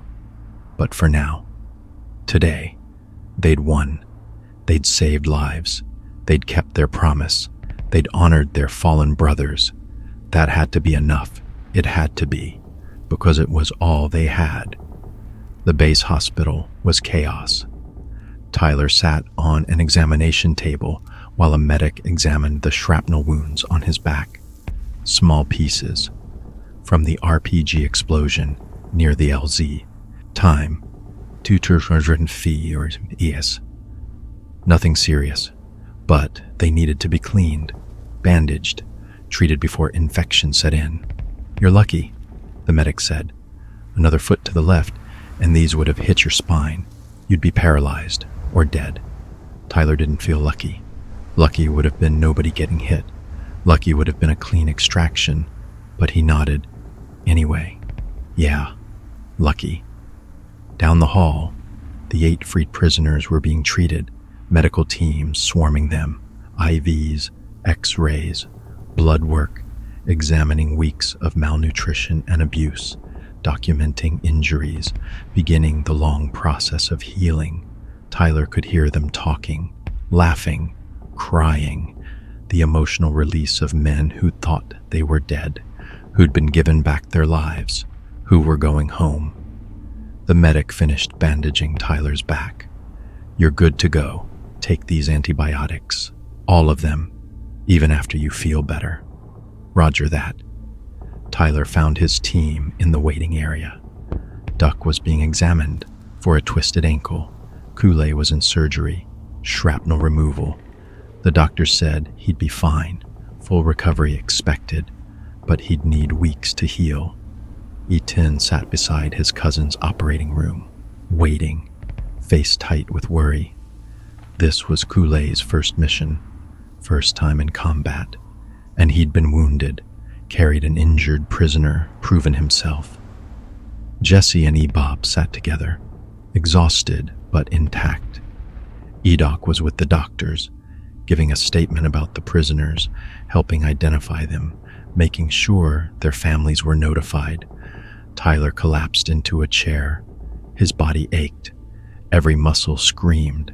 2 missions in 2 weeks, both intense, both pushing beyond limits.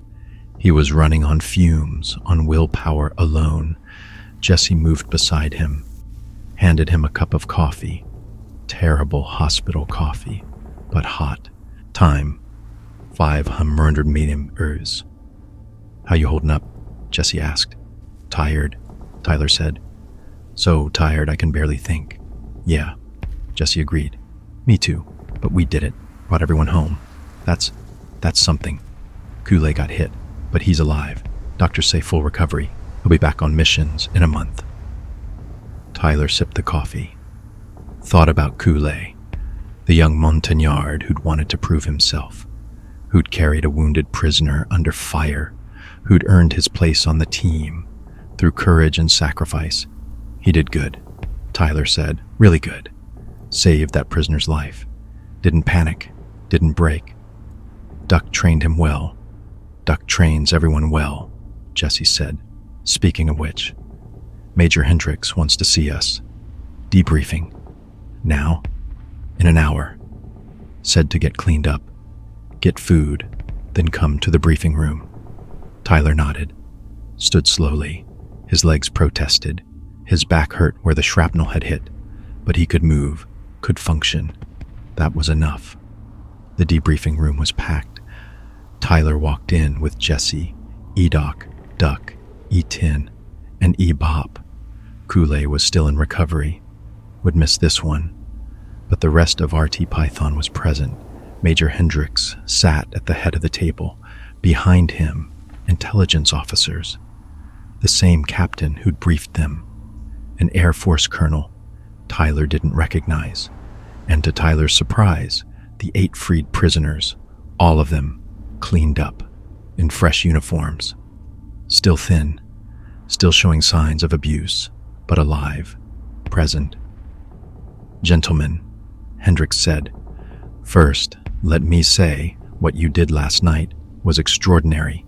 You completed your reconnaissance mission, gathered critical intelligence, and rescued 8 American prisoners against overwhelming odds in the middle of an enemy base camp.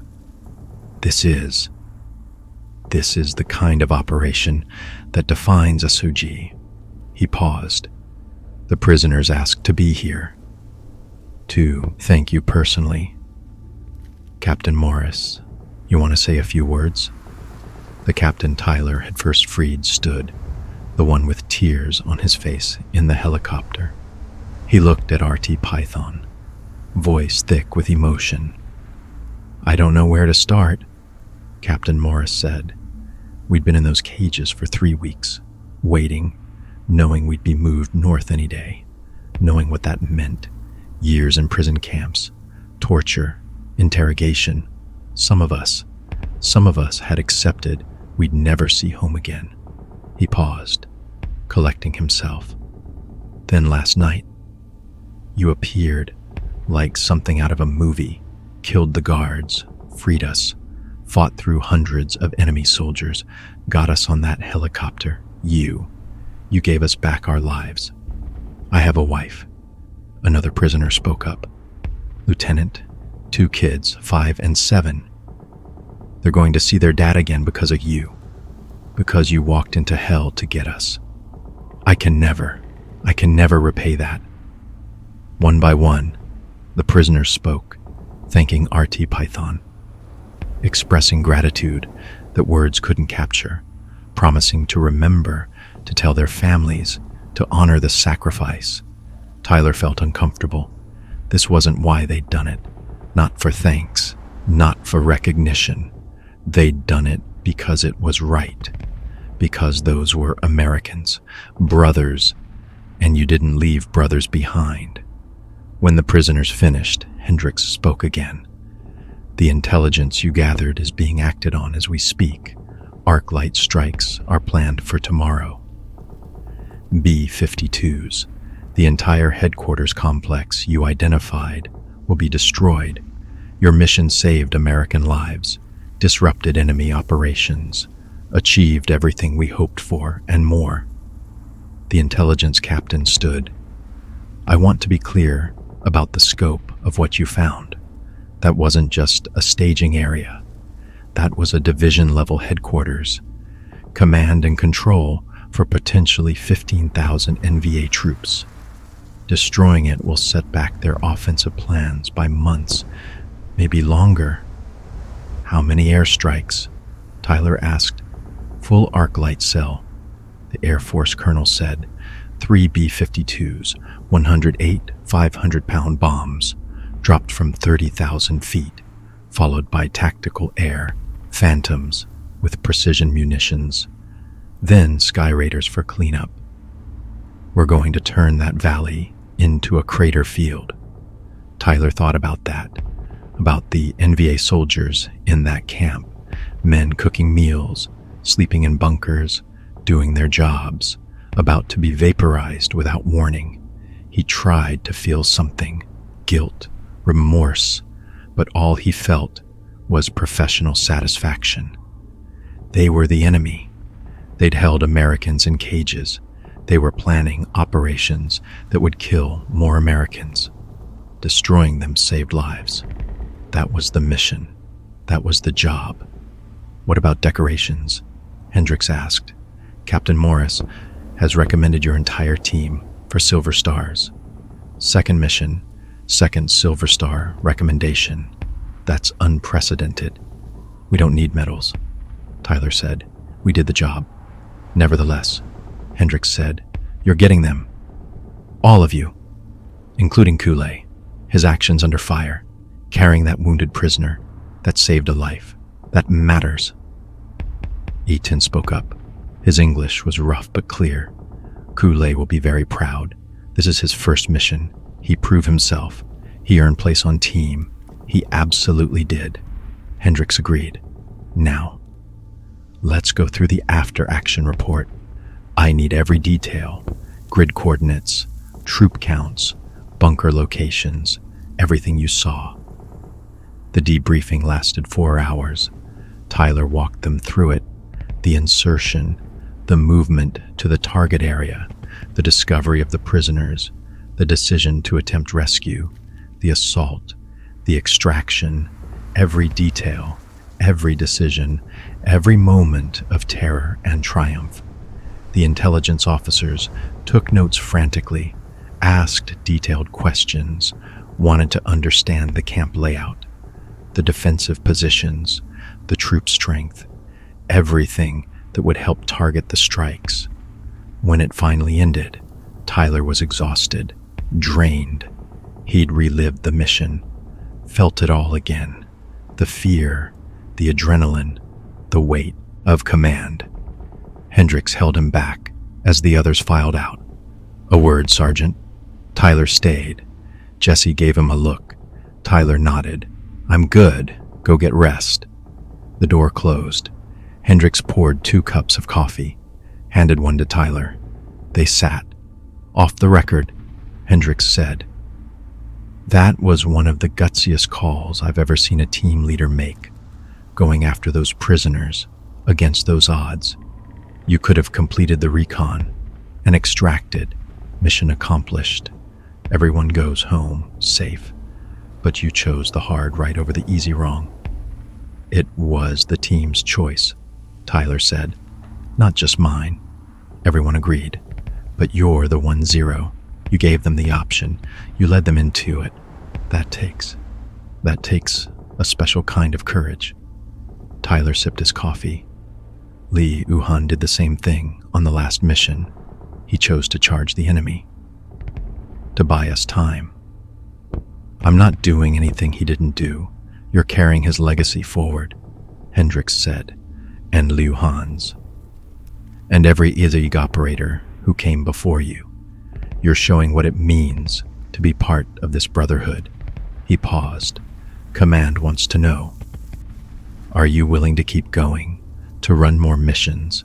You've done 2 in 2 weeks, both high intensity, both successful, but also both costly, emotionally, physically. You're authorized to take extended stand down if you need it. Tyler thought about that, about rest, about stepping back, about letting someone else take the weight for a while.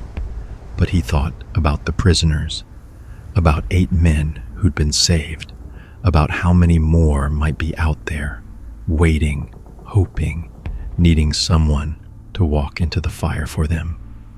How long is extended stand down? 2 weeks. Minimum. Maybe longer if you need it.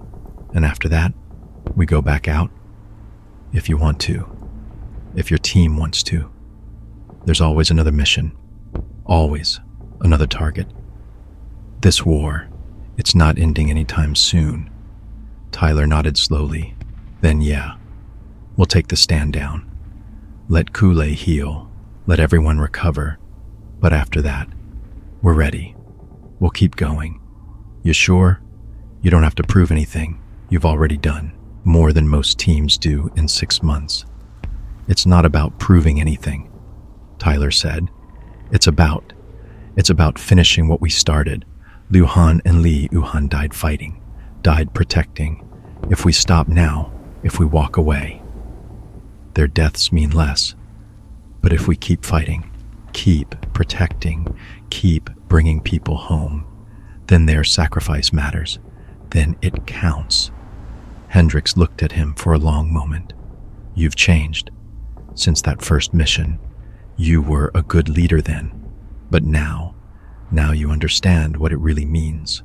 The weight, the cost, the honor. I'm learning, Tyler said quietly. Every mission teaches me something. Sometimes the lessons are hard. Sometimes they cost everything. But I'm learning. That's all any of us can do, Hendricks said.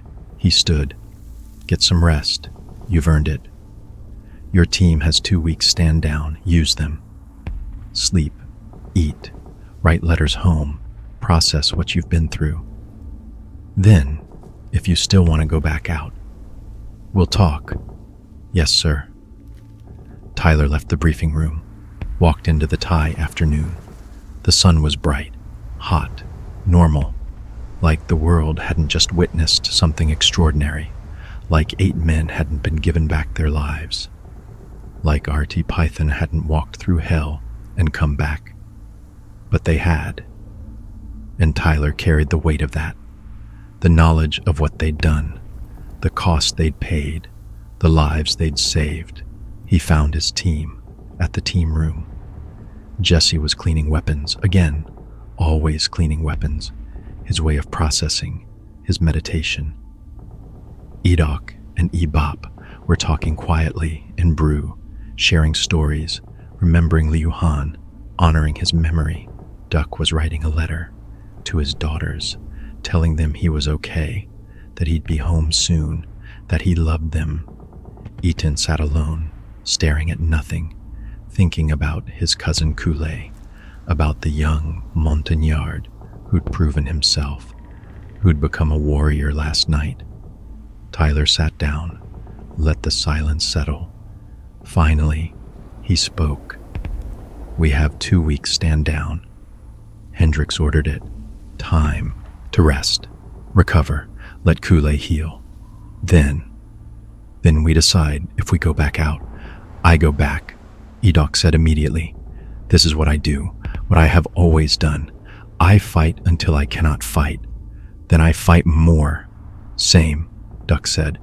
My family need me alive, but there are other families, other men who need rescue, other brothers who need help. I cannot stop while they suffer. Eaton goes where team goes, Eaton said simply. Ebop nodded.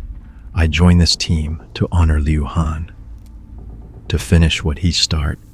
That work is not done. So I stay, I fight. Jesse looked at Tyler. You already know my answer. Where you go, I go. That's the deal. That's the promise. Tyler felt gratitude wash over him. These men, these warriors, they'd been tested beyond breaking, had lost brothers, had walked through hell multiple times. And they were choosing to do it again, not because they had to, but because they wanted to, because it mattered, because some things were worth fighting for. All right, Tyler said. Then in 2 weeks, when Kool-Aid is healed, when we're rested, we go back out. We keep fighting. We keep bringing people home. For Liu Han, Edok said. For Li Yuhan, Ebop added. For all our brothers. Tyler finished. We fight for them. We honor them. We make their sacrifice mean something. That evening, Tyler sat alone in his barracks, the letter to his father in front of him, still unfinished, still incomplete. But this time, the words came. Dad, I'm finishing this letter after our second mission. We went back into Laos, found a major enemy headquarters, gathered intelligence that will save American lives. But we also found something else. 8 American prisoners, pilots, being held in cages, waiting to be moved to prison camps in North Vietnam. We could have completed our mission and left. That would have been the smart call, the safe call, but we didn't. We went after them, walked into an enemy base camp with 500 soldiers, freed those 8 men, got them out. Everyone on my team survived. 1 man, wounded but recovering. 8 Americans going home to their families. I'm telling you this because I want you to understand. This is why I joined a SOG, not to prove myself, not to impress you, but because someone has to walk into the fire. Someone has to face the dragon. Someone has to keep the promise that we don't leave men behind. You were right to be scared. This place is hell. It breaks men. It takes everything, but it also shows you what you're capable of, what matters, what's worth fighting for. I've learned that brotherhood is real, that sacrifice gives meaning to life, that honor isn't just a word. It's a choice you make every day, the choice to do the hard right thing instead of the easy wrong thing. We lost 2 men on these missions, Liu Han and Li Uhan, good men, warriors. They died protecting their brothers, died so others could live. I carry their names now, carry the weight of what they gave, but I also carry the knowledge that their deaths mattered, that they saved lives, that their sacrifice meant something. That's all any of us can hope for, to die for something that matters, to spend our last seconds doing something good, something honorable, something worth the cost. I don't know if I'll make it home from this war. The odds aren't great, but if I don't, if something happens, know that I died well, died fighting for what's right, died keeping the promise. And if I do make it home, I'll be different, changed. I'll carry the weight of the men who didn't make it, carry the memories of what we did here, carry the understanding of what war really costs. But I'll also carry pride, pride that I faced the dragon, that I walked into the fire, that I became the kind of man you raised me to be. I love you, Dad. I'm proud to be your son, and I hope someday you'll be proud of what I did here. Your son, Tyler. He folded the letter, put it in an envelope, addressed it, sealed it, took it to the mailroom, dropped it in the outgoing slot. Done. Finished. The promise kept. His father would read it, would understand, would know that Tyler had found himself in the jungle, had become a man, had faced the dragon, and survived. For now, Tyler walked back to the barracks. The Thai night was warm. Stars blazed overhead. Somewhere, another SOG's team was inserting. Another group of warriors walking into chaos, testing themselves, fighting the war that nobody talked about. In 2 weeks, RT Python would join them, would go back out, would face whatever came next. But tonight they rested, recovered, honored their fallen, prepared for what came next, because that was the life they'd chosen, the path they walked, the brotherhood they'd joined, warriors, brothers, SOG, and whatever the future held, they'd face it together, always together. The 2 weeks passed in a blur of rest and routine. Tyler slept, really slept, not the half-conscious jungle sleep where every sound was a threat, deep, dreamless, the kind that let his body heal what combat had broken. He ate real food, hot meals in the mess hall, steak and eggs, fresh fruit, food that didn't come from a can. that didn't taste like plastic and preservatives. He wrote letters to his father, updates, nothing classified, just, "I'm alive, I'm okay, I'm still fighting." The team spent time together, not training, not preparing for missions, just being together, brothers who'd bled beside each other, who understood things nobody else could. Kool-Aid recovered faster than expected, young, resilient. The shrapnel wounds healed clean. By day 10, he was walking without pain. By day 12, he was back in the gym, lifting weights, running, rebuilding strength. On day 13, Major Hendricks found Tyler. "Got a minute?" They walked to Hendricks' office. Small room, metal desk, filing cabinets, maps on the walls. The same maps Tyler had studied before missions. Laos, Cambodia, the places where Americans weren't supposed to be, but went anyway. Hendricks poured coffee, handed Tyler a cup. They sat. "How's the team?" Hendricks asked. "Good," Tyler said. "Rested, recovered. Kool-Aid's almost back to full strength. Everyone's ready." "Ready for what?" "Another mission," Tyler said simply. "That's why we're here, right? That's the job."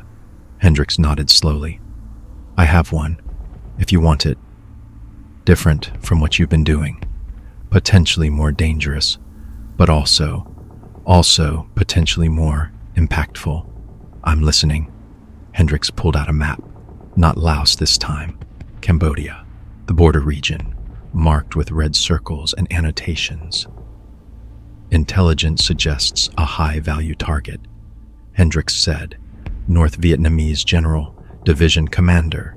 He's moving through this area, here, visiting forward units, inspecting positions.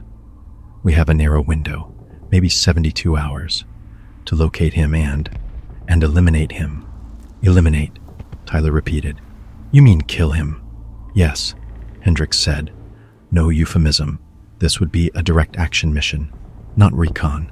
You'd insert, track the target, take him out, extract. It's assassination, essentially. Which is why I'm asking, not ordering." Tyler studied the map. Cambodia. Deeper than they'd been before. More remote, farther from safety. "Why us? Why RT Python?" "Because you've proven you can operate deep, can handle complex missions, can make hard calls under pressure." Hendricks paused. "And because this general, he's the one who ordered the execution of American prisoners. We have intelligence, intercepted communications. He personally directed the murder of 3 POWs who tried to escape, shot them, left their bodies as a warning." Tyler felt something cold in his stomach. "When?" 2 months ago. "Before you arrived in country, 3 Air Force pilots, shot down, captured, tried to escape from a prison camp. This general, Colonel Julian Von Thieu, he ordered them killed, not returned to cages, not punished, killed. Why are we just going after him now? Because we didn't know where he was. He moves constantly, stays mobile, hard to target, but intelligence finally pinned down his location. He's in Cambodia, visiting units. And we have a window, a narrow one."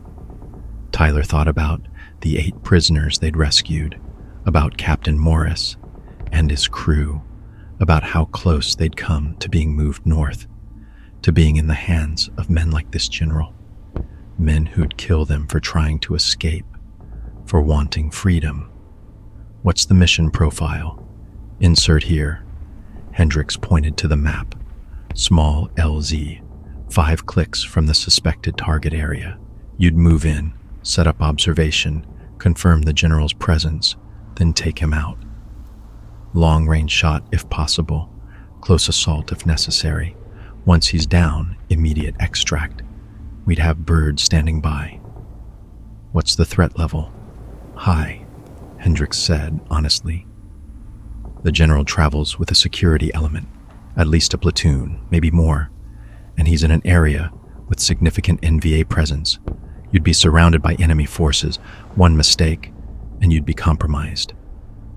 So, standard SOG mission, Tyler said, half joking. Hendricks smiled grimly. Yeah, standard. When would we go? Tomorrow night. Oh, 200 insertion. You'd have 3 days in country. Locate, confirm, execute, extract. Tight timeline, but necessary.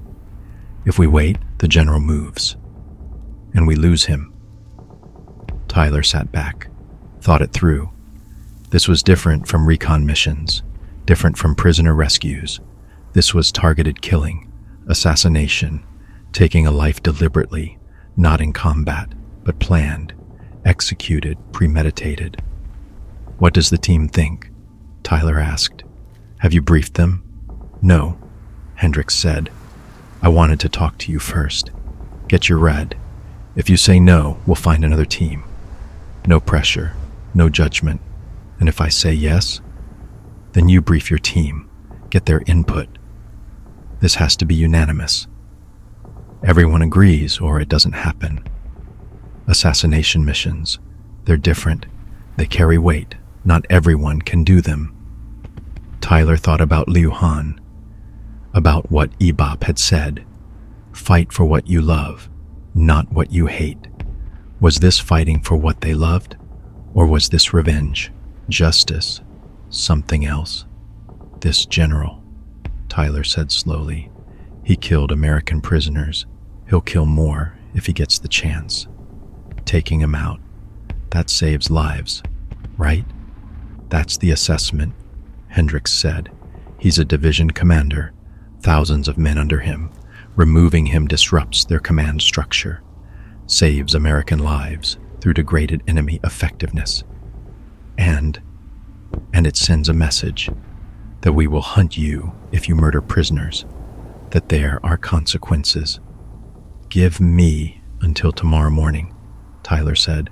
Let me talk to my team, get their input. Then I'll give you an answer. Fair enough, Hendricks said. He stood. Tyler, one more thing. This stays classified. Black operation. If you're captured, if this goes sideways, the U.S. government will deny everything. You'll be disavowed. Understand? Understood, Tyler said. Same as every mission. Not quite, Hendricks said quietly. Recon missions have plausible deniability. We were gathering intelligence. Prisoner rescues are humanitarian. But assassination, that's different. That's deliberate. If you're caught, the political fallout could be severe. Then we won't get caught, Tyler said simply. That evening, Tyler gathered RT Python, the team room, just the 6 of them. Tyler, Jesse, Edoc, Duck, Etin, Kool-Aid.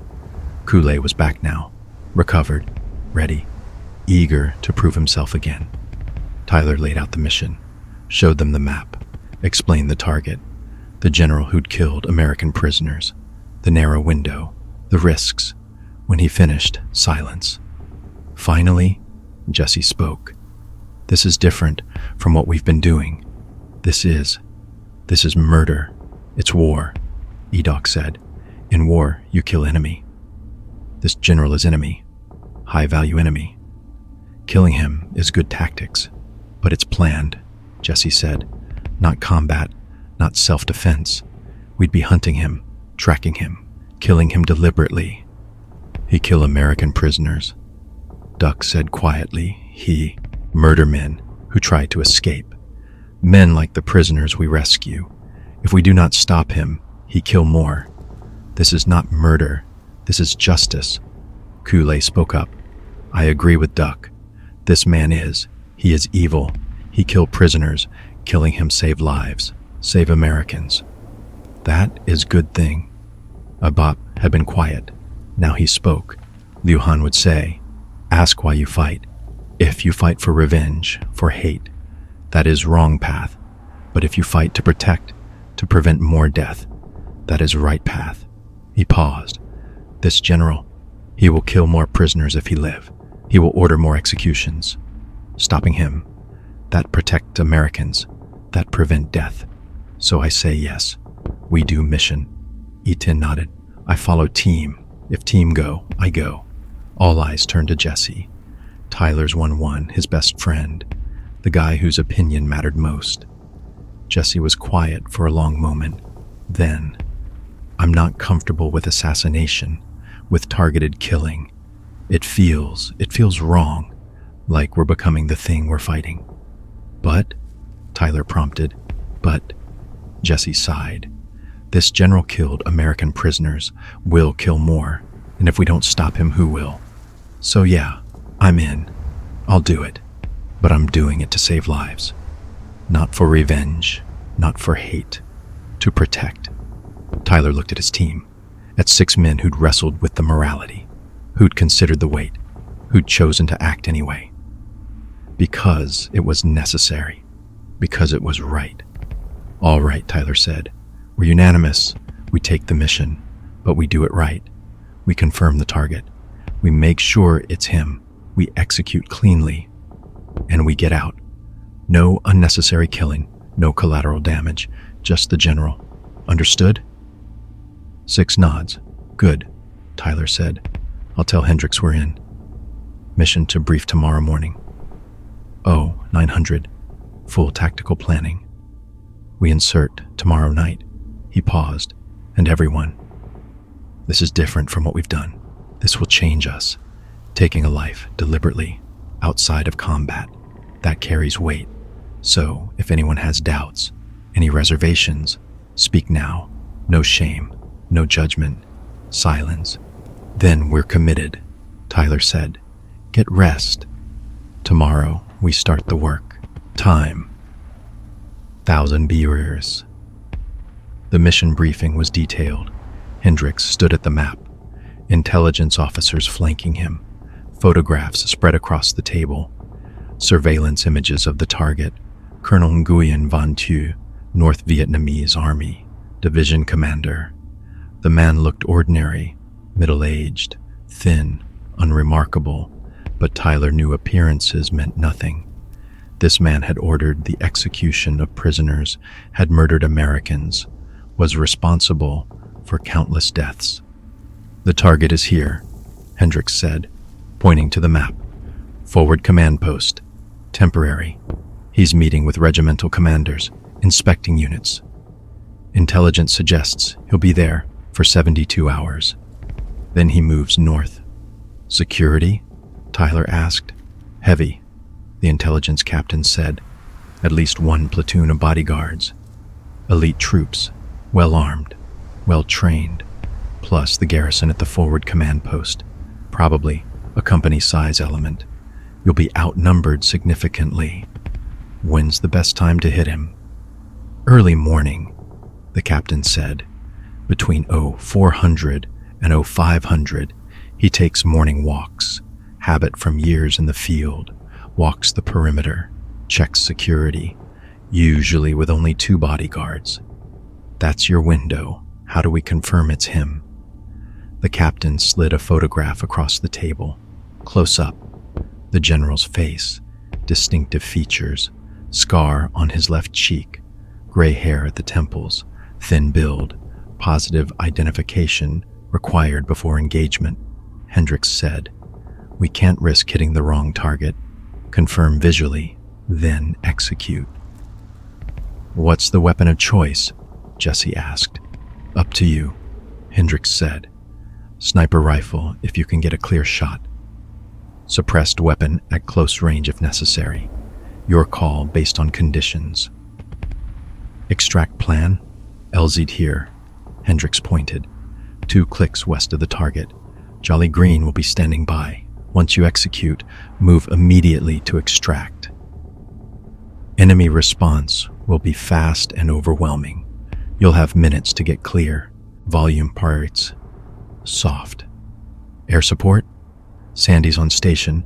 Fast movers if needed, but understand. This is Cambodia. Political sensitivity is high. We'll support you, but quietly. No massive airstrikes.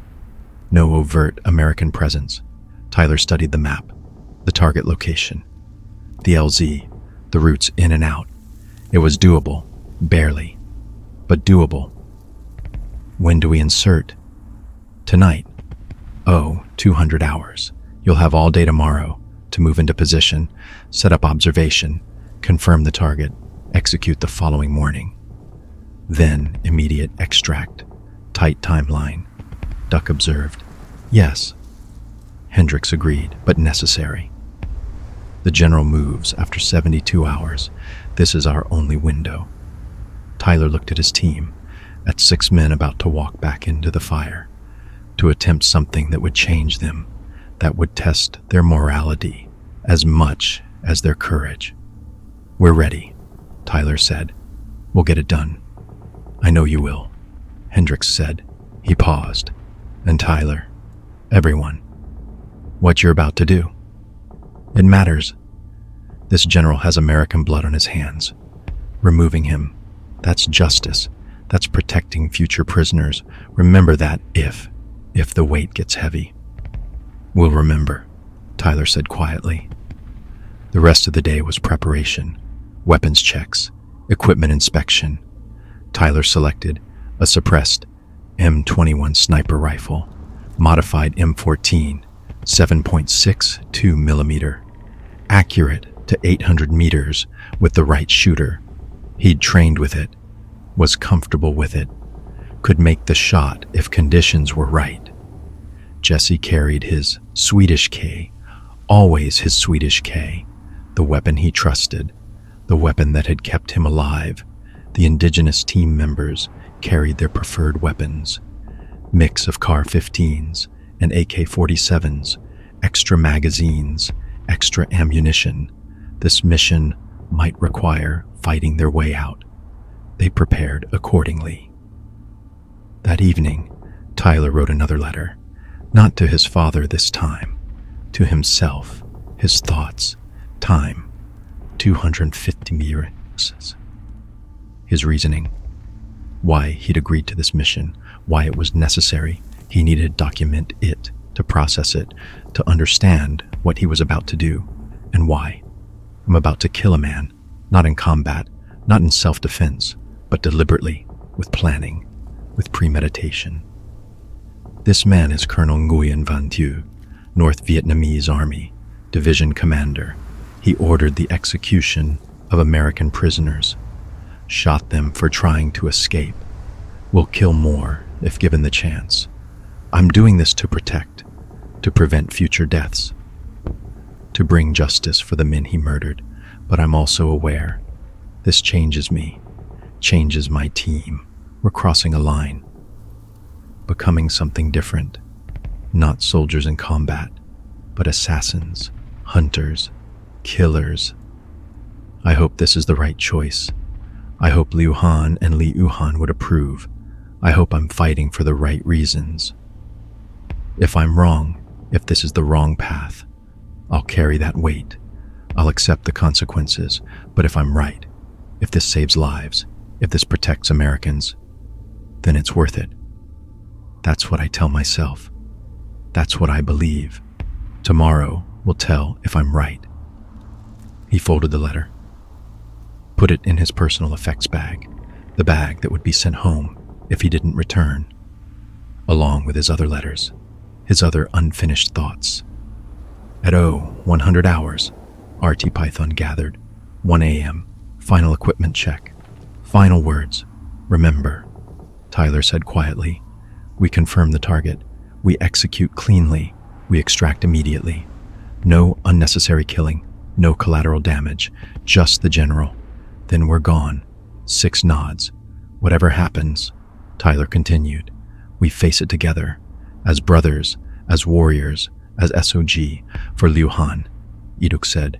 For Li Yuhan, Ibhop added. For all our brothers, Jesse finished. For all our brothers, Tyler echoed. Let's go finish this. They walked out into the Thai night, toward the flight line, toward the Huey that would carry them into Cambodia, toward a mission that would define them, test them, change them forever. The helicopter's rotors were already turning, whup, whup, whup. That familiar sound, the sound of war, the sound of courage, the sound of men walking into the fire, One more time. Artupython climbed aboard. The Huey lifted off, turned east, toward Cambodia, toward the target, toward whatever waited in the darkness. And 6 men sat in silence, each carrying their own thoughts, their own weight, their own understanding of what they were about to do. The moon was full, bright, lighting the jungle below, making everything visible, beautiful and terrible, the world where they lived, where they fought, where they'd become something more than human and something less, warriors, hunters, ghosts, men who walked between worlds, between light and dark, between honor and necessity. The helicopter carried them forward, into uncertainty, into the unknown, into the next chapter of their story, whatever that would be. 18 months later, the jungle looked the same, green, oppressive, indifferent to the men who moved through it. Staff Sergeant Marcus Webb led RT Viper through terrain that wanted to kill them. 6 men, 3 Americans, 3 Montagnards, a standard SOG Recon team conducting a standard mission, map enemy troop movements, identify supply routes, report back. Simple. Except nothing was ever simple in Laos. They'd been in country for 2 days, moving carefully through the same mountains where, 18 months earlier, another team had fought and bled and disappeared into legend. Webb didn't know the full story. Nobody did. That was the nature of classified operations. Men went into the jungle. Sometimes they came back. Sometimes they didn't. Artupython hadn't come back. Webb knew the name, knew they'd completed extraordinary missions, rescued POWs, gathered critical intelligence, then volunteered for another mission and vanished, missing in action, presumed dead, but no bodies recovered, no remains, just nothing. "Hold up," Webb whispered into his radio. The team stopped, froze, listened to the jungle. His point man, a Montagnard named Wydrem, was signaling. He'd found something. Webb moved forward carefully, reached Wydrem's position, looked where the Montagnard was pointing. Fighting positions.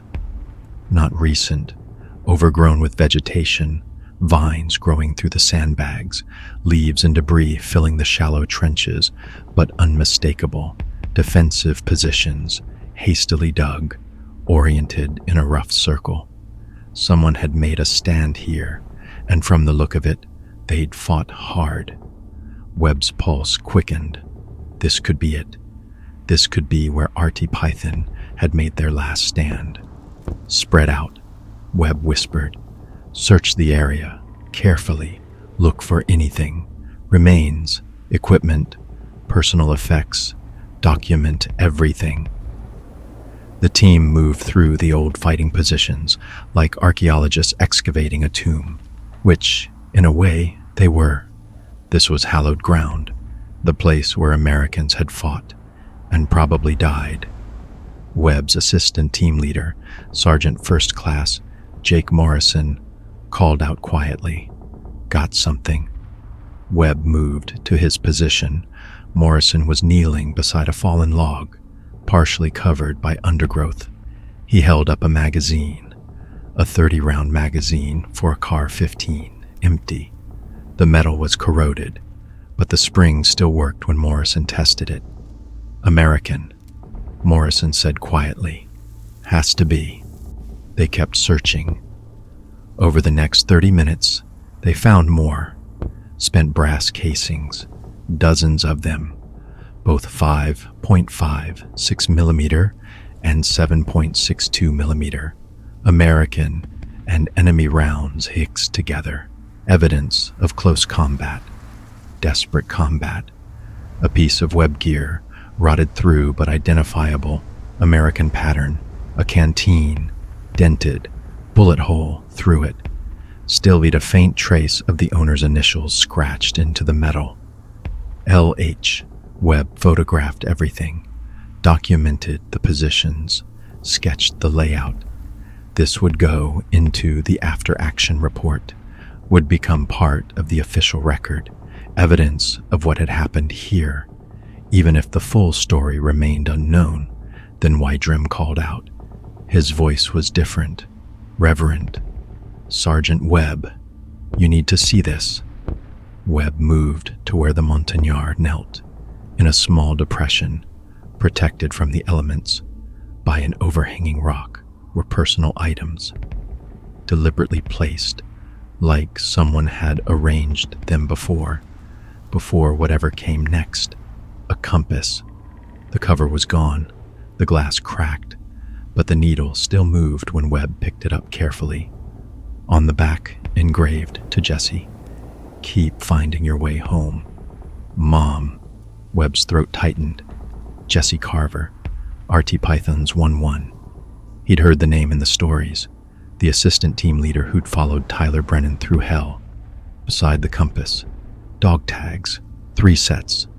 Webb read them carefully. Brennan, Tyler M. Carver, Jesse R. Edoc. The Montagnard had only one name, no serial number, just the simple designation that marked him as indigenous personnel. And beneath the dog tags, wrapped in a waterproof bag that had somehow survived 18 months of jungle humidity, a letter. Webb's hands trembled slightly as he opened the bag. Inside was an envelope addressed to someone in San Diego. The letter inside had been removed, read, and replaced with a different piece of paper. Webb unfolded it carefully. The handwriting was hurried, rough, written in the field with a pen that was running out of ink. Time, 500 meters, but legible. "If you're reading this, it means we didn't make it out. My name is Tyler Brennan, Staff Sergeant, United States Army, MACV-SOG. The men with me are Jesse Carver, Edoc, Epop, and Kool-Aid. We are RT Python. We completed our mission. The intelligence is in the radio cache 30 meters north of this position, buried under a marked tree. Grid coordinates, XD 874523. Get that intelligence to command. It's worth what we paid. We were pursued after our last transmission, cut off from extraction, made it to this position, and decided to make our stand here rather than be run down in the jungle. We're low on ammunition, low on water. The NVA have us surrounded. We could surrender. But that's not who we are.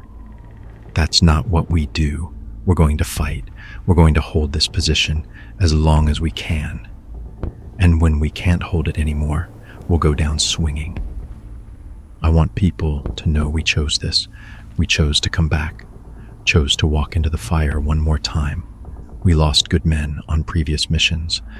Liu Han, Etin, Li Uhan. Duck survived, but barely. We came back to honor them, to finish the fight they started. If we die here, we die doing what matters, serving our brothers, keeping our word, fighting for something bigger than ourselves. Tell our families we were brave. Tell them we fought well. Tell them we loved them. Tell them we're sorry for the weight we're leaving behind. But don't tell them we died for nothing. We died for everything, for honor, for duty, for brotherhood, for the belief that some things matter more than survival. Liu Han taught us to fight for what we love, not what we hate. Liu Han taught us that sacrifice gives meaning to life. Etin taught us that courage is choosing to fight even when you're afraid. We learned those lessons. We lived them. And now, at the end, we're honoring them. To whoever finds this, tell Command we completed the mission. Tell our families we love them. And tell the next team that comes out here. Tell them RT Python kept their word. We brought our brothers home. We finished the fight. We walked through the fire. And we do it all again. The letter ended there. No signature, No final words, just that simple statement of purpose and resolve. Webb looked up from the letter. Around him, his team had gathered. Time, 500 millimeters. They'd found more items. An AK-47, battered but still functional. A bandolier with Montagnard patterns stitched into it. A photograph of two young girls, faded but still visible. Duck's daughters, probably. Left here by someone who'd survived long enough to leave a marker, but no bodies, no remains, no evidence of what had finally happened. Check north, Webb said quietly. 30 meters. Look for a marked tree. They said they cached the intelligence there. Drem moved north with one of the other Montagnards. 3 minutes later, they called back. Found it. Tree marked with 3 notches. Cache below. They retrieved the radio, waterproof case, sealed. Inside, detailed intelligence reports, photographs, grid coordinates. Everything RT Python had gathered on their final mission. Everything they'd paid for with their lives. Webb carefully gathered the personal effects. The compass, the dog tags, the letter, the photograph. These would go back, would be returned to families, would become evidence of sacrifice and honor. What do you think happened to them? Morrison asked quietly. Webb looked at the fighting positions, at the expended brass casings, at the blood-stained earth still visible in protected spots, at the evidence of a last stand that had probably lasted hours. I think they fought, Webb said. I think they held this position against impossible odds. I think they killed a lot of enemy soldiers before the end. But what was the end? Morrison pressed. Did they die? Get captured? Somehow escape? Webb was quiet for a long moment. I don't know. Maybe we'll never know. Maybe that's how it should be. He looked at his team, at men who understood what it meant to volunteer for this job, who knew that someday they might become the ghosts others searched for, who came anyway because someone had to. What matters is they were here, Webb said. They fought. They completed their mission. They kept their word. They didn't abandon their brothers. They didn't take the easy path. They walked into the fire because that's what honor demanded. He carefully packed the personal effects into his ruck, handled them with reverence. These were relics now. Sacred objects, the last physical evidence of men who'd given everything. Mark this position on the map, Webb said. Photograph everything. Document it thoroughly. This is a battlefield. This is where heroes fought. We owe them the truth of what we found.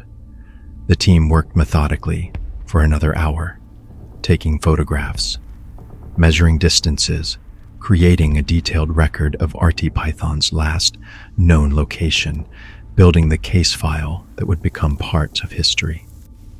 When they finished, Webb stood in the center of the fighting positions.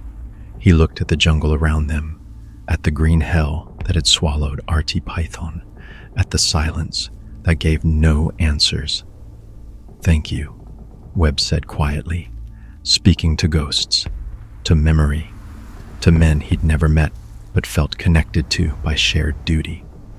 Thank you for showing us what it means. Thank you for setting the standard. We'll carry your names. We'll remember. The jungle offered no response, just the buzz of insects, the call of distant birds, the indifferent rustle of vegetation in the breeze. But Webb felt something. Not supernatural, not mystical, just the weight of standing where brave men had stood, where they'd made their choice, where they'd defined themselves in fire and blood. Time to move, Webb said. We have our own mission to complete.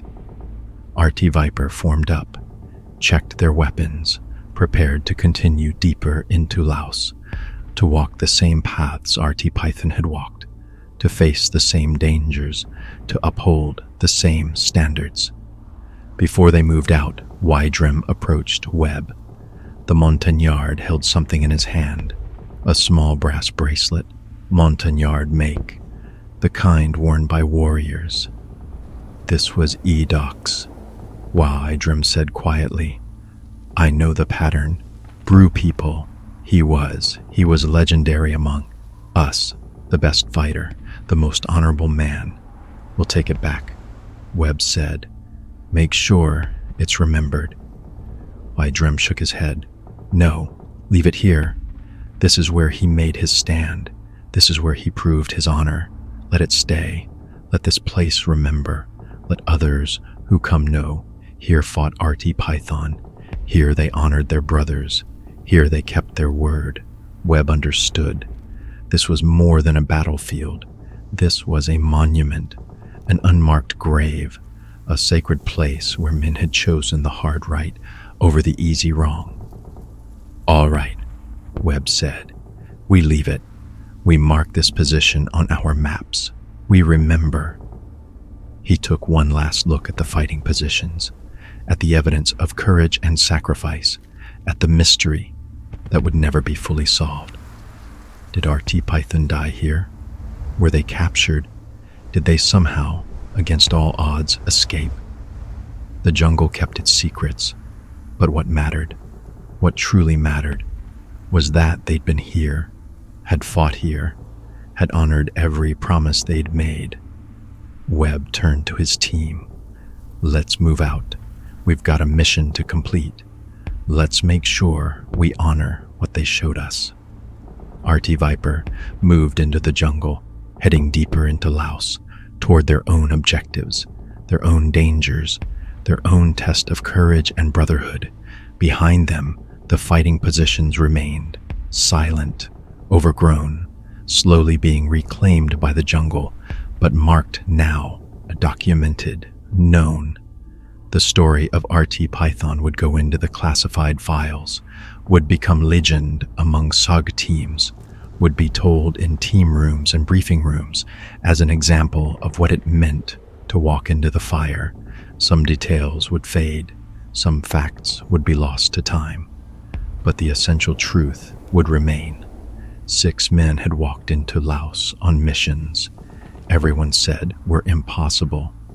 They'd rescued 8 POWs from the middle of an enemy base camp, had fought their way through a regiment-size force, had brought their brothers home. Then they'd volunteered for another mission, had walked back into the fire, had completed their objectives, and had made their last stand on a ridge in the mountains, fighting to the end. Whether they died there, or were captured, or somehow escaped, that remained unknown. Perhaps it would always remain unknown, but their choice was clear. Their sacrifice was documented. Their brotherhood was proven. They'd kept their word, had honored their fallen, had finished the fight. And that was enough. 3 weeks later, MACV-SOG headquarters classified briefing. Colonel Morrison stood before a room of COG team leaders. On the screen behind him, photographs from Artie Viper's discovery, the fighting positions, the personal effects, the letter, Artie Python. Morrison said, quietly, "Missing in action since March 1971, presumed killed in action. We now have confirmation of their final position and evidence of their final stand." He clicked through the photographs, each image a piece of the story, each artifact a fragment of memory. The intelligence they cached was recovered. Morrison continued. It confirmed a North Vietnamese Army headquarters element that was subsequently destroyed by airstrikes. The mission they died completing saved American lives, disrupted enemy operations. Mattered. He paused, looked at the men in the room, at team leaders who understood what Artie Python had done, who knew they might face the same choice someday. "We don't know their final fate," Morrison said. "No remains were recovered, The NVA kept no records of captured SOG personnel from that time period. They're officially listed as missing in action, but presumed killed. He clicked to the final image. Tyler Brennan's letter. Photographed, preserved. This is what they left us, Morrison said. Not just intelligence, not just mission accomplishment, but this. He read from the letter. Tell them we died for everything, for honor, for duty, for brotherhood, for the belief that some things matter more than survival. The room was silent. That's the standard, Morrison said quietly. That's what we aspire to, not recklessness, not suicide missions, but the willingness to walk into the fire when it's necessary, to keep our word even when it costs everything, to bring our brothers home no matter what. He paused. RT Python did that. They lived it.